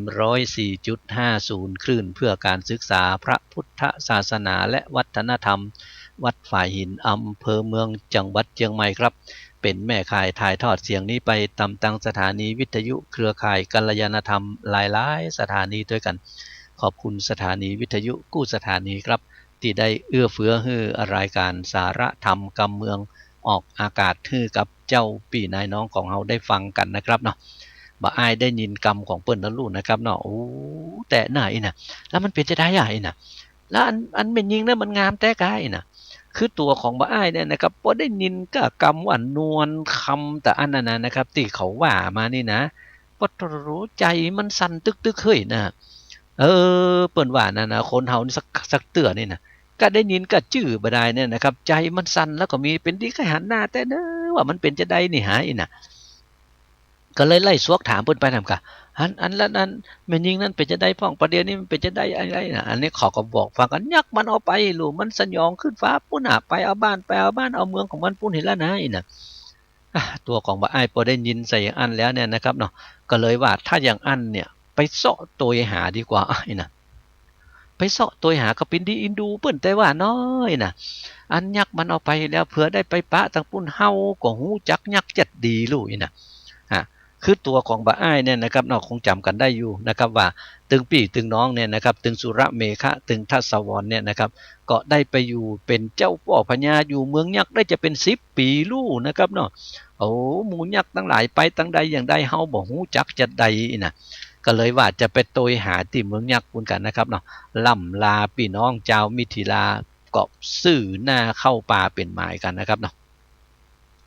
ทีนี้พอซื้อหน้าเข้าป่าเป็นหมายเตียวไปเตียวมาเนี่ยนะครับเนาะเอาเปิ้นว่าค่ำไหนนอนท่านได้20 วันนะครับ20 วันก็ไปพดใส่ที่อยู่ของปอฤาษีนะครับเนาะปอฤาษีนั่นนะกะปอฤาษีที่เอาอีล่าไว้นั่นน่ะนะครับเนาะก็พดไปแผ่วที่อยู่ของปอฤาษีครับก็ยกมือไหว้สาปอฤาษีโลโอ้ปอฤาษีเฮ้ยตั้นมาอยู่ดงดำป่าไม้บ่เมื่อยไข้หนาวในโลคาภัยปัญญาตบ่มาปาดอินทรีย์เหลือบยุงมีเนี่ยใหญ่บ่มาไต่คบตนสัตว์ไพรสนตัวหยาบบ่มาขนาบผิงสาตึงพลาลูกไม้ยังหาได้ปอฉันก็หายนะนั่นนี่เป็นกรรมอู้กรรมจากกรรมถามกรรมตักกันเด้อนะครับเนาะของคนที่ไปปะปอฤาษีนะเปิ้นจะตักกันอย่างเงี้ยนะครับเนาะในที่นี้ปอฤาษีได้ยินกรรมอย่างอันแล้วหูบาดนี่มันอู้ดีเฮ้ยนะกรรมอู้จ่าหวานเฮ้ยก็เลยบอกให้ฟังกะโอ้บาล่าเฮ้ยอันนี้ป่ออยู่ที่นี่นะอยู่ม่วนอยู่งั้นบ่มีงูเงี้ยวเขี้ยวคออย่างตั้งหลายมาสัตว์ตั้งหลายก็ตึ้งมีนะอยู่ม่วนอยู่งั้นแล้วเป็นไผที่ไหนยังได้มาที่นี่ไอ้นะก็เลยถามล่ะนะครับพอถามอย่างอันแล้วตัวของมาอ้ายก็ยกมือไหว้สากันนะครับเป็นลูกป่อเศรษฐีในกุศวดีนะเล่าเรื่องของตัวเก่าให้ฟังตึงโมตึงเสียงนะครับเนาะเสร็จเรียบร้อยแล้วก็บอกว่าอันที่เข้ามาในป่าไม้ดงหนาประเดี๋ยวนี้นะจะประเดี๋ยวนี้จะมาตวยเสาะหาแม่ยิงอยู่คนหนึ่งไหนนะชื่อว่านวลคำไหนนะข้าจะมาเสาะตวยหาว่ามันอยู่ที่ไหนตั้งใดกันนี่หายนะเข้าปอฤาษีพอได้ยินกรรมอย่างอันแล้วเนี่ยนะครับเนาะก็แรงเล็งตาพอแล้วนะครับเนาะเล็งตาพอไปเล็งตาพอมาโอ้แต่ไหนนะอันนี้ที่มันอู้มาเนี่ยนะนวลคำนี่มันเป็นอีล่าคนนี้รุ่นนี้นะอ๋อถึง2 คนนี่เขาเป็นกู้เวรกู้กรรมกันมาก่อนรุ่นนี้นะแต่ว่าเมื่อเขาเป็นกู้เวรกู้กรรมกันเนี่ยจะให้เขาได้มาปะมาอยู่ด้วยกันกรรมเดียวยังบ่ได้เตื้อเพราะว่าประเดี๋ยวนี้มันเป็นยามค่ำยามแรงไปละนะปอฤาษีพอได้ยินกรรมของบาอ้ายเล่าให้ฟังอย่างอันแล้วเนี่ยนะครับบาอ้ายซ้ำถามถึงว่าอันละหันก็ปอฤาษีหันแล้วก็ยักมันปาเอาไม่ยิงมาตั้งนี้ก็นะปอฤาษีก็บอกให้ฟังก็เนาะมาเพียวก็ดีละนะอันเรื่องยักเรื่องเนียนนั้นเอาไว้วันผู้ก่อนมาเล่าให้กันฟังนะนะตอนนี้นะเอาไปยักไปนอนเดี๋ยวก่อนไปมาอิดออนนะก็เลยบอกคือตัวของบาอ้ายเราไปนอนเดี๋ยวก่อนกันแล้วกันเตอะนะตัวของบาอ้ายก็เจือกนะครับเนาะนอนนั่นศาลาปอฤาษีนะครับเนาะปอฤาษีเข้านอนตั้งในบาอ้ายก็นอนตั้งนอกก็ลาบกันไปกันนะครับเนาะปอฤาษีมาส่องญาณของตัวเก่านั้นนะครับอภิญญาญาณของตัวเก่าหูติบตาติบนี่นะมาพอโลโอ้ถึง2 คนนี้ได้เป็นเวรเป็นกู้เวรกู้กรรมกันมาก่อนดูนี่นะเขาถึง2 คนนี้ได้กินได้ตานตัวกัน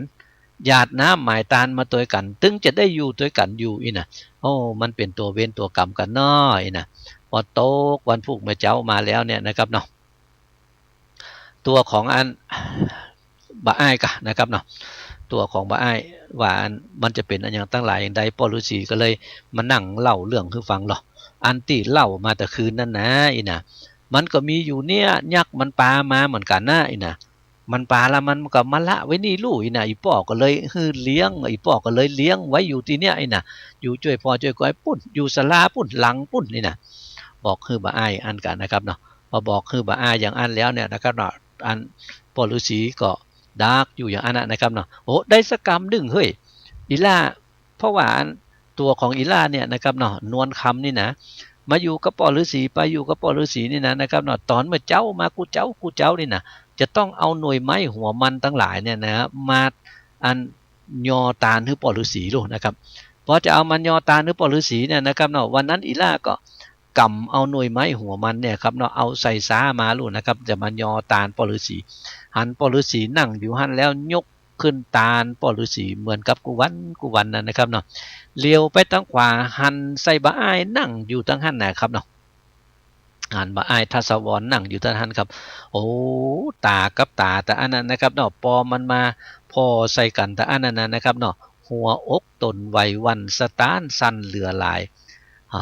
จะเป็นดีอายเป็นดีมันใจมันสั่นตึกตักนะครับเนาะความอายก็เกิดขึ้นกันนะครับเนาะทีนี้ก็เลยบัดจ้างปากสกรรมครับยกมือไหว้ปอฤาษีเสร็จเรียบร้อยแล้วก็ฟังปิกที่อยู่ของตัวเก่ากันนะครับเนาะโอ้ตัวของมาอ้ายกันนะครับเนาะพอหันใส่หน้าตกสะเกิดเหมือนกันนะครับเนาะ อ๋อตาพ่อแตะนะครับแต่ตาพ่อบ่พับแล้วนะครับเนาะอ๋อเปิ้นว่าตาพ่อค้างลืมคิงจักต้วงติ่งยินยากบ่จ้างปากจ่าถามพออันนั้นปิกไปเสร็จเรียบร้อยแล้วก็เลยไหว้พ่อฤาษีแล้วอันพ่อฤาษีอันเนี้ยการที่พ่อฤาษีว่านวลคำนวลคำหั่นน่ะไอ้น่ะพ่อฤาษีก็แม่นนะกะอันนั้นน่ะกะไอ้น่ะเนี่ยนวลคำไอ้น่ะไปแหละไปอู้มันคนเดียวไปไอ้น่ะไปที่ศาลาคนเดียวกะไอ้น่ะโหพอว่าไปที่ศาลาพวกคนเดียวกันเนี่ยนะครับเนาะก็บ่ใครกล้าไปถามว่าเฮ้ยเนี่ยอันคนถ้าตอนที่มันบ่ฮู้นี่มันก็ไปแถมอย่างนึงนะครับเนาะแต่พอฮู้แล้วเนี่ยนะครับเพราะว่าในใจเนี่ยมันกึดถึงว่าโอ้จะมาเอาอันเนี้ยจะมาเสาะหาอันเนี้ยนะแต่ว่าพอมาฮู้แล้วมาหั่นใส่แล้วเนี่ยนะครับเนาะจะไปอู้เน้อก็ยินยากครับแต่เนาะแล้วเปิ้นจะอู้เฮาก็หาแล้วเป็นจะได้อันอย่างตั้งหลายเนี่ยนะครับมันกึดไปหมดนะครับเนาะเฮาฮักแต่เปิ้นจะฮักเฮาก็หาเฮาจะไปอู้แล้วมันจะอู้เฮาก็หาอีนะครับเนาะแต่ถ้าตอนที่ยังบ่ฮู้จักบ่ได้เป็นอันหยังกันเตื้อยนะอู้ได้กันแลบๆครับนะอู้กันแต่เพราะว่าอันนี้จะเป็นกู้ผัวตัวเมียอีน่ะเฮาจะหมายเอาแล้วอีน่ะจะออกปากก็ยากจะอู้ก็ยากหัวมันจะอู้ผิดอู้ถูกอย่างตั้งหลายอย่างใดเนี่ยนะครับเนาะโอ้จนเมื่อเจ้าเมื่อแจ้งพดไปหมดไปเรียบร้อยแล้วพ่อฤาษีพอกินหน่วยไม้หัวมันเอาหน่วยมันเหือล่ากินไปเสร็จเรียบร้อยแล้วเนี่ยนะครับเนาะอันนั้นก็จะไปอู้ดีบดีหายนะตกมาลามาลูนมาบ่ฮู้ยังไดละถ้าบ่ไปก็บ่ฮู้อ้ายนะครับก็เลยพดไปกันนะครับเตียวเข้าไปหาอีล่าแล้วนะครับปุ่นน่ะที่ศาลาปุ่นน่ะตัวของอีล่านวลคำก็เหมือนเดียวกันนั่นนะครับเนาะปดปิกเข้ามาแล้วเนี่ยนะครับเนาะปิกมาตีอันศาลาของตัวเก่าแล้วเนี่ยนะครับแล้วตึงบ่ได้นะครับบ่เป็นอันกินบ่เป็นอันนั่งปดกลัวมันจะหล่นตัวก้นมาก่อนนี่หายนะมันจะพดมาตะนี่กันนี่หายนะโอ้นะครับเรากลัวสปะนะเนี่ยมันตกสะเกิดมาตั้งแต่หันนั้นนะครับเนาะเปิ้นว่าอายกันมาตั้งแต่หันโดโอ้กลัวแตะกลัวว่านั่งอยู่ไปอยู่มาโอ้ก็ได้ยินเสียงละแซบติวมาขนาดน่ะพอได้ยินเสียงแซบติวมาก็ฟังเข้าในห้องกันนะครับเนาะใส่แส้ไว้อย่างดีรู้นะครับโอ้ตัวของมาอ้ายมาแผ่วดับปิ้งเย็นไว้อะไปที่ไหนกันล่ะนี่หายนะมีไผอยู่พ้องนี่หายอ่ะโอ้ไขประตูพ้องล่ายอ่ะอันนั้นก็ดับปิ้งเย็นไว้เฮ้ยนะโอ้มีคนมาหาป้อมบานฮับต้อนกันพ้องหน่อยยังมาใจดำอีปะล่ำปะเลือหายนะนั่งอู้อยู่ตั้งนอกอยู่คนเดียวน่ะเพราะมันซื่อหน้าแต่มันอู้บ่ได้นะครับเนาะแต่นี่พอบุญหน้าออกมานี่ได้ละนะครับว่าไปคนเดียวอันนั้นนะครับอ๋อหันเป็นคนไก่คนอย่างได้ปะล่ำปะเลือก็ตึ้มเปิดประตูบ่ไขประตูใกล้น่ะว่าไปได้สักกรรมหนึ่งมาสักกรรมก็ถ้าอันไปแล้วก็ได้น่ะคนอย่างไม่อีปะล่ำปะเหลือแต่น่ะเจ้าบ้านจะใดนี่ฮะมีแขกเปิ้นมาแล้วบ่ฮับบ่ต้อนคนน่ะยังมาใจให้ใจดำแต่น่ายน่ะไปก็ได้บ่อยู่ก็ได้ไปแล้วเว้ยน่ะก็อันแต่งติวออกปิกกันนะครับเนาะติวปิกออกไปตั้งนอกซับๆโหลดนะครับเนาะโอ้พออันนั้นแต่งติวไปแต่อันนั้นนะครับเนาะนวลคำอยู่ตั้งในห้องกันนะครับฟังไข่แส่แหละนะครับเนาะก็แลกแคกออกมาแล้วก็อ้ายฟังไปเตื้อกายน่ะ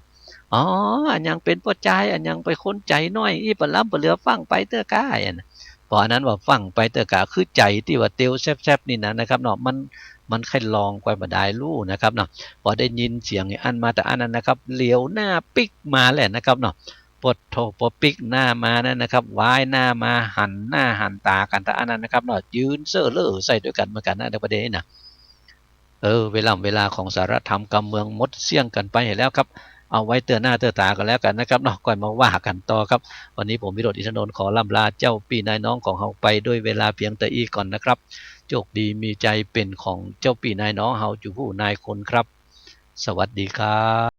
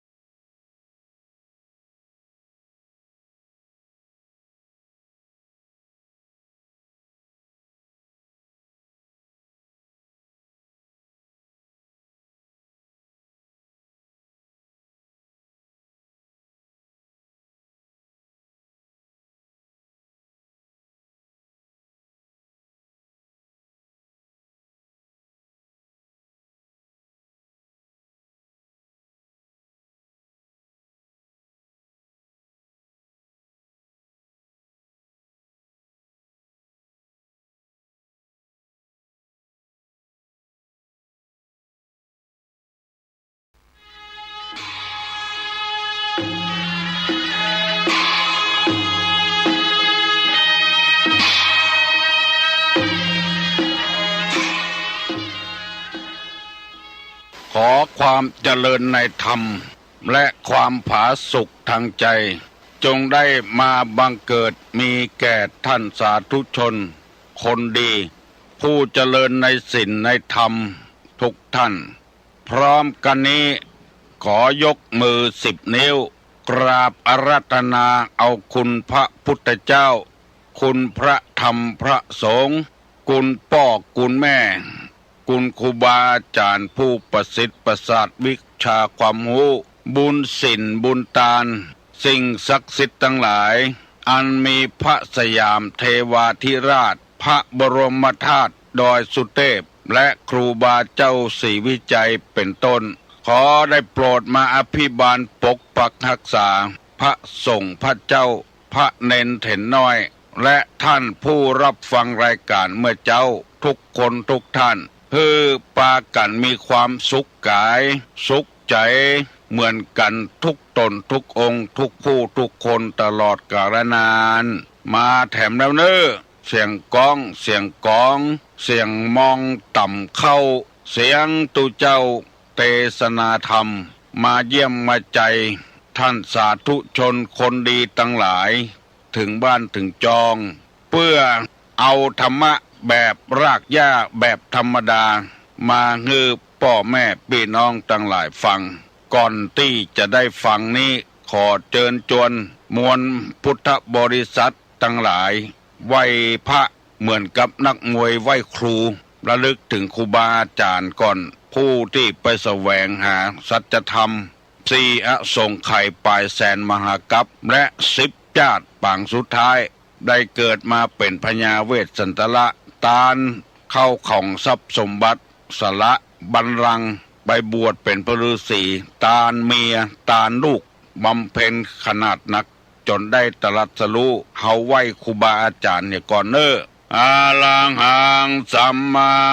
สัมพุทโธภควาพุทธังภควันตังอภิวาเทมิกราบสวากขาโตภควตาธัมโมธัมมังนัมสสามิกราบสุปฏิปันโนภควโตสาวกสังโฆสังฆังนะมามิกราบหันทัพไมยังพุทธัสสะภควโตบุพาภะคณะมะกะลังกะโลมาเสนะโมตัสสะภะคะวะโตอะระหะโตสัมมาสัมพุทธัสสะนะโมตัสสะภะคะวะโตอะระหะโตสัมมาสัมพุทธัสสะนะโมตัสสะภะคะวะโตอะระหะโตสัมมาสัมพุทธัสสะพุทธังสรณังกัจฉามิธัมมังสรณังกัจฉามิสังฆังสรณังกัจฉามิตุติยัมปิพุทธังสรณังกัจฉามิตุติยัมปิธัมมังสรณังกัจฉามิตุติยัมปิสังฆังสรณังกัจฉามิตติยัมปิพุทธังสรณังกัจฉามิตติยัมปิธัมมังสรณังกัจฉามิตติยัมปิสังฆังสรณังกัจฉามิอิติปิโสภะคะวาอะระหังสัมมาสัมพุทโธวิชชาจรณะสัมปันโนสุขโตโลกาวิทูอนุตตโลปุริสาธัมมสาละถิสัทธาเทวมนุษสานังพุทโธภควาติสวากขาโตภควตาธัมโมสันติติโกอากาลิโกเอหิปัสสิโกโอปนะยิโกปัจจัตตังเวทิตโพวินยูหิติสุปฏิปันโนภควโตสาวกสังโฆ อุจุปฏิปันโนภควโตสาวกสังโฆญาญะปฏิปันโนภควโตสาวกสังโฆสามิจิปฏิปันโนภควโตสาวกสังโฆญาติตังจัตตาลิปุริสายุคานิอัฏฐปุริสาปุคลาเอสาภะกวะโตสาวกสังโฆอาหุไนโยปาหุไนโยทักขิไนโยอัญจลิกาละนิโยอนุตตะลังปุญญเขตังโลกัสสาติกราบหนึ่งกราบสองกราบสาม กาเลนะธรรมัตตวัตนังเอตัมมังคารมุตตะมังมาแล้วเลยพ่อแม่พี่น้องลูกเต้าหลานเด็กวงศาคณาญาติมาแผ่นแล้วมาคู่วันตอนนี้อันยังมาเสียงฟ้องเสียงของเสียงมองต่ำเข้าเสียงตุเจ้าเทศนาธรรมมาถึงบ้านมาถึงบนเรือนมาถึงในเรือนมาถึงในมุ้งมาถึงในสุดมาถึงเรือนหมอเข้าต่อไว้มาถึงห้องน้ำมาถึงในรถในลาที่พี่น้องทั้งหลายกำลังเปิดวิทยุในรถอยู่มาถึงในกาดในลีมาถึงกุฏิสุดทางในให้ในสวนที่เปิดวิทยุอยู่มาเยี่ยมมาใจมาประกาศธรรมพี่น้องพุทธชาวบ้านที่สนใจในการฟังเทศน์ในการฟังธรรมเพื่อจะได้เอาธรรมะมาเป็นเครื่องปฏิบัติทางจิตทางใจมีจิตใจอ่อนน้อมมีจิตใจทุ่มซึ้งในพระธรรมคำสอนทำบุญตนทานมีใจเบิกบานในพระพุทธศาสนานี้สอนทุกคนหนึ่งทานสองศีลสามภาวนาการทานนั้นนอกจากจะได้บุญแล้วเป็นการชำระสะสางกิเลสอย่างหยาบที่มีในสันดานในจิตในใจของคนเพราะว่าคนใดเป็นคนหือทานกิเลสอย่างหยาบมันจะออกมันจะถอยมันจะหายไปถึงวันนี้เขาอยู่กันด้วยกิเลสอย่างหยาบเพราะกิเลสอย่างหยาบมันยังมีอยู่ในจิตในใจของคนทั่วไป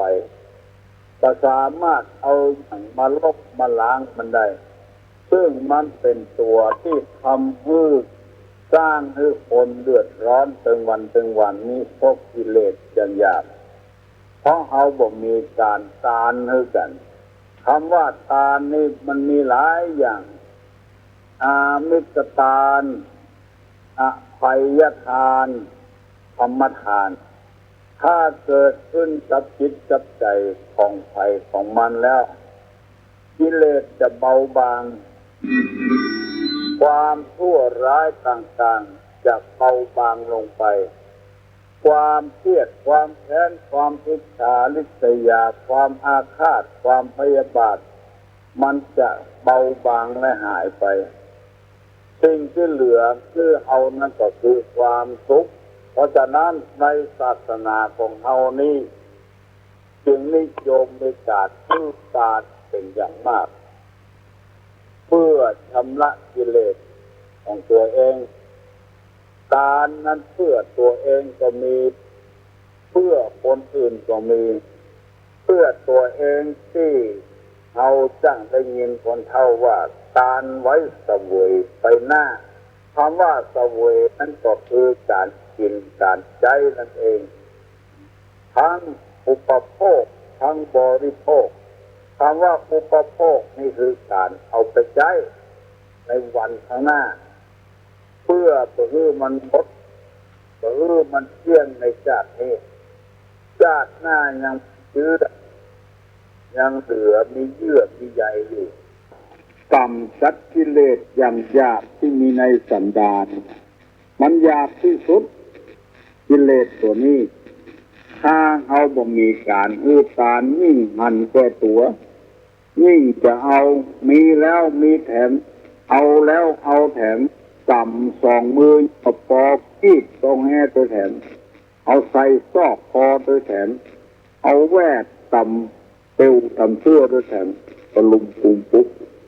เอาไปเอาบอดเพราะตัวนี้เป็นกิเลสทั้งนั้นมันได้ใจได้สอยแต่ชาตินี้ชาติเดียวแล้วเกิดว่าคนเอาในโลกเนี่ยเป็นเชื้อเหตุผลคนใดก็จะเอาเหตุผลแบบอ้วกให้ไปมหันอกหันใจไปคนใดด้อยอากาศด้อยโอกาสก็ปล่อยคนด้อยฮะนะบ่พอบ่คอยกันลองรับตาทุกใจพอตัวมันจะอยู่ม่วนก็เพราะว่าต่างคนต่างมีกิเลสเหมือนกันหมดในศาสนาเขาจึงนิยมมีการการขันเข้าไปพ่อแม่พี่น้องครูบาอาจารย์ก็เป็นการชำระกิเลสอย่างหนึ่งแล้วก็ได้มาซึ่งกตัญญูกตมุทิตาต้นตายจากภาคไปนานหาประมาณบ่ได้7 เส้นขบุญตั้งพ่อเป็นเจ้าเส้นขบุญตั้งแม่เป็นแดน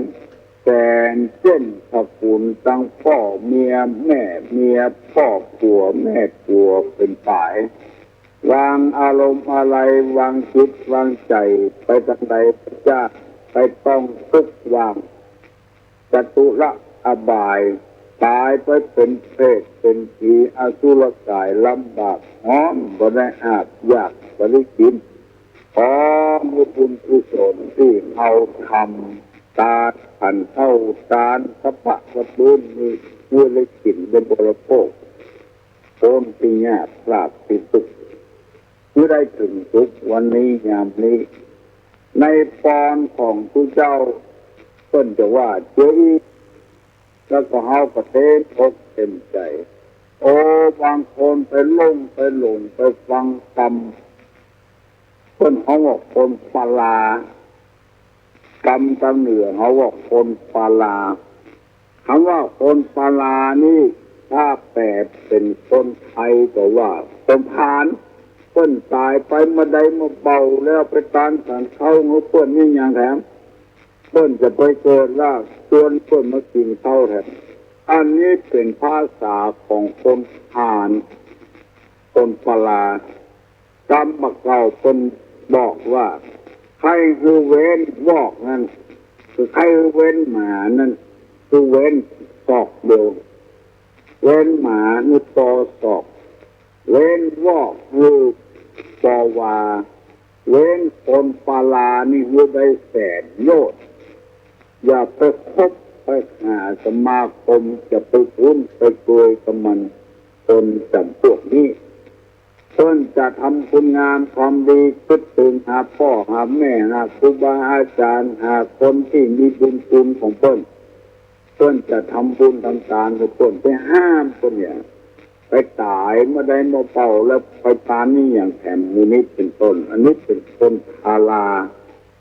บ้านเฮาว่าคนปาลาคนไทยว่าคนพาน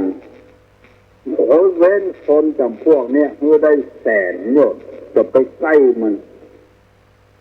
เมื่อใกล้มันใจก็จะจนกันมาอันเหมือนกับเอาออกรถ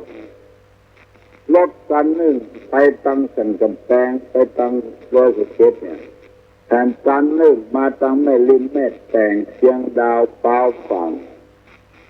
มันแบบปะกันเสื้อมันถึงแบบโจรกันเสื้อคนพาลเอาหัวเป็นคนพาลนี่ก็มือลิบเด็กมันเนี่ยก็ไปใกล้ไปจ่ายมันไปห้ามเพิ่นจะทำบุญทำทานมันเป็นการชำระกิเลสทำมันเข้าที่ไหนนะมันเกาะกินหัวใจคนที่ท่านทำให้คนได้มืดได้บอดเพราะว่าทุกคนนี่เป็นไว้เป็นสี่จำพวก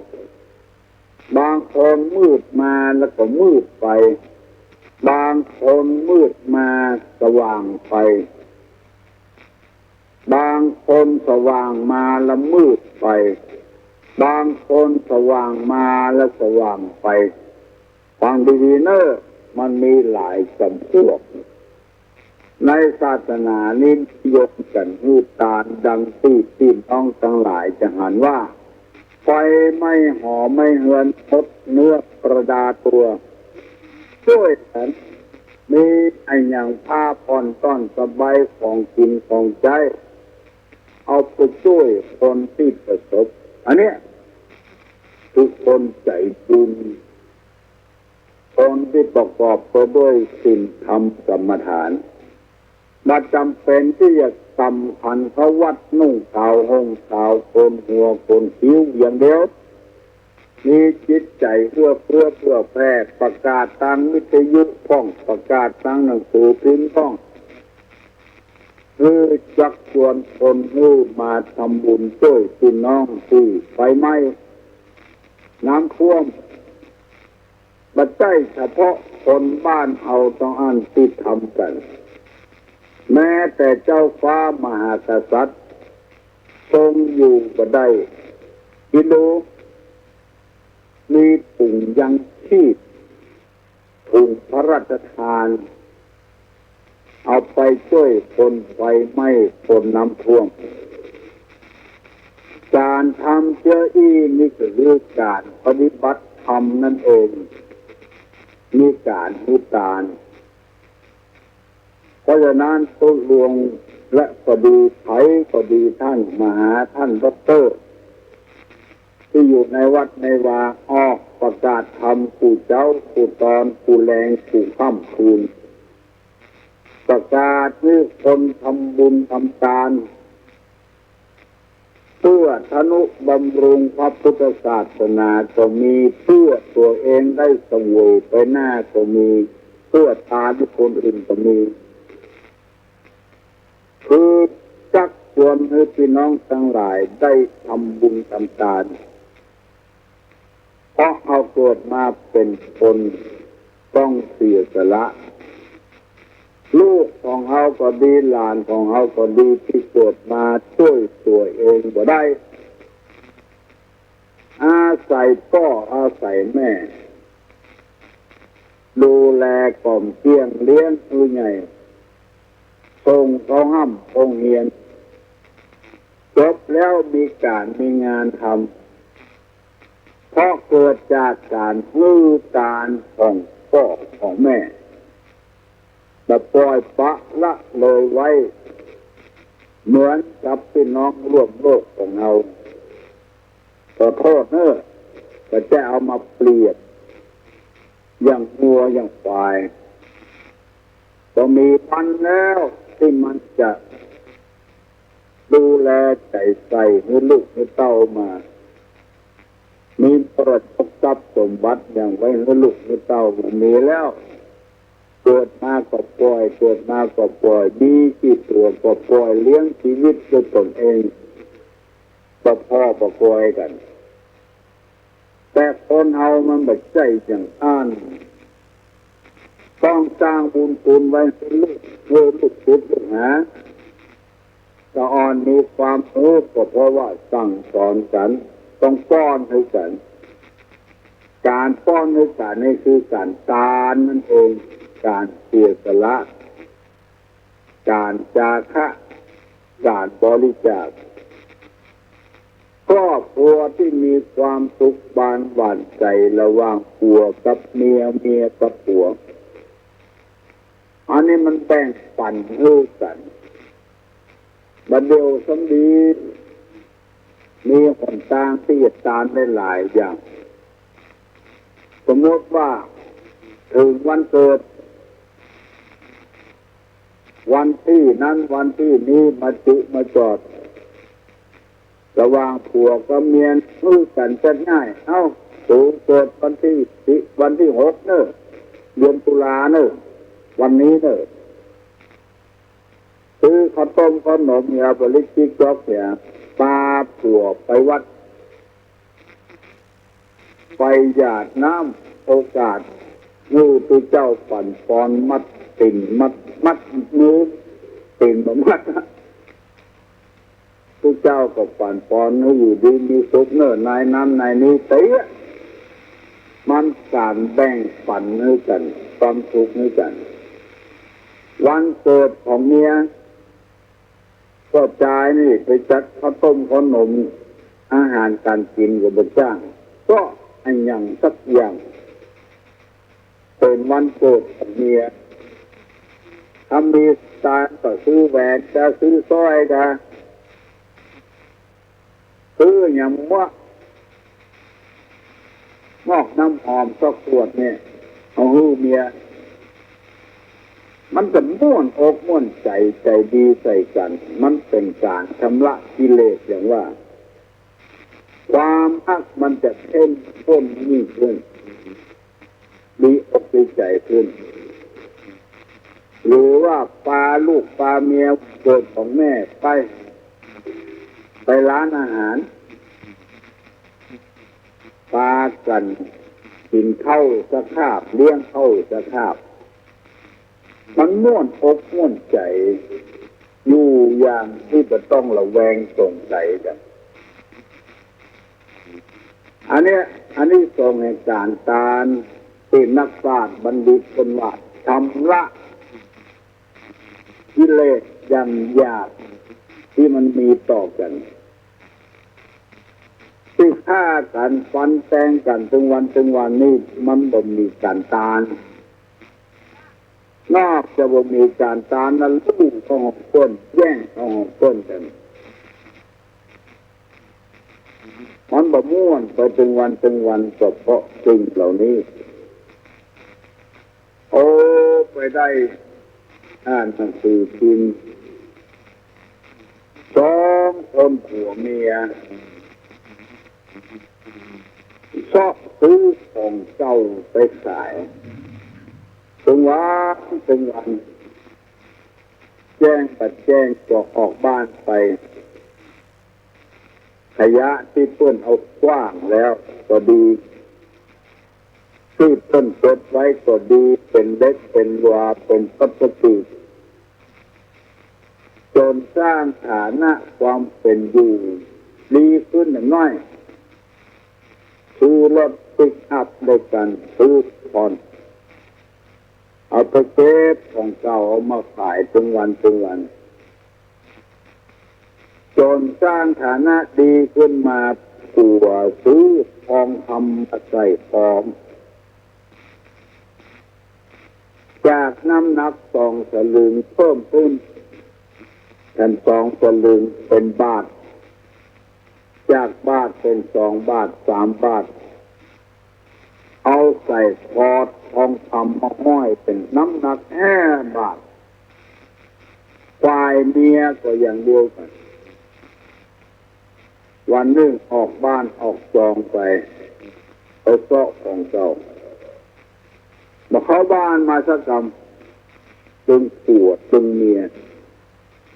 พี่น้องอยู่ตั้งหลังลูกเต้าอยู่ตั้งหลังก็เดือดร้อนพ่อไปไหนแม่ไปไหน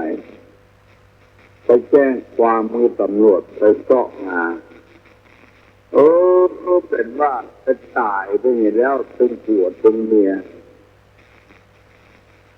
ปาดคอเพิ่นแล้วเอาใส่คอน้ำหนัก5 บาทไปฝ่ายเมียก็น้ำหนักเท่าเดียวกันแต่ว่าไปเจ็บทองเป็นทองตู้ผสมบุญมาเอาไปสะจำลดต่อละเนี่ยเลยนั่น คนก็ไปตายเนี่ย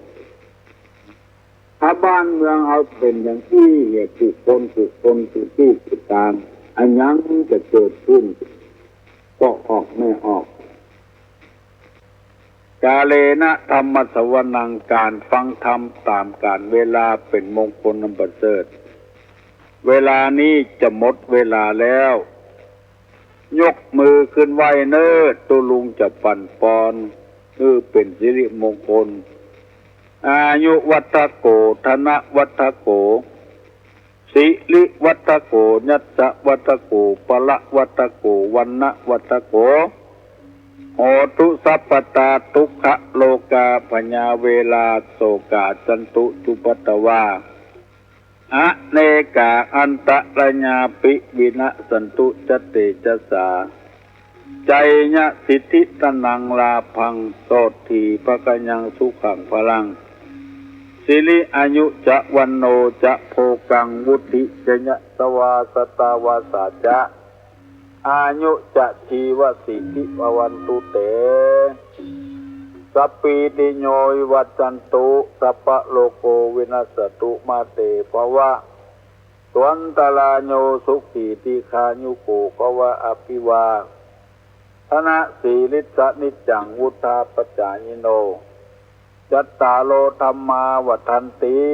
อายุวันโนสุขังพลัง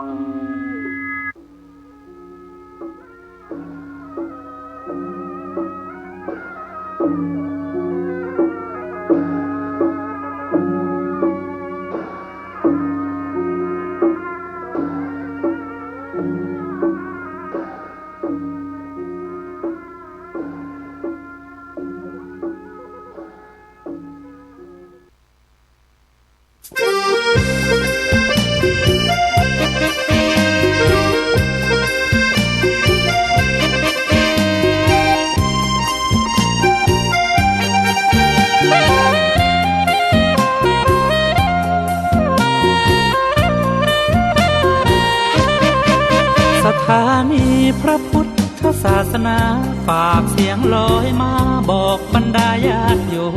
มที่มีใจใช้ธรรมฉโลมที่มีใจใช้เพลงฉโลมบอกบรรดาญาติโยมให้ฟังคลื่นนี้สถานีตั้งไม่ไกลไม่ไกลตั้งอยู่ทั่วเมืองไทยชวนคนไปทำดีเชิญฟังกันทั้งวันดีเจสร้างสรรค์พากันสุขีใครอยากฟังธรรมเชิญทางนี้ใครอยากฟังธรรมเชิญทางนี้หรืออยากฟังเพลงดีๆเปิดคืนนี้นะคุณสถานีพระพุทธศาสนาฝากเพลงลอยแต่เราจะมาคิดเอามันทางที่สงบทางที่รู้จักความดีการที่เรามาประพฤติศีลธรรมเนี่ยเป็นการที่ยกฐานะทุกข์ออกไปทำให้เราได้คุ้นเคยเราก็ได้พิจารณาได้เห็นวิธีทางดับทุกข์พอเรื่องอะไรๆเกิดขึ้นมามันก็จะไม่ค่อยเป็นทุกข์กังวลเท่าไหร่เพราะเรารู้แล้วว่าทุกสิ่งทุกอย่างนี่มันเป็นเครื่องอาศัยอยู่เราจะไปยึดว่ามันเป็นของเราตลอดชีวิตเอาไปได้มันเอาไปไม่ได้ศีลธรรมเท่านั้นเนี่ยคุณกุศลที่เราทำเนี่ยเป็นของเอาไปได้คนหนึ่ง เขาตลบไปแต่โยมคนหนึ่งก็อยู่ที่พิษณุโลกได้ทำบุญเก่งทำบุญทำจริงๆทำจนขึ้นชื่อเลยมีพระนิมนต์พระในเวลาหน้ามีนั่นนิมนต์พระมาฉันบ้านทำไรก็ทำไม่กลัวจนจากคนจนเนี่ยมาทำบุญไปก็มีฐานะเป็นอยู่มีกินมีใช้จากไม่มีเงิน100ก็มามีเงิน100จากไม่มีเงิน1,000ก็มามีเพิ่มขึ้นจนสามารถทำบุญได้เป็นหมื่นทำบุญได้เป็นแสนทำเท่าไรมันก็ยิ่งมาผลที่สุดไอ้คนนั้นถลบไป ไอ้คนนั้นทำบาปพอตลบไปพอไปเมืองบอกโอ้ยไปเห็นสมบัติของยายนี่เต็มหมดอะไรๆก็ของยายนี่หมดเลยทั้งยายนี่ยังไม่ตายเลยยายนี่ยังไม่ตายเลยไปเห็นของยายนี่เต็มไปหมดอาหารการกินเครื่องทุกสิ่งทุกอย่างไปเห็นของยายเนี่ยฟื้นกลับมาบอกโอ้ไปเมืองผีไปเจอแต่ของยายนี่ทั้งนั้นเลยแกทำของแกไว้ไปปรากฏกับอีกคนหนึ่งได้ไอ้นั่นเลยเชื่อเลยสลบไปเชื่อเลยเหมือนกับนั่งกรรมฐานไปเห็นของยายที่แกยังไม่ตายเนี่ยแกใจบุญมีสมบัติอยู่ในเมืองไปอยู่โลกโน้นเยอะแยะมาเลยของเราไม่มีเลยหาอะไรไม่ได้เลยสักชิ้นเดียวเพราะเราไม่ได้ทำไปพอดีมันยังฟื้นคืนมาได้แค่สลบเราไปเห็นสมบัติของคนที่ทำไปจึงว่าสิ่งที่เราทำไว้เนี่ยมันเป็นบารมีของพวกเราทำบ่อยๆเนี่ยมันจะเป็นกำลังเพิ่มพูนให้จิตใจของเราเนี่ยมีความสุขสงบแล้วก็ทำอะไรมันก็เป็นบุญกุศลชีวิตมันจะไม่ค่อยลำบากในการที่เราทำอะไรมันเป็นความลำบากเนี่ยเรานึกว่าเราไม่ได้สร้างของเราไว้เราไม่ได้สร้างทานเราไม่ได้รักษาศีลเราไม่ได้เจริญภาวนาไว้แต่ชาติก่อนชีวิตเรามันจึงได้วุ่นวายปั่นป่วนเอาละชีวิตนี้เรารู้จักทางสงบแล้วเราจะต้องยึดเหนี่ยวทางนี้ให้มันได้บ้างอย่าให้มันเป็นไปอย่างอื่นต้องมาฝึกต้องมาฝนมาอบรมให้มันเกิดความสุขสงบทางใจของเราบ้างให้รู้เรื่องของศาสนาบ้างเหมือนพระเวสสันดรท่านให้จนหมดให้หมดเลยถ้าให้ไม่หมดยังเป็นพุทธเจ้าไม่ได้พวกเราเป็นไม่ได้ใช่ไหมเพราะเราให้ไม่ได้พระพุทธเจ้าเป็นได้เพราะให้หมดให้แล้วเป็นไงมาได้ทรัพย์มันประเสริฐกว่าทรัพย์พวกนั้นอีกมันได้สหชาติพระพุทธเจ้าให้หมดเนี่ยพอมาชาติสุดท้ายเนี่ยมาได้สหชาติมาได้นางแก้วมาได้ปราสาท3 ฤดูมาได้นางแก้วซึ่งเป็นผู้หญิงที่สมบูรณ์มาได้ลูกที่ดีแล้วมาได้อะไรอำมาตย์ที่ดีได้ขุนพลได้เป็นคนที่ซื่อสัตย์คนรับใช้ที่ซื่อสัตย์ที่มีคุณธรรมมาได้ม้าขันธกะที่เกิดพร้อมกันต้นโพที่เกิดพร้อมกันม้าที่เกิดพร้อมกันในกรุทายีซึ่งเป็นอมาตย์ที่ซื่อสัตย์มีสติปัญญาสามารถที่จะช่วยได้ทุกอย่างอะไรมาได้ของดีทั้งหมดพอมาเกิดแล้วคุ้มทองทั้ง4 ทิศก็เกิดขึ้นคุ้มทองมีทรัพย์ติดตามมาเลยมาเกิด ไม่ต้องไปหาเกิดมาพร้อมกับคู่บุญของพระองค์พอพ่อแม่มีลูกอย่างนี้เกิดขึ้นมาก็ไม่ต้องเดือดร้อนในเรื่องฉับจ่ายใช้สอยเพราะมีสมบัติติดมาอันที่เกิดอย่างนี้ได้เพราะไม่ใช่อะไรเพราะทำไว้แต่ชาติก่อนให้ไว้จนหมดให้ช้างให้ม้าให้ทรัพย์เกิดมาแล้วให้ทานอย่างเดียวให้ทานรักษาศีลเจริญภาวนาแล้วพอมาเกิดชาติสุดท้ายไม่ต้องทำอะไรมาคู่บุญเองชีวิตไม่ต้องเดือดร้อนมีคนแก้ปัญหาให้เสร็จถ้าเรามาเชื่อพระพุทธเจ้าเราก็นึกว่าเพราะกรรมของเราเนาะที่เราเรื่องลำบากให้แสดงว่าเราไม่ได้สร้างบารมีให้เต็มเราคงยังไม่ได้ทำเหมือนพระพุทธเจ้าเราคงยังขี้เหนียวตนีเรายังคนมักโลภโกรธหลงเรายังยึดมั่นถือมั่นมากเหลือเกินในการที่ยึดมั่นถือมั่นมากเลยทำให้เราเกิดเป็นทุกชาติเลยถ้าเกิดชาติไหนเราก็ยึดติดแต่สิ่งนั้นเป็นของเราอยู่ด้วยแต่พระพุทธเจ้าเป็นงั้นถือว่าชาติเนี่ยเป็นชาติที่เราจะต้องทำบารมีเพราะเราเอาไปไม่ได้ถ้าคือโลภโมโทสันอยู่ก็ตายฟรีหมดถ้าเอาบ้านไว้ไม่ให้ใครก็เป็นบ้านคนอื่นถ้าเก็บเงินไว้ไม่ให้ใครก็เป็นเงินคนอื่น มีร่างกายไม่ทำความดีก็เป็นร่างกายคนอื่น คนอื่นเขาก็เอาไป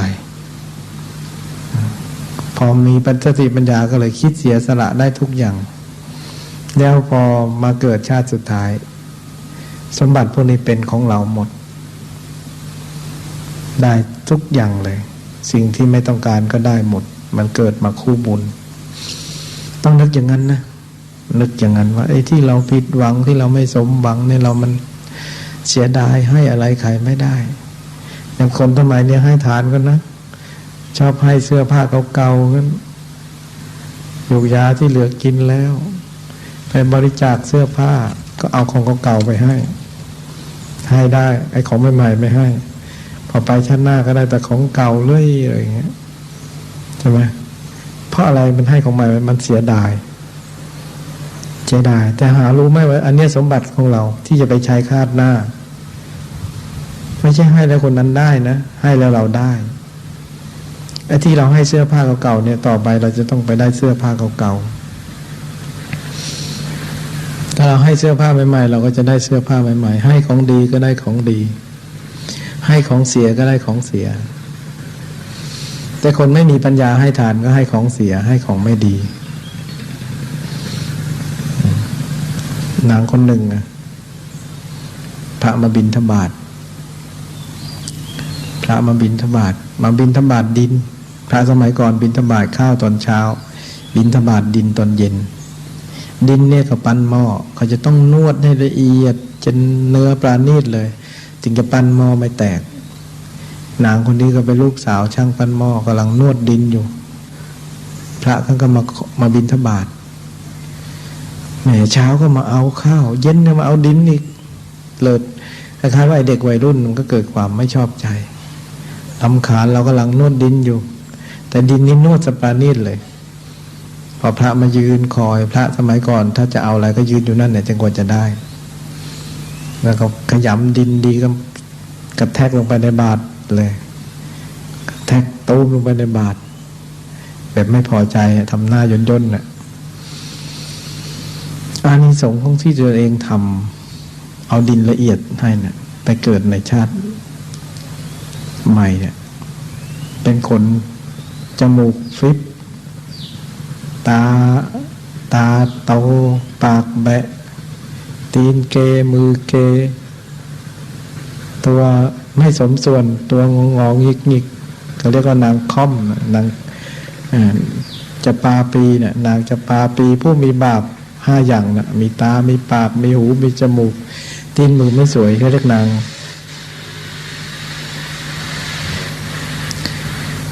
จะปาปีแต่อานิสงส์ของนางเนี่ยใครถูกตัวไม่ได้นะเพราะนางตัวเป็นทิพย์เนื้อนางนี่ละเอียดใครมาถูกก็เลยลืมสติเลยเพราะอานิสงส์ที่ทำไอ้ของปราณีตเนี่ยแต่ที่นางถวายนะเพราะไม่ตั้งใจเพราะประชดก็เลยได้ร่างกายที่ไม่สวย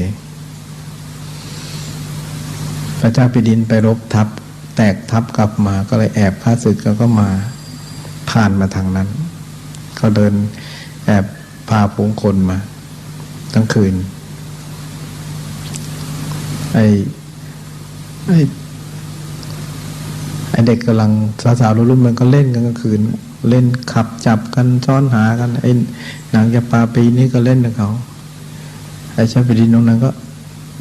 แอบมาไอ้นี่ก็วิ่งไปจับนี่ก็พวกกันพอจับถูกแล้วพระเจ้าแผ่นดินตกตะลึงเลยลืมสติเลยลืมหลงงงงวยมาเลยพอสัมผัสน้ำมือนางเท่านั้นเนี่ยขาดสติเลยมีความหลงรักนางนั่นทันทีถามว่าลูกใครอยู่ที่ไหนก็บอกผลสุดขอเอาไปเป็นมเหสีเลยคนทั้งหลายก็ตายทำไมเอามเหสีขี้เลมางี้เจ้าแผ่นดินก็รู้อยู่คนเดียวมึงมาถูกตัวมามึงก็หลงเมื่อนั้นเลยพระเจ้าแผ่นดินมึงไม่รู้สิมึงมาถูกอะไรมึงก็หลงวันนั้นเนี่ยกูหลงจนถอนตัวไม่ขึ้นอยู่ในอำนาจนางเลยอ่ะไอ้บุญกุศลนั้นทำให้หลงทำให้เจ้าแผ่นดินหลงด้วยบุญกุศลที่นางทำของปราณีตใส่บาตรด้วยพระเอาไปปั้นบาตรแต่นี่มายังไงก็พระเจ้าแผ่นดินอีกเพื่อนกันมาเที่ยวอยู่คนละเมือง เกิดไปถูกตัวนางนี่หลงเขาอีกแล้วคนหนึ่งไอ้นั่นก็ไปเมืองตัวเองไม่ได้จะตายเลยตกลงขอเพื่อนทำไงทุกข์ทรมานก็บอกความจริงเขาบอกเขาก็เหมือนกันเอางั้นเราแบ่งกันคนละ7 วันแบ่งกันคนละ7 วันไอ้นางเลยมีสามีเป็นเจ้าแผ่นดิน2 คนเล่าแล้วก็เหมือนหยาบคายคือมันเรื่องของกรรมอะทำบุญมากเกินไปทำบุญมันทำดีเหมือนกันแต่อีกส่วนหนึ่งมันเสียที่มันเป็นไม่ตั้งใจทำไอ้คนพายเรือไปถูกตัวนางก็เลยหลงอีกพายเรือข้ามฝั่งก็เลยได้สามี3 คนไอ้คนพายเรือก็ได้ข้ามไปก็ได้นางนี้ด้วยไอ้เจ้าแผ่นดินตรงนู้นก็ได้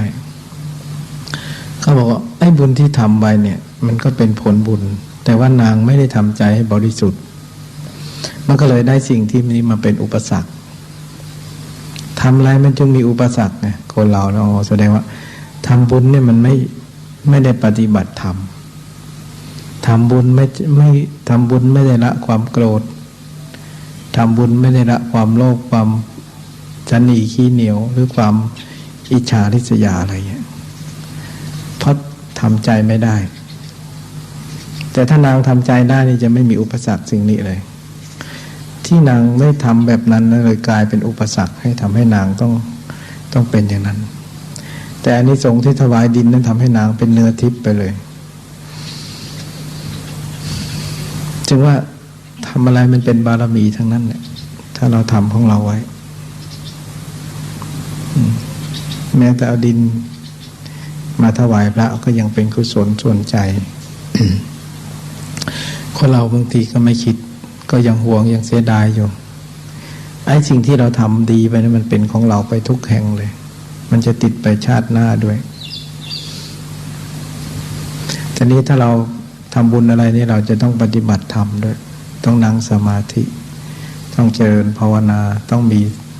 การปฏิบัติของเราอยู่เสมอมันจะเป็นเครื่องกำจัดกรรมจะพ้นจากอุปสรรคที่เป็นมารร้ายมาขัดขวางความดีของเรานึกว่าเรื่องอะไรที่เกิดขึ้นกับเราในชีวิตเนี่ยถือว่าเป็นเรื่องของกรรมก็แล้วกันขอให้ปลงว่าเราคงทำกรรมแต่ชาติก่อนไหมเราฟังพระเทศแล้วมันก็น่าจะเป็นจริงเราคงจะทำอะไรไว้ขัดขวางไม่ดีไว้เราจึงมีอุปสรรคก็ถือว่าเป็นกรรมของเราเราไม่สามารถจะมองเห็นได้แต่พิจารณาแล้วมันก็น่าจะเป็นจริงเมื่อเราเชื่อกรรมแล้วเราก็ปลงตกสบายใจก็พยายามชดใช้ให้มันหมดไปเราก็จะได้สิ่งที่ดีกลับมาแทนเหมือนอย่างที่พระพุทธเจ้านะให้ทุกอย่างพระเจ้าก็ได้คืนมาหมดเลยให้ลูกก็ได้ลูกที่ดีให้ภรรยาก็ได้ภรรยาที่ดีให้ช้างให้ม้าให้ทรัพย์สมบัติได้ดีกว่าเดิมหมดถ้าให้ของไม่ดีก็ได้ของไม่ดีเหมือนกับวาจาเนี่ยเราพูดดีเขาก็พูดดีตอบเราต้องพูดดีกันมาตั้งแต่เริ่มต้นเลยพูดดีกันมาตั้งแต่เกิดเลยอย่างลูกเราเนี่ยพูดดีมาตั้งแต่ในท้องแล้วออกมาก็พูดกับลูกดีมาตลอดเนี่ยแล้วมันก็จะดีตลอดภรรยาสามีนี่พูดดีกันมาตลอดมันก็ดีตลอดแต่พอลามาเข้าวัดกลับไปพูดดีมันก็ยังไม่ดีกับเราเลยเราจะเป็นนึกธรรมะไม่เห็นช่วยแต่ฉันอุตส่าห์พูดดีมันยังพูดไม่ดีกับเราจะต้องนึกว่ากรรมที่อดีตเราไม่ได้ทำดีไว้มันจึงมาขัดขวาง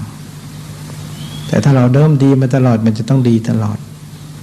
แต่ถ้าอย่างนั้นเราก็ยังไม่ท้อถอยก็พยายามทำดีต่อไปจนกว่าความดีนั้นมันจะปรากฏมันก็ต้องปรากฏจนได้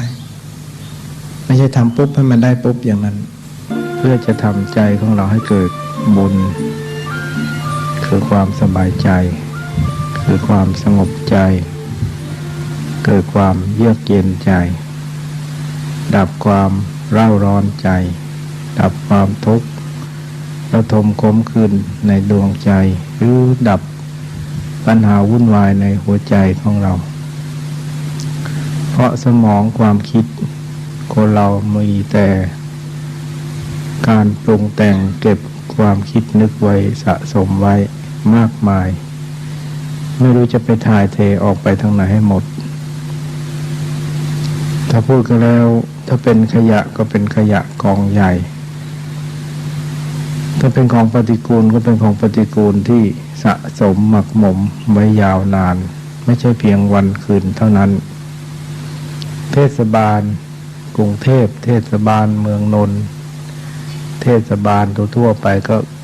กวาดเช้าและเย็นเช้ากวาดเย็นกวาดก็รู้สึกว่าแทบจะกวาดไม่ไหวมีทุกคนเอามาทิ้งทั้งหญิงทั้งชายทั้งเด็กเล็กผู้ใหญ่กินก็ทิ้งอะไรๆก็มาทิ้งรวมในถังขยะตามถนนหนทางเทศบาลก็กวาดเช้าไม่ใช่น้อยๆเป็นคันรถหลายๆคันรถเย็นก็มากวาดใหม่เป็นผู้กวาดอยู่ทุกวันกวาดทางเช้ากวาดทางเย็นยังไม่หมดขยะสักทีเดียวเพราะมีคนทิ้งมีคนทำให้เปื้อนอยู่ทุกวัน เพราะคนทิ้งนั้นไม่ได้คิดถึงคนกวาดคนทิ้งไม่ได้คิดถึงคนกวาดว่าคนกวาดนั้นมีคนกวาดเพียงคนเดียวหรือไม่กี่คนแต่คนทิ้งนั้นเป็นหมื่นเป็นแสนคนขยะก็รับไม่ไหวใส่รถลุนแล้วยังต้องใส่รถบรรทุกอีกเมื่อมันมีมากขึ้นเต็มกรุงเทพเต็มเมืองก็ต้องเอาไปเผาเอาไปทำปุ๋ยถ้าไม่เอาไปทำให้เป็นประโยชน์ก็ไม่ได้เพราะสิ่งปฏิกูลหมักหมมเป็นของมีโทษมีกลิ่นไม่สะอาดอันนี้จึงว่าแค่กวาดเช้ากวาดเย็นนะยังไม่ชนะความสกปรกได้ใจเราก็เช่นเดียวกันใจเรานี่ก็เหมือนเทศบาลกวาดเช้ากวาดเย็นกวาดตลอดวันถ้าเราไม่ได้ปฏิบัตินี่เราไม่มีไม้กวาดเลยสักอันเดียวเราเป็นเทศบาลที่ปล่อยละวางไม่เก็บกวาดเลยก็หมักหมมความคิดต่างๆเช่นเรื่องปัญหาทุกข์ในครอบครัวปัญหาทุกข์ในการงานปัญหาเพื่อนบ้านปัญหาที่เราประสบพบ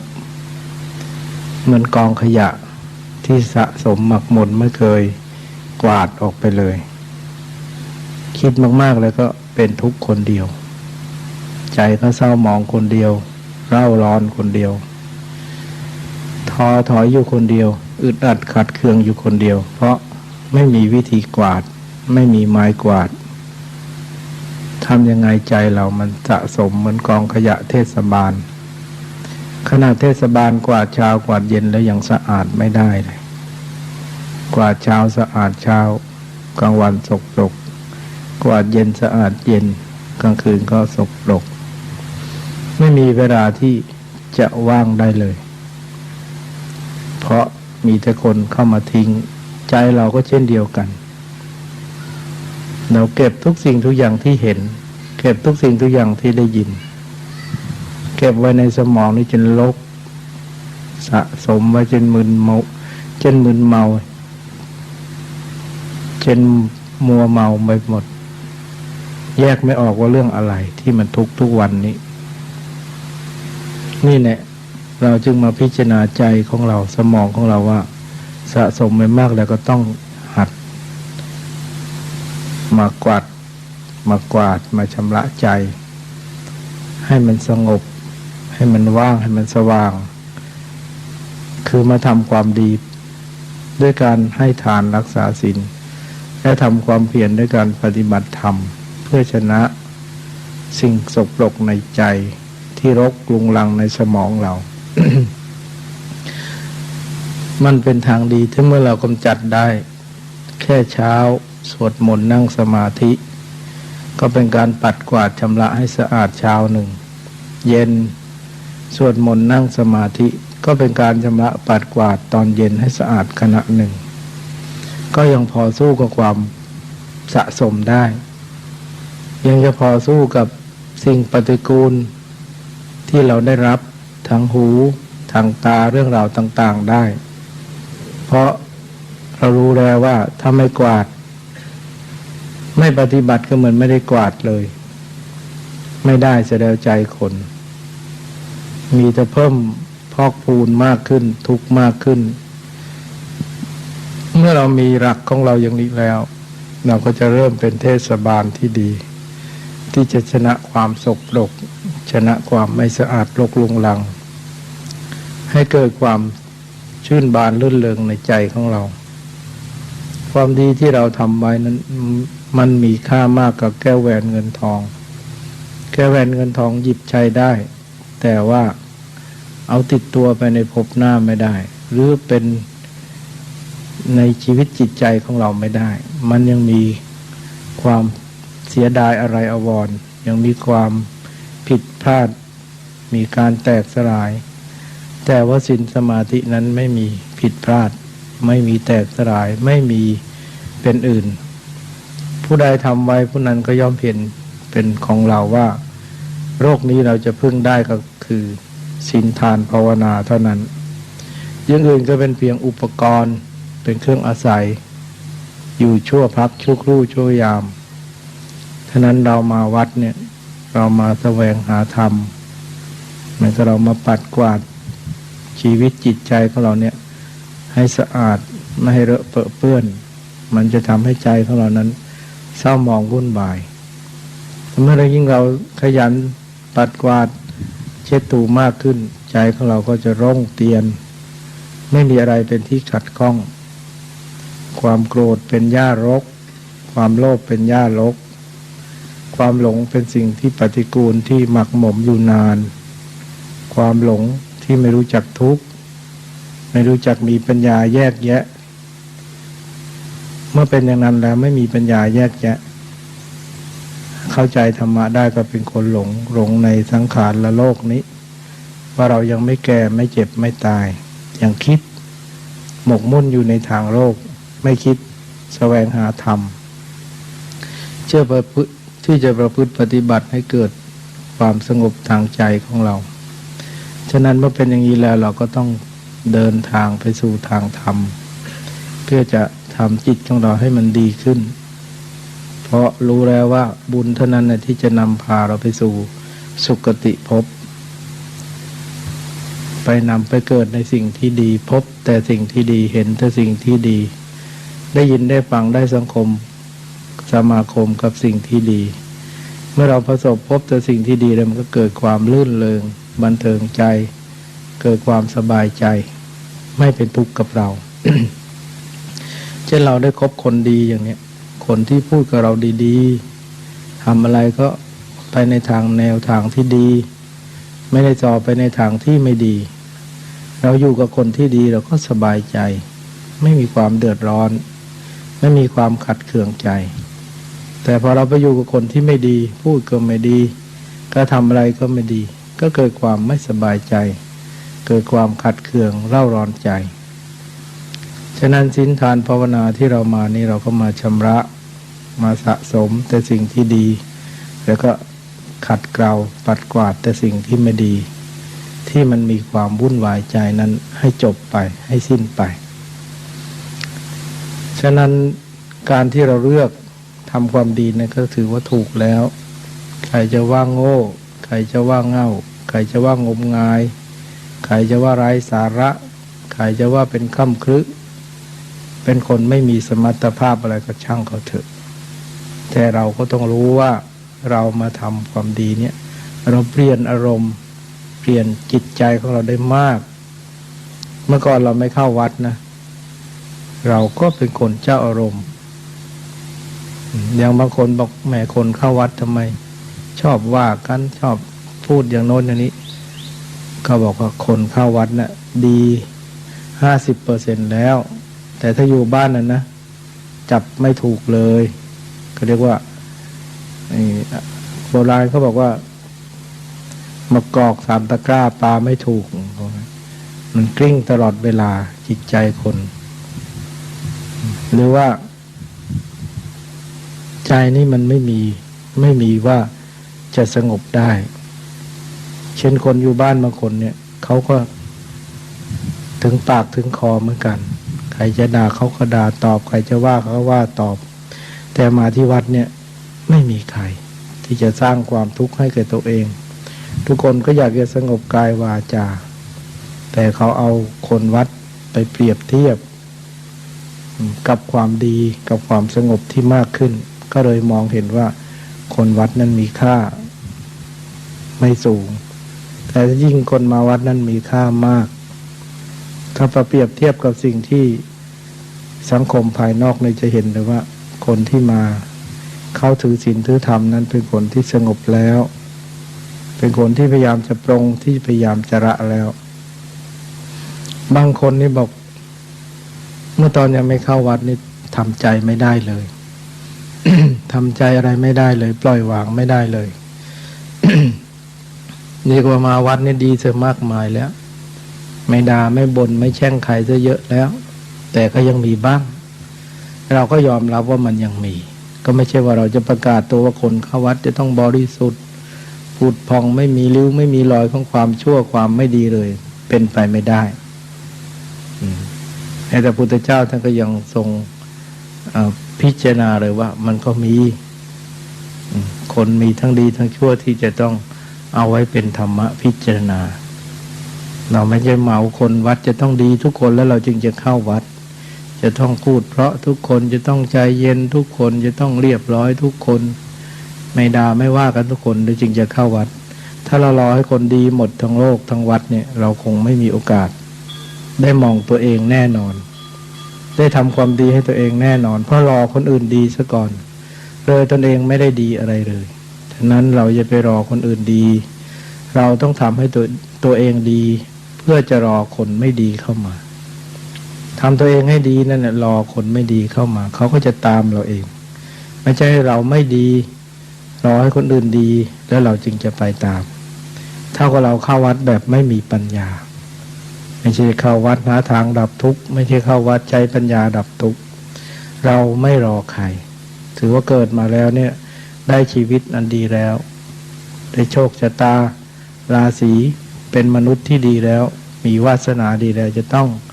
เอากายวาจาใจเนี่ยทำบุญกุศลไปแล้วไปในภพภูมิข้างหน้ามันจะได้ไม่อาภัพไม่อับจนเพื่อจะทำเพื่อรอความดีให้เกิดขึ้นในตัวเราไม่ใช่ไปรอความดีให้เกิดขึ้นกับคนอื่นทำเพื่อให้ความดีนี้เกิดขึ้นในตัวเรานั่นแหละจึงว่าทำให้ตัวเองฉะนั้นที่ญาติโยมได้เข้ามาศึกษาศีลสมาธิเนี่ยเราก็ได้รู้แล้วว่าสมาธิเป็นอย่างไรสมาธิเอาไว้พิจารณาดับทุกข์ที่ใจไม่ใช่นั่งให้หลับตาเป็นตัวแข็งเป็นหัวตอไม่รู้ทุกข์ไม่รู้สุขอย่างนั้นไม่ใช่ทำให้รู้ทุกข์ทำให้รู้สุขแล้วเพื่อจะละทุกข์ละสุขทำให้รู้ว่ากรรมดีเป็นอย่างไรกรรมชั่วเป็นอย่างไรบุญเป็นอย่างไรบาปเป็นอย่างไรสวรรค์นิพพานไปเลยเราจะได้เดินไปถูกต้องไม่ใช่นั่งสมาธิเพื่อจะทำอย่างอื่นทำสมาธิเพื่อให้สติมันดีใจมันเย็นแล้วเมื่อเกิดทุกข์เกิดความไม่ดีใจเกิดความเสียใจก็เอาสมาธิเนี่ยไปพิจารณาดับความเสียใจเพราะความเสียใจนั้นเป็นความร้อนใจสมาธิเป็นการเย็นใจเราก็เอาความเย็นใจนั้นไปดับความร้อนใจเขาเรียกปฏิบัติมีปัญญาเพื่อดับทุกข์ที่ใจเราเพราะความโกรธความเกลียดความชังความคิดนั้นเป็นสิ่งไม่ดีเราก็มีความเมตตานั่นแหละเป็นสิ่งที่ดีก็เข้าไปดับสิ่งที่ไม่ดีหมดไปได้ฉะนั้นการที่เรามาศึกษาศีลธรรมนี้มาเพื่อปฏิบัติหาทางพ้นทุกข์ระดับทุกข์เราก็จะได้สมกับที่เราได้เข้าวัดมาแสวงหาธรรมเพื่อนำไปประพฤติปฏิบัติจึงเห็นว่าสมาธิเป็นของดีปัญญาเป็นของดีที่เราแสวงหาให้รู้จักทุกข์ที่ใจแล้วก็พยายามดับทุกข์ที่ใจเราวันนี้ก็สมควรแก่เวลาก็ขอยุติการบรรยายไว้แต่เพียงเท่านี้เอวังก็มีด้วยประการฉะนี้พิจารณาดอกบัวเดี๋ยวไปทำใจผ่องใสเบิกบานกับดอกบัวเนี่ยพอพระองค์นี้ไปนั่งดูดอกบัวเท่านั้นเนี่ยจิตสว่างสวัยมีแต่ปีติเลยสว่างเหมือนเห็นดอกบัวทองคำเลย ผลที่สุดพอจิตท่านมีปีติจิตท่านก็เป็นฌานสงบพิจารณาอะไรก็เห็นหมดเป็นนิจจังทุกขังอนัตตาได้หมดผลที่สุดท่านก็สำเร็จเป็นพระอรหันต์พุทธเจ้าให้แค่พิจารณาดอกบัวสำเร็จได้ถูกจริตเนี่ยเข้าถึงพุทธเจ้าแหละเข้าวัดถึงวัดแล้วเข้าถึงพระอรหันต์เนี่ยคือจิตของผู้เนี้ยเนี่ยเมื่ออดีตเนี่ยเคยเป็นลูกช่างทองเป็นคนชอบทำทองเป็นคนรักความสะอาดเมื่อจริตอันนี้ของเก่าแต่ชาติก่อนเนี่ยชอบของสะอาดมาพิจารณาความสกปรกแล้วจะเกิดนิวรณ์ไม่ถูกจริตต้องมาพิจารณาของสะอาดจึงจะสำเร็จของสวยของงามจึงสำเร็จไปลงจุดหมายปลายทางคือจิตสงบจิตว่างอันเดียวกันแต่องค์หนึ่งนั้นภาษาที่บุตรก็ให้ถือศีลให้เคร่งในศีลเดินเหลียวซ้ายให้รู้เหลียวขวาให้รู้ถอยหน้าให้รู้เดินหน้าให้รู้ถอยหลังให้รู้เหยียดรู้คูรุกเดินนั่งนอนภาษาที่บุตรก็สอนอินทรีย์สังวรศีลสังวรอินทรีย์สังวรให้เป็นพระท่านสอนคนสำเร็จแบบนี้ท่านก็สอนแบบนี้ไม่ให้ผิดเลยให้อินทรีย์ให้สำรวมศีลจะบิณฑบาตได้เดียวซ้ายและขวาต้องระวังอย่าไม่ผิดศีลเลย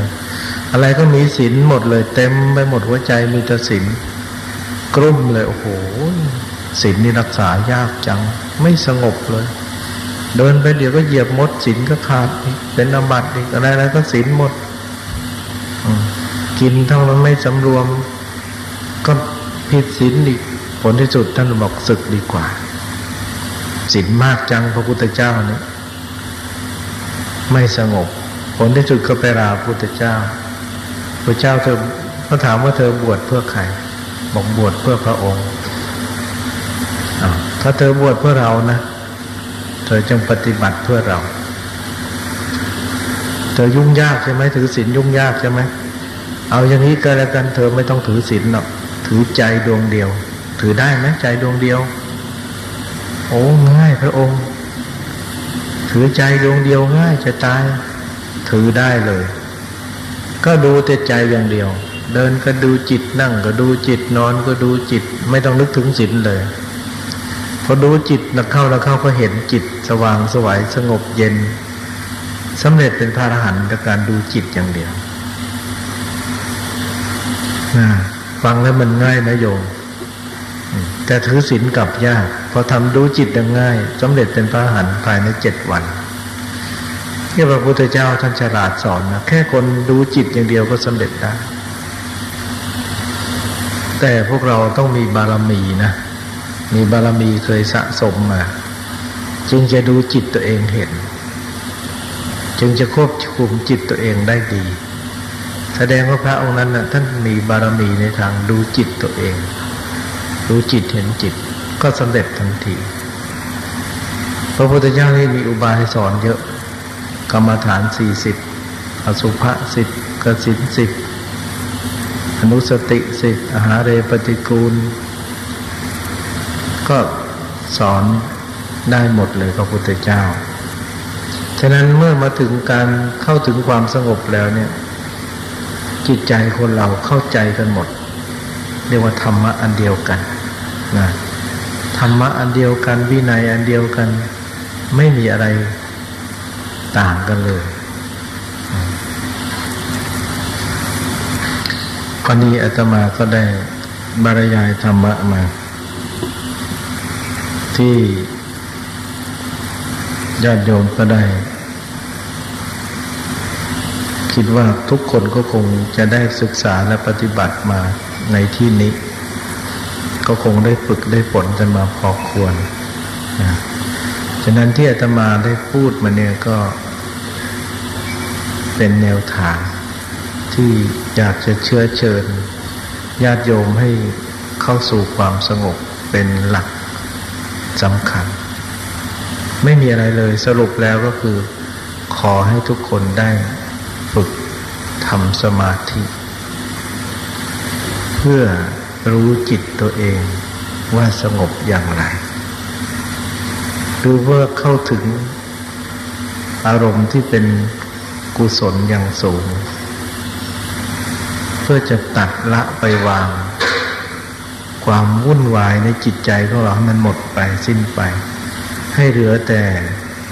จิตใจที่สงบเย็นฉะนั้นถ้าญาติโยมทุกคนได้เข้าถึงความสงบแล้วนี่แหละที่พึ่งของเราไปไหนเราก็จะมีสติดีสติสัมปชัญญะตัวนี้จะเกิดขึ้นกับเราเมื่อเรารู้จักความสงบ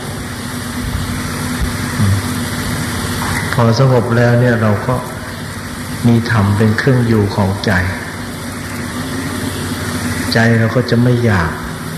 ใจของเราก็จะละเอียดอ่อนจะไปกลายเป็นคนสุขุมรอบคอบเป็นคนเยือกเย็นอันนี้ถือว่าเราควรทำให้เกิดขึ้นในชีวิตของเราอย่าได้ปล่อยให้จิตใจที่มันเล่าร้อนครอบงำใจเราถอนอุปาทานความยึดมั่นถือมั่นที่มันผิดๆออกไปซะเพื่อเราจะได้เข้าเป้าเข้าถึงพระพุทธเจ้าที่จิตของเราในเมื่อเรามีโอกาสแล้วนะการมาวัดเนี่ยเรามาฟังเรามาปฏิบัติดีที่สุดแต่ถ้าเรามาพูดมาคุยเนี่ยจะไม่สงบมีธรรมะอะไรเก็บไว้ในใจให้มันถึงสงบจริงๆก่อนเราจึงค่อยขยายออกมาเพื่อคนที่ควรจะบอกนะคนที่เราควรจะบอกเราไม่ใช่บอกแบบประเภทที่เขารับไม่ได้ฉะนั้นคนที่จะรับได้เนี่ยขอให้พวกเราลงมือปฏิบัติให้มากๆทำความสงบให้เกิดขึ้นให้ชำนาญในการทำใจตัวเองให้เป็นรู้จักเข้าสมาธิออกสมาธิรู้จักสงบเป็นอย่างไรให้รู้ให้เห็นเรื่องนี้ก่อนเราจะได้เดินตามทางพระสารีบุตรพระโมคคัลลาที่ท่านเห็นธรรมเกิดธรรมดับก็คือเห็นจิตใจของเรานี่เองที่จริงไม่ใช่ของไกลตัวเองก็เรียกว่าพูดกันตามโบราณก็เรียกของอยู่แค่ปลายจมูกแต่เราไม่เคยนึกถึงเลยเราไปนึกถึงจมูกคนอื่นตาคนอื่นรูปร่างหน้าตาคนอื่นเราไม่เคยดึงนึกถึงจมูกรูปร่างหน้าตาเราเลยเรียกว่าปล่อยจิตออกข้างนอกจนเคยพอมาภาวนาแล้วจิตของเราก็ยังจะวิ่งไปอยู่ที่คนอื่นอยู่นั่นเองมันจะวิ่งออกไปสู่ลูกสู่หลานสู่รูปร่างหน้าตาคนอื่นมันไม่ค่อยกลับมามองหน้าตัวเองไม่ค่อยมาดูลมตัวเองไม่ค่อยมารู้จิตตัวเองแต่นี่เราต้องการจะกลับมาดูตัวเองกลับมามองตัวเองกลับมาพิจารณาตัวเองให้มันเห็นที่ตัวเราให้ได้เราจะได้ธรรมะจะได้ที่บึ้งบั้นสุดท้ายของเราที่ว่าพุทโธผู้รู้ผู้ตื่นผู้เบิกบานหรืออรหังในใจของเราคนพวกนี้คนที่พ้นนรกโยมคนผู้ขวนขวายในธรรมะพวกนี้คนที่ไม่ไปอบายคนที่ปิดประตูอบายอันนี้ถ้าเราไม่ทำก็ไม่มีโอกาสจะรู้ได้เราก็เปิดประตูนี้ไม่ออกไขกุญแจนี้ไม่ออกกุญแจดอกนี้ประตูนี้ต้องไปทางนิยมประตูสวรรค์ประตูนิพพานเราจะไขก็ต้องไขวิธีการฝึกนี่เองฝึกนี่ศีลเรามีแล้วคือปกติแล้วตอนนี้สงบแล้วก็เพียงทำฝึกให้ชำนาญในเรื่องการเอาจิตมาไว้ที่เดียวเอาจิตมาไว้ในกายเอาจิตมาไว้ที่ลมพิจารณาเห็นลมให้ได้ลมหายใจเข้าก็รู้ชัดลมหายใจออกก็รู้ชัดจับไปที่ใบหน้าที่จมูกของเราก็รู้ว่าเราเนี่ยนั่งกายของเราเบาหรือหนักก็รู้เบาก็รู้สงบก็รู้ไม่สงบรู้หลับตามืดก็รู้หลับตาสว่างก็รู้จิตคิดไกลตัวเองก็รู้จิตเข้ามาคิดที่ตัวเองก็รู้ให้เข้าใจอย่างนี้แล้วเราจะเริ่มเข้าใจธรรมะต่อไปไม่ช้าแล้วเดี๋ยวเราก็สงบ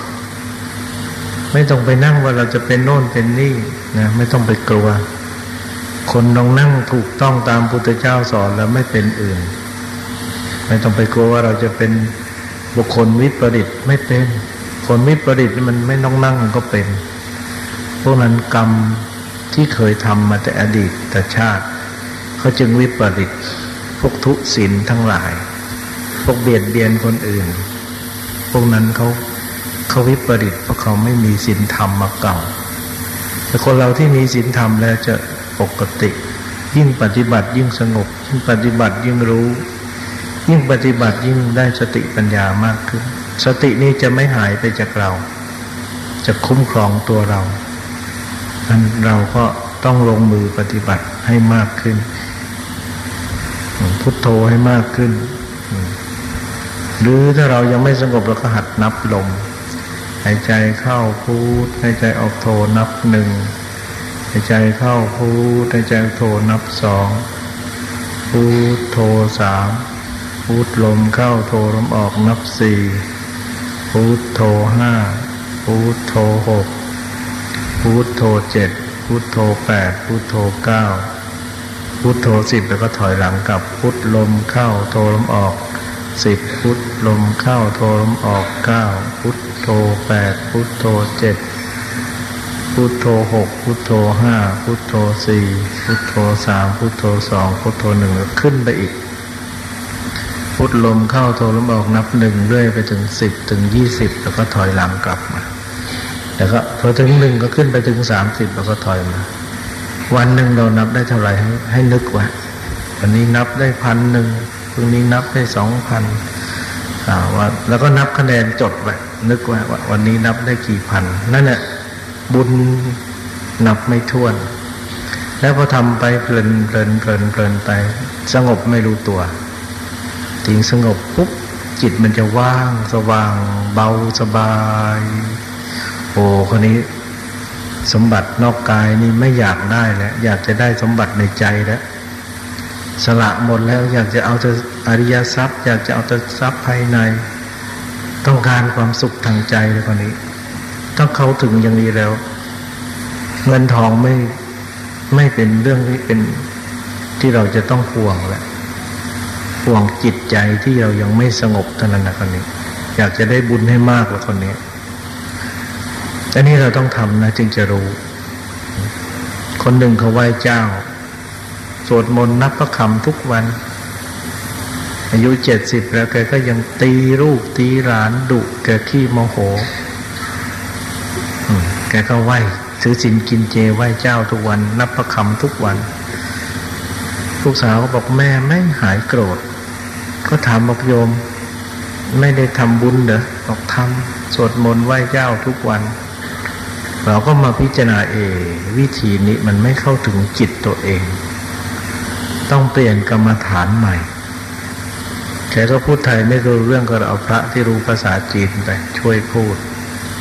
บอกนับพระคำเนี่ยมันก็ดีกินเจมันก็ดีไหว้เจ้าก็ดีแต่จิตมันยังไม่หายโกรธยังตีลูกตีหลานอยู่ขนาดลูกมีเขยมีกระภัยแกมาโหก็จับมาตีไอ้ลูกก็เคารพรักนี่ตีก็ยอมแต่มันก็ไม่เกิดความสงบสุขในครอบครัว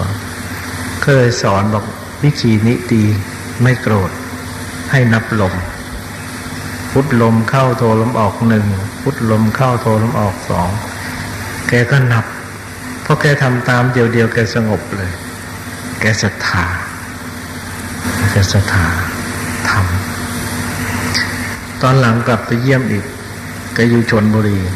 แกหัวเราะเลยบอกอย่างนี้โอไม่โกรธแหละใครจะทำไงโอเฉยหมดแหละไม่อยากตีไม่อยากด่าใครเลยแกเปลี่ยนใจแกได้เลยตั้งแต่วันนั้นแกไม่โกรธใครเลยลูกหลานจะให้กินไม่ให้กินใครจะทำไงแกไม่ด่าไม่ว่ายิ้มหัวเราะอย่างเดียวยันดับจิตเลยไม่โกรธยันดับจิตเลยหน้านี่เหมือนเด็กนะตั้งแต่วันแกไม่โกรธในหน้าแกนี่อิ่มไม่มีริ้วของคนแก่เลยคนมาดาคนแก่เนี่ยป่วยแล้วแก่แล้วจะตายแล้วหน้าเนี่ยต้องเขียวย่นนี่หน้าแกเหมือนเด็กๆรุ่นหน้าแกเต่งอิ่ม โอ้คนไม่โกรธนี่หน้าตาไม่เหี่ยวย่นนี่คนไม่รู้หนังสือนะโยมแค่พุทโธอย่างเดียวนับลมอย่างเดียวเนี่ยหายโกรธได้ ก็ดีไหว้เจ้ากินเจอะไรก็ดีแต่ถ้ายังไม่หายโกรธต้องทำสมาธิต้องพุทโธช่วยได้โยม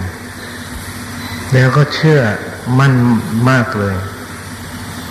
ลูกสาวบอกก็ดีใจที่แม่ตายแบบผู้สงบพอแม่ได้มาเจอธรรมะก่อนตายถือว่าแม่มีบุญถ้าคนเราถ้าไม่สงบเลยนะถ้าขี้โกรธงั้นเวลาเจ็บมันจะอาละวาดเจ็บแล้วมันจะหงุดหงิดใครมาพูดไม่ดีก็โกรธมันจะหงุดหงิดตลอดเวลาเจ็บเนี่ยกระสับกระส่ายกระวนกระวายและจะไปนรกพวกขี้โกรธนี่ตายเลยจะไปนรกเพราะตอนเจ็บมันจะหงุดหงิดมันจะคุมอารมณ์ไม่อยู่มันจะเร่าร้อนกระสับกระส่ายใครทำอะไรก็ไม่ถูกใจฉะนั้นเรื่องนี้เราต้องศึกษาพระพุทธเจ้าเนี่ยท่านเห็นจิตใจมนุษย์หมดแล้วท่านจึงได้มาสอนพวกเราว่าไม่มีวิธีอื่นจะเป็นทางดับทุกข์นอกจากการมาประพฤติปฏิบัติสมถกรรมฐานวิปัสสนากรรมฐานนะที่จะเป็นทางเดินไปสู่สวรรค์นิพพานของพวกเราพระพุทธเจ้าเนี่ยเราไม่เชื่อจะไปเชื่อใครโยมนะท่านตรัสรู้ไปอย่างนี้ท่านสอนอย่างนี้ใครจะเชื่อไม่เชื่อแต่ว่าท่านสอนไปอย่างนี้นี่ท่านตรัสรู้ไปอย่างนี้พระอรหันต์ทั้งหลายก็ตามท่านไปอย่างนี้พวกเราอุบาสกบริกาก็ต้องตามอย่างนี้อนาบิณฑกะเศรษฐีได้โสดาบันโสดาบันเนี่ยเอาเงินปูสร้างวัดเลยไม่เสียดายเลยไม่เสียดายเลยสักบาทเดียวจนก็ยอมกินข้าวกับน้ำปลาเสี้ยนดองก็เอาไปเอาข้าวจากยุงที่เขาเอาข้าวผสมขี้งัวขี้ควายแตะยุงอะแตะพร้อมอะเอามาล้างน้ำตำกินใหม่ก็เอาเช่นเทวดาที่เฝ้านั่นบอกว่าอนาบิณฑกะเศรษฐีเลิกทำบุญได้แล้วทำกุศลมณวโรนได้ดูสิจะไม่มีข้าวจะกินแล้วจนอย่างนี้ยังจะทำไมอนาบิณฑกะเศรษฐีเป็นโสดาบันเนี่ยบอกไปมารเธอจงไปอย่าอยู่ในปราสาทของเราไม่ได้คนมิจฉาทิฏฐิเราไม่ครบเท่านั้นแหละเทวดาอยู่ไม่ได้เลยต้องเราร้อนไปหาพระอินทร์พระพรหมมาช่วยอ้อนวอนให้เศรษฐีอภัยเถอะเศรษฐีบอกเราอภัยให้ไม่ได้นอกจากพระพุทธเจ้าเพราะเธอรู้ถูกพระพุทธเจ้าถ้าพระพุทธเจ้าอภัยให้เราก็อภัยผลที่สุดต้องไปเข้าหาพระพุทธเจ้าให้ขออภัย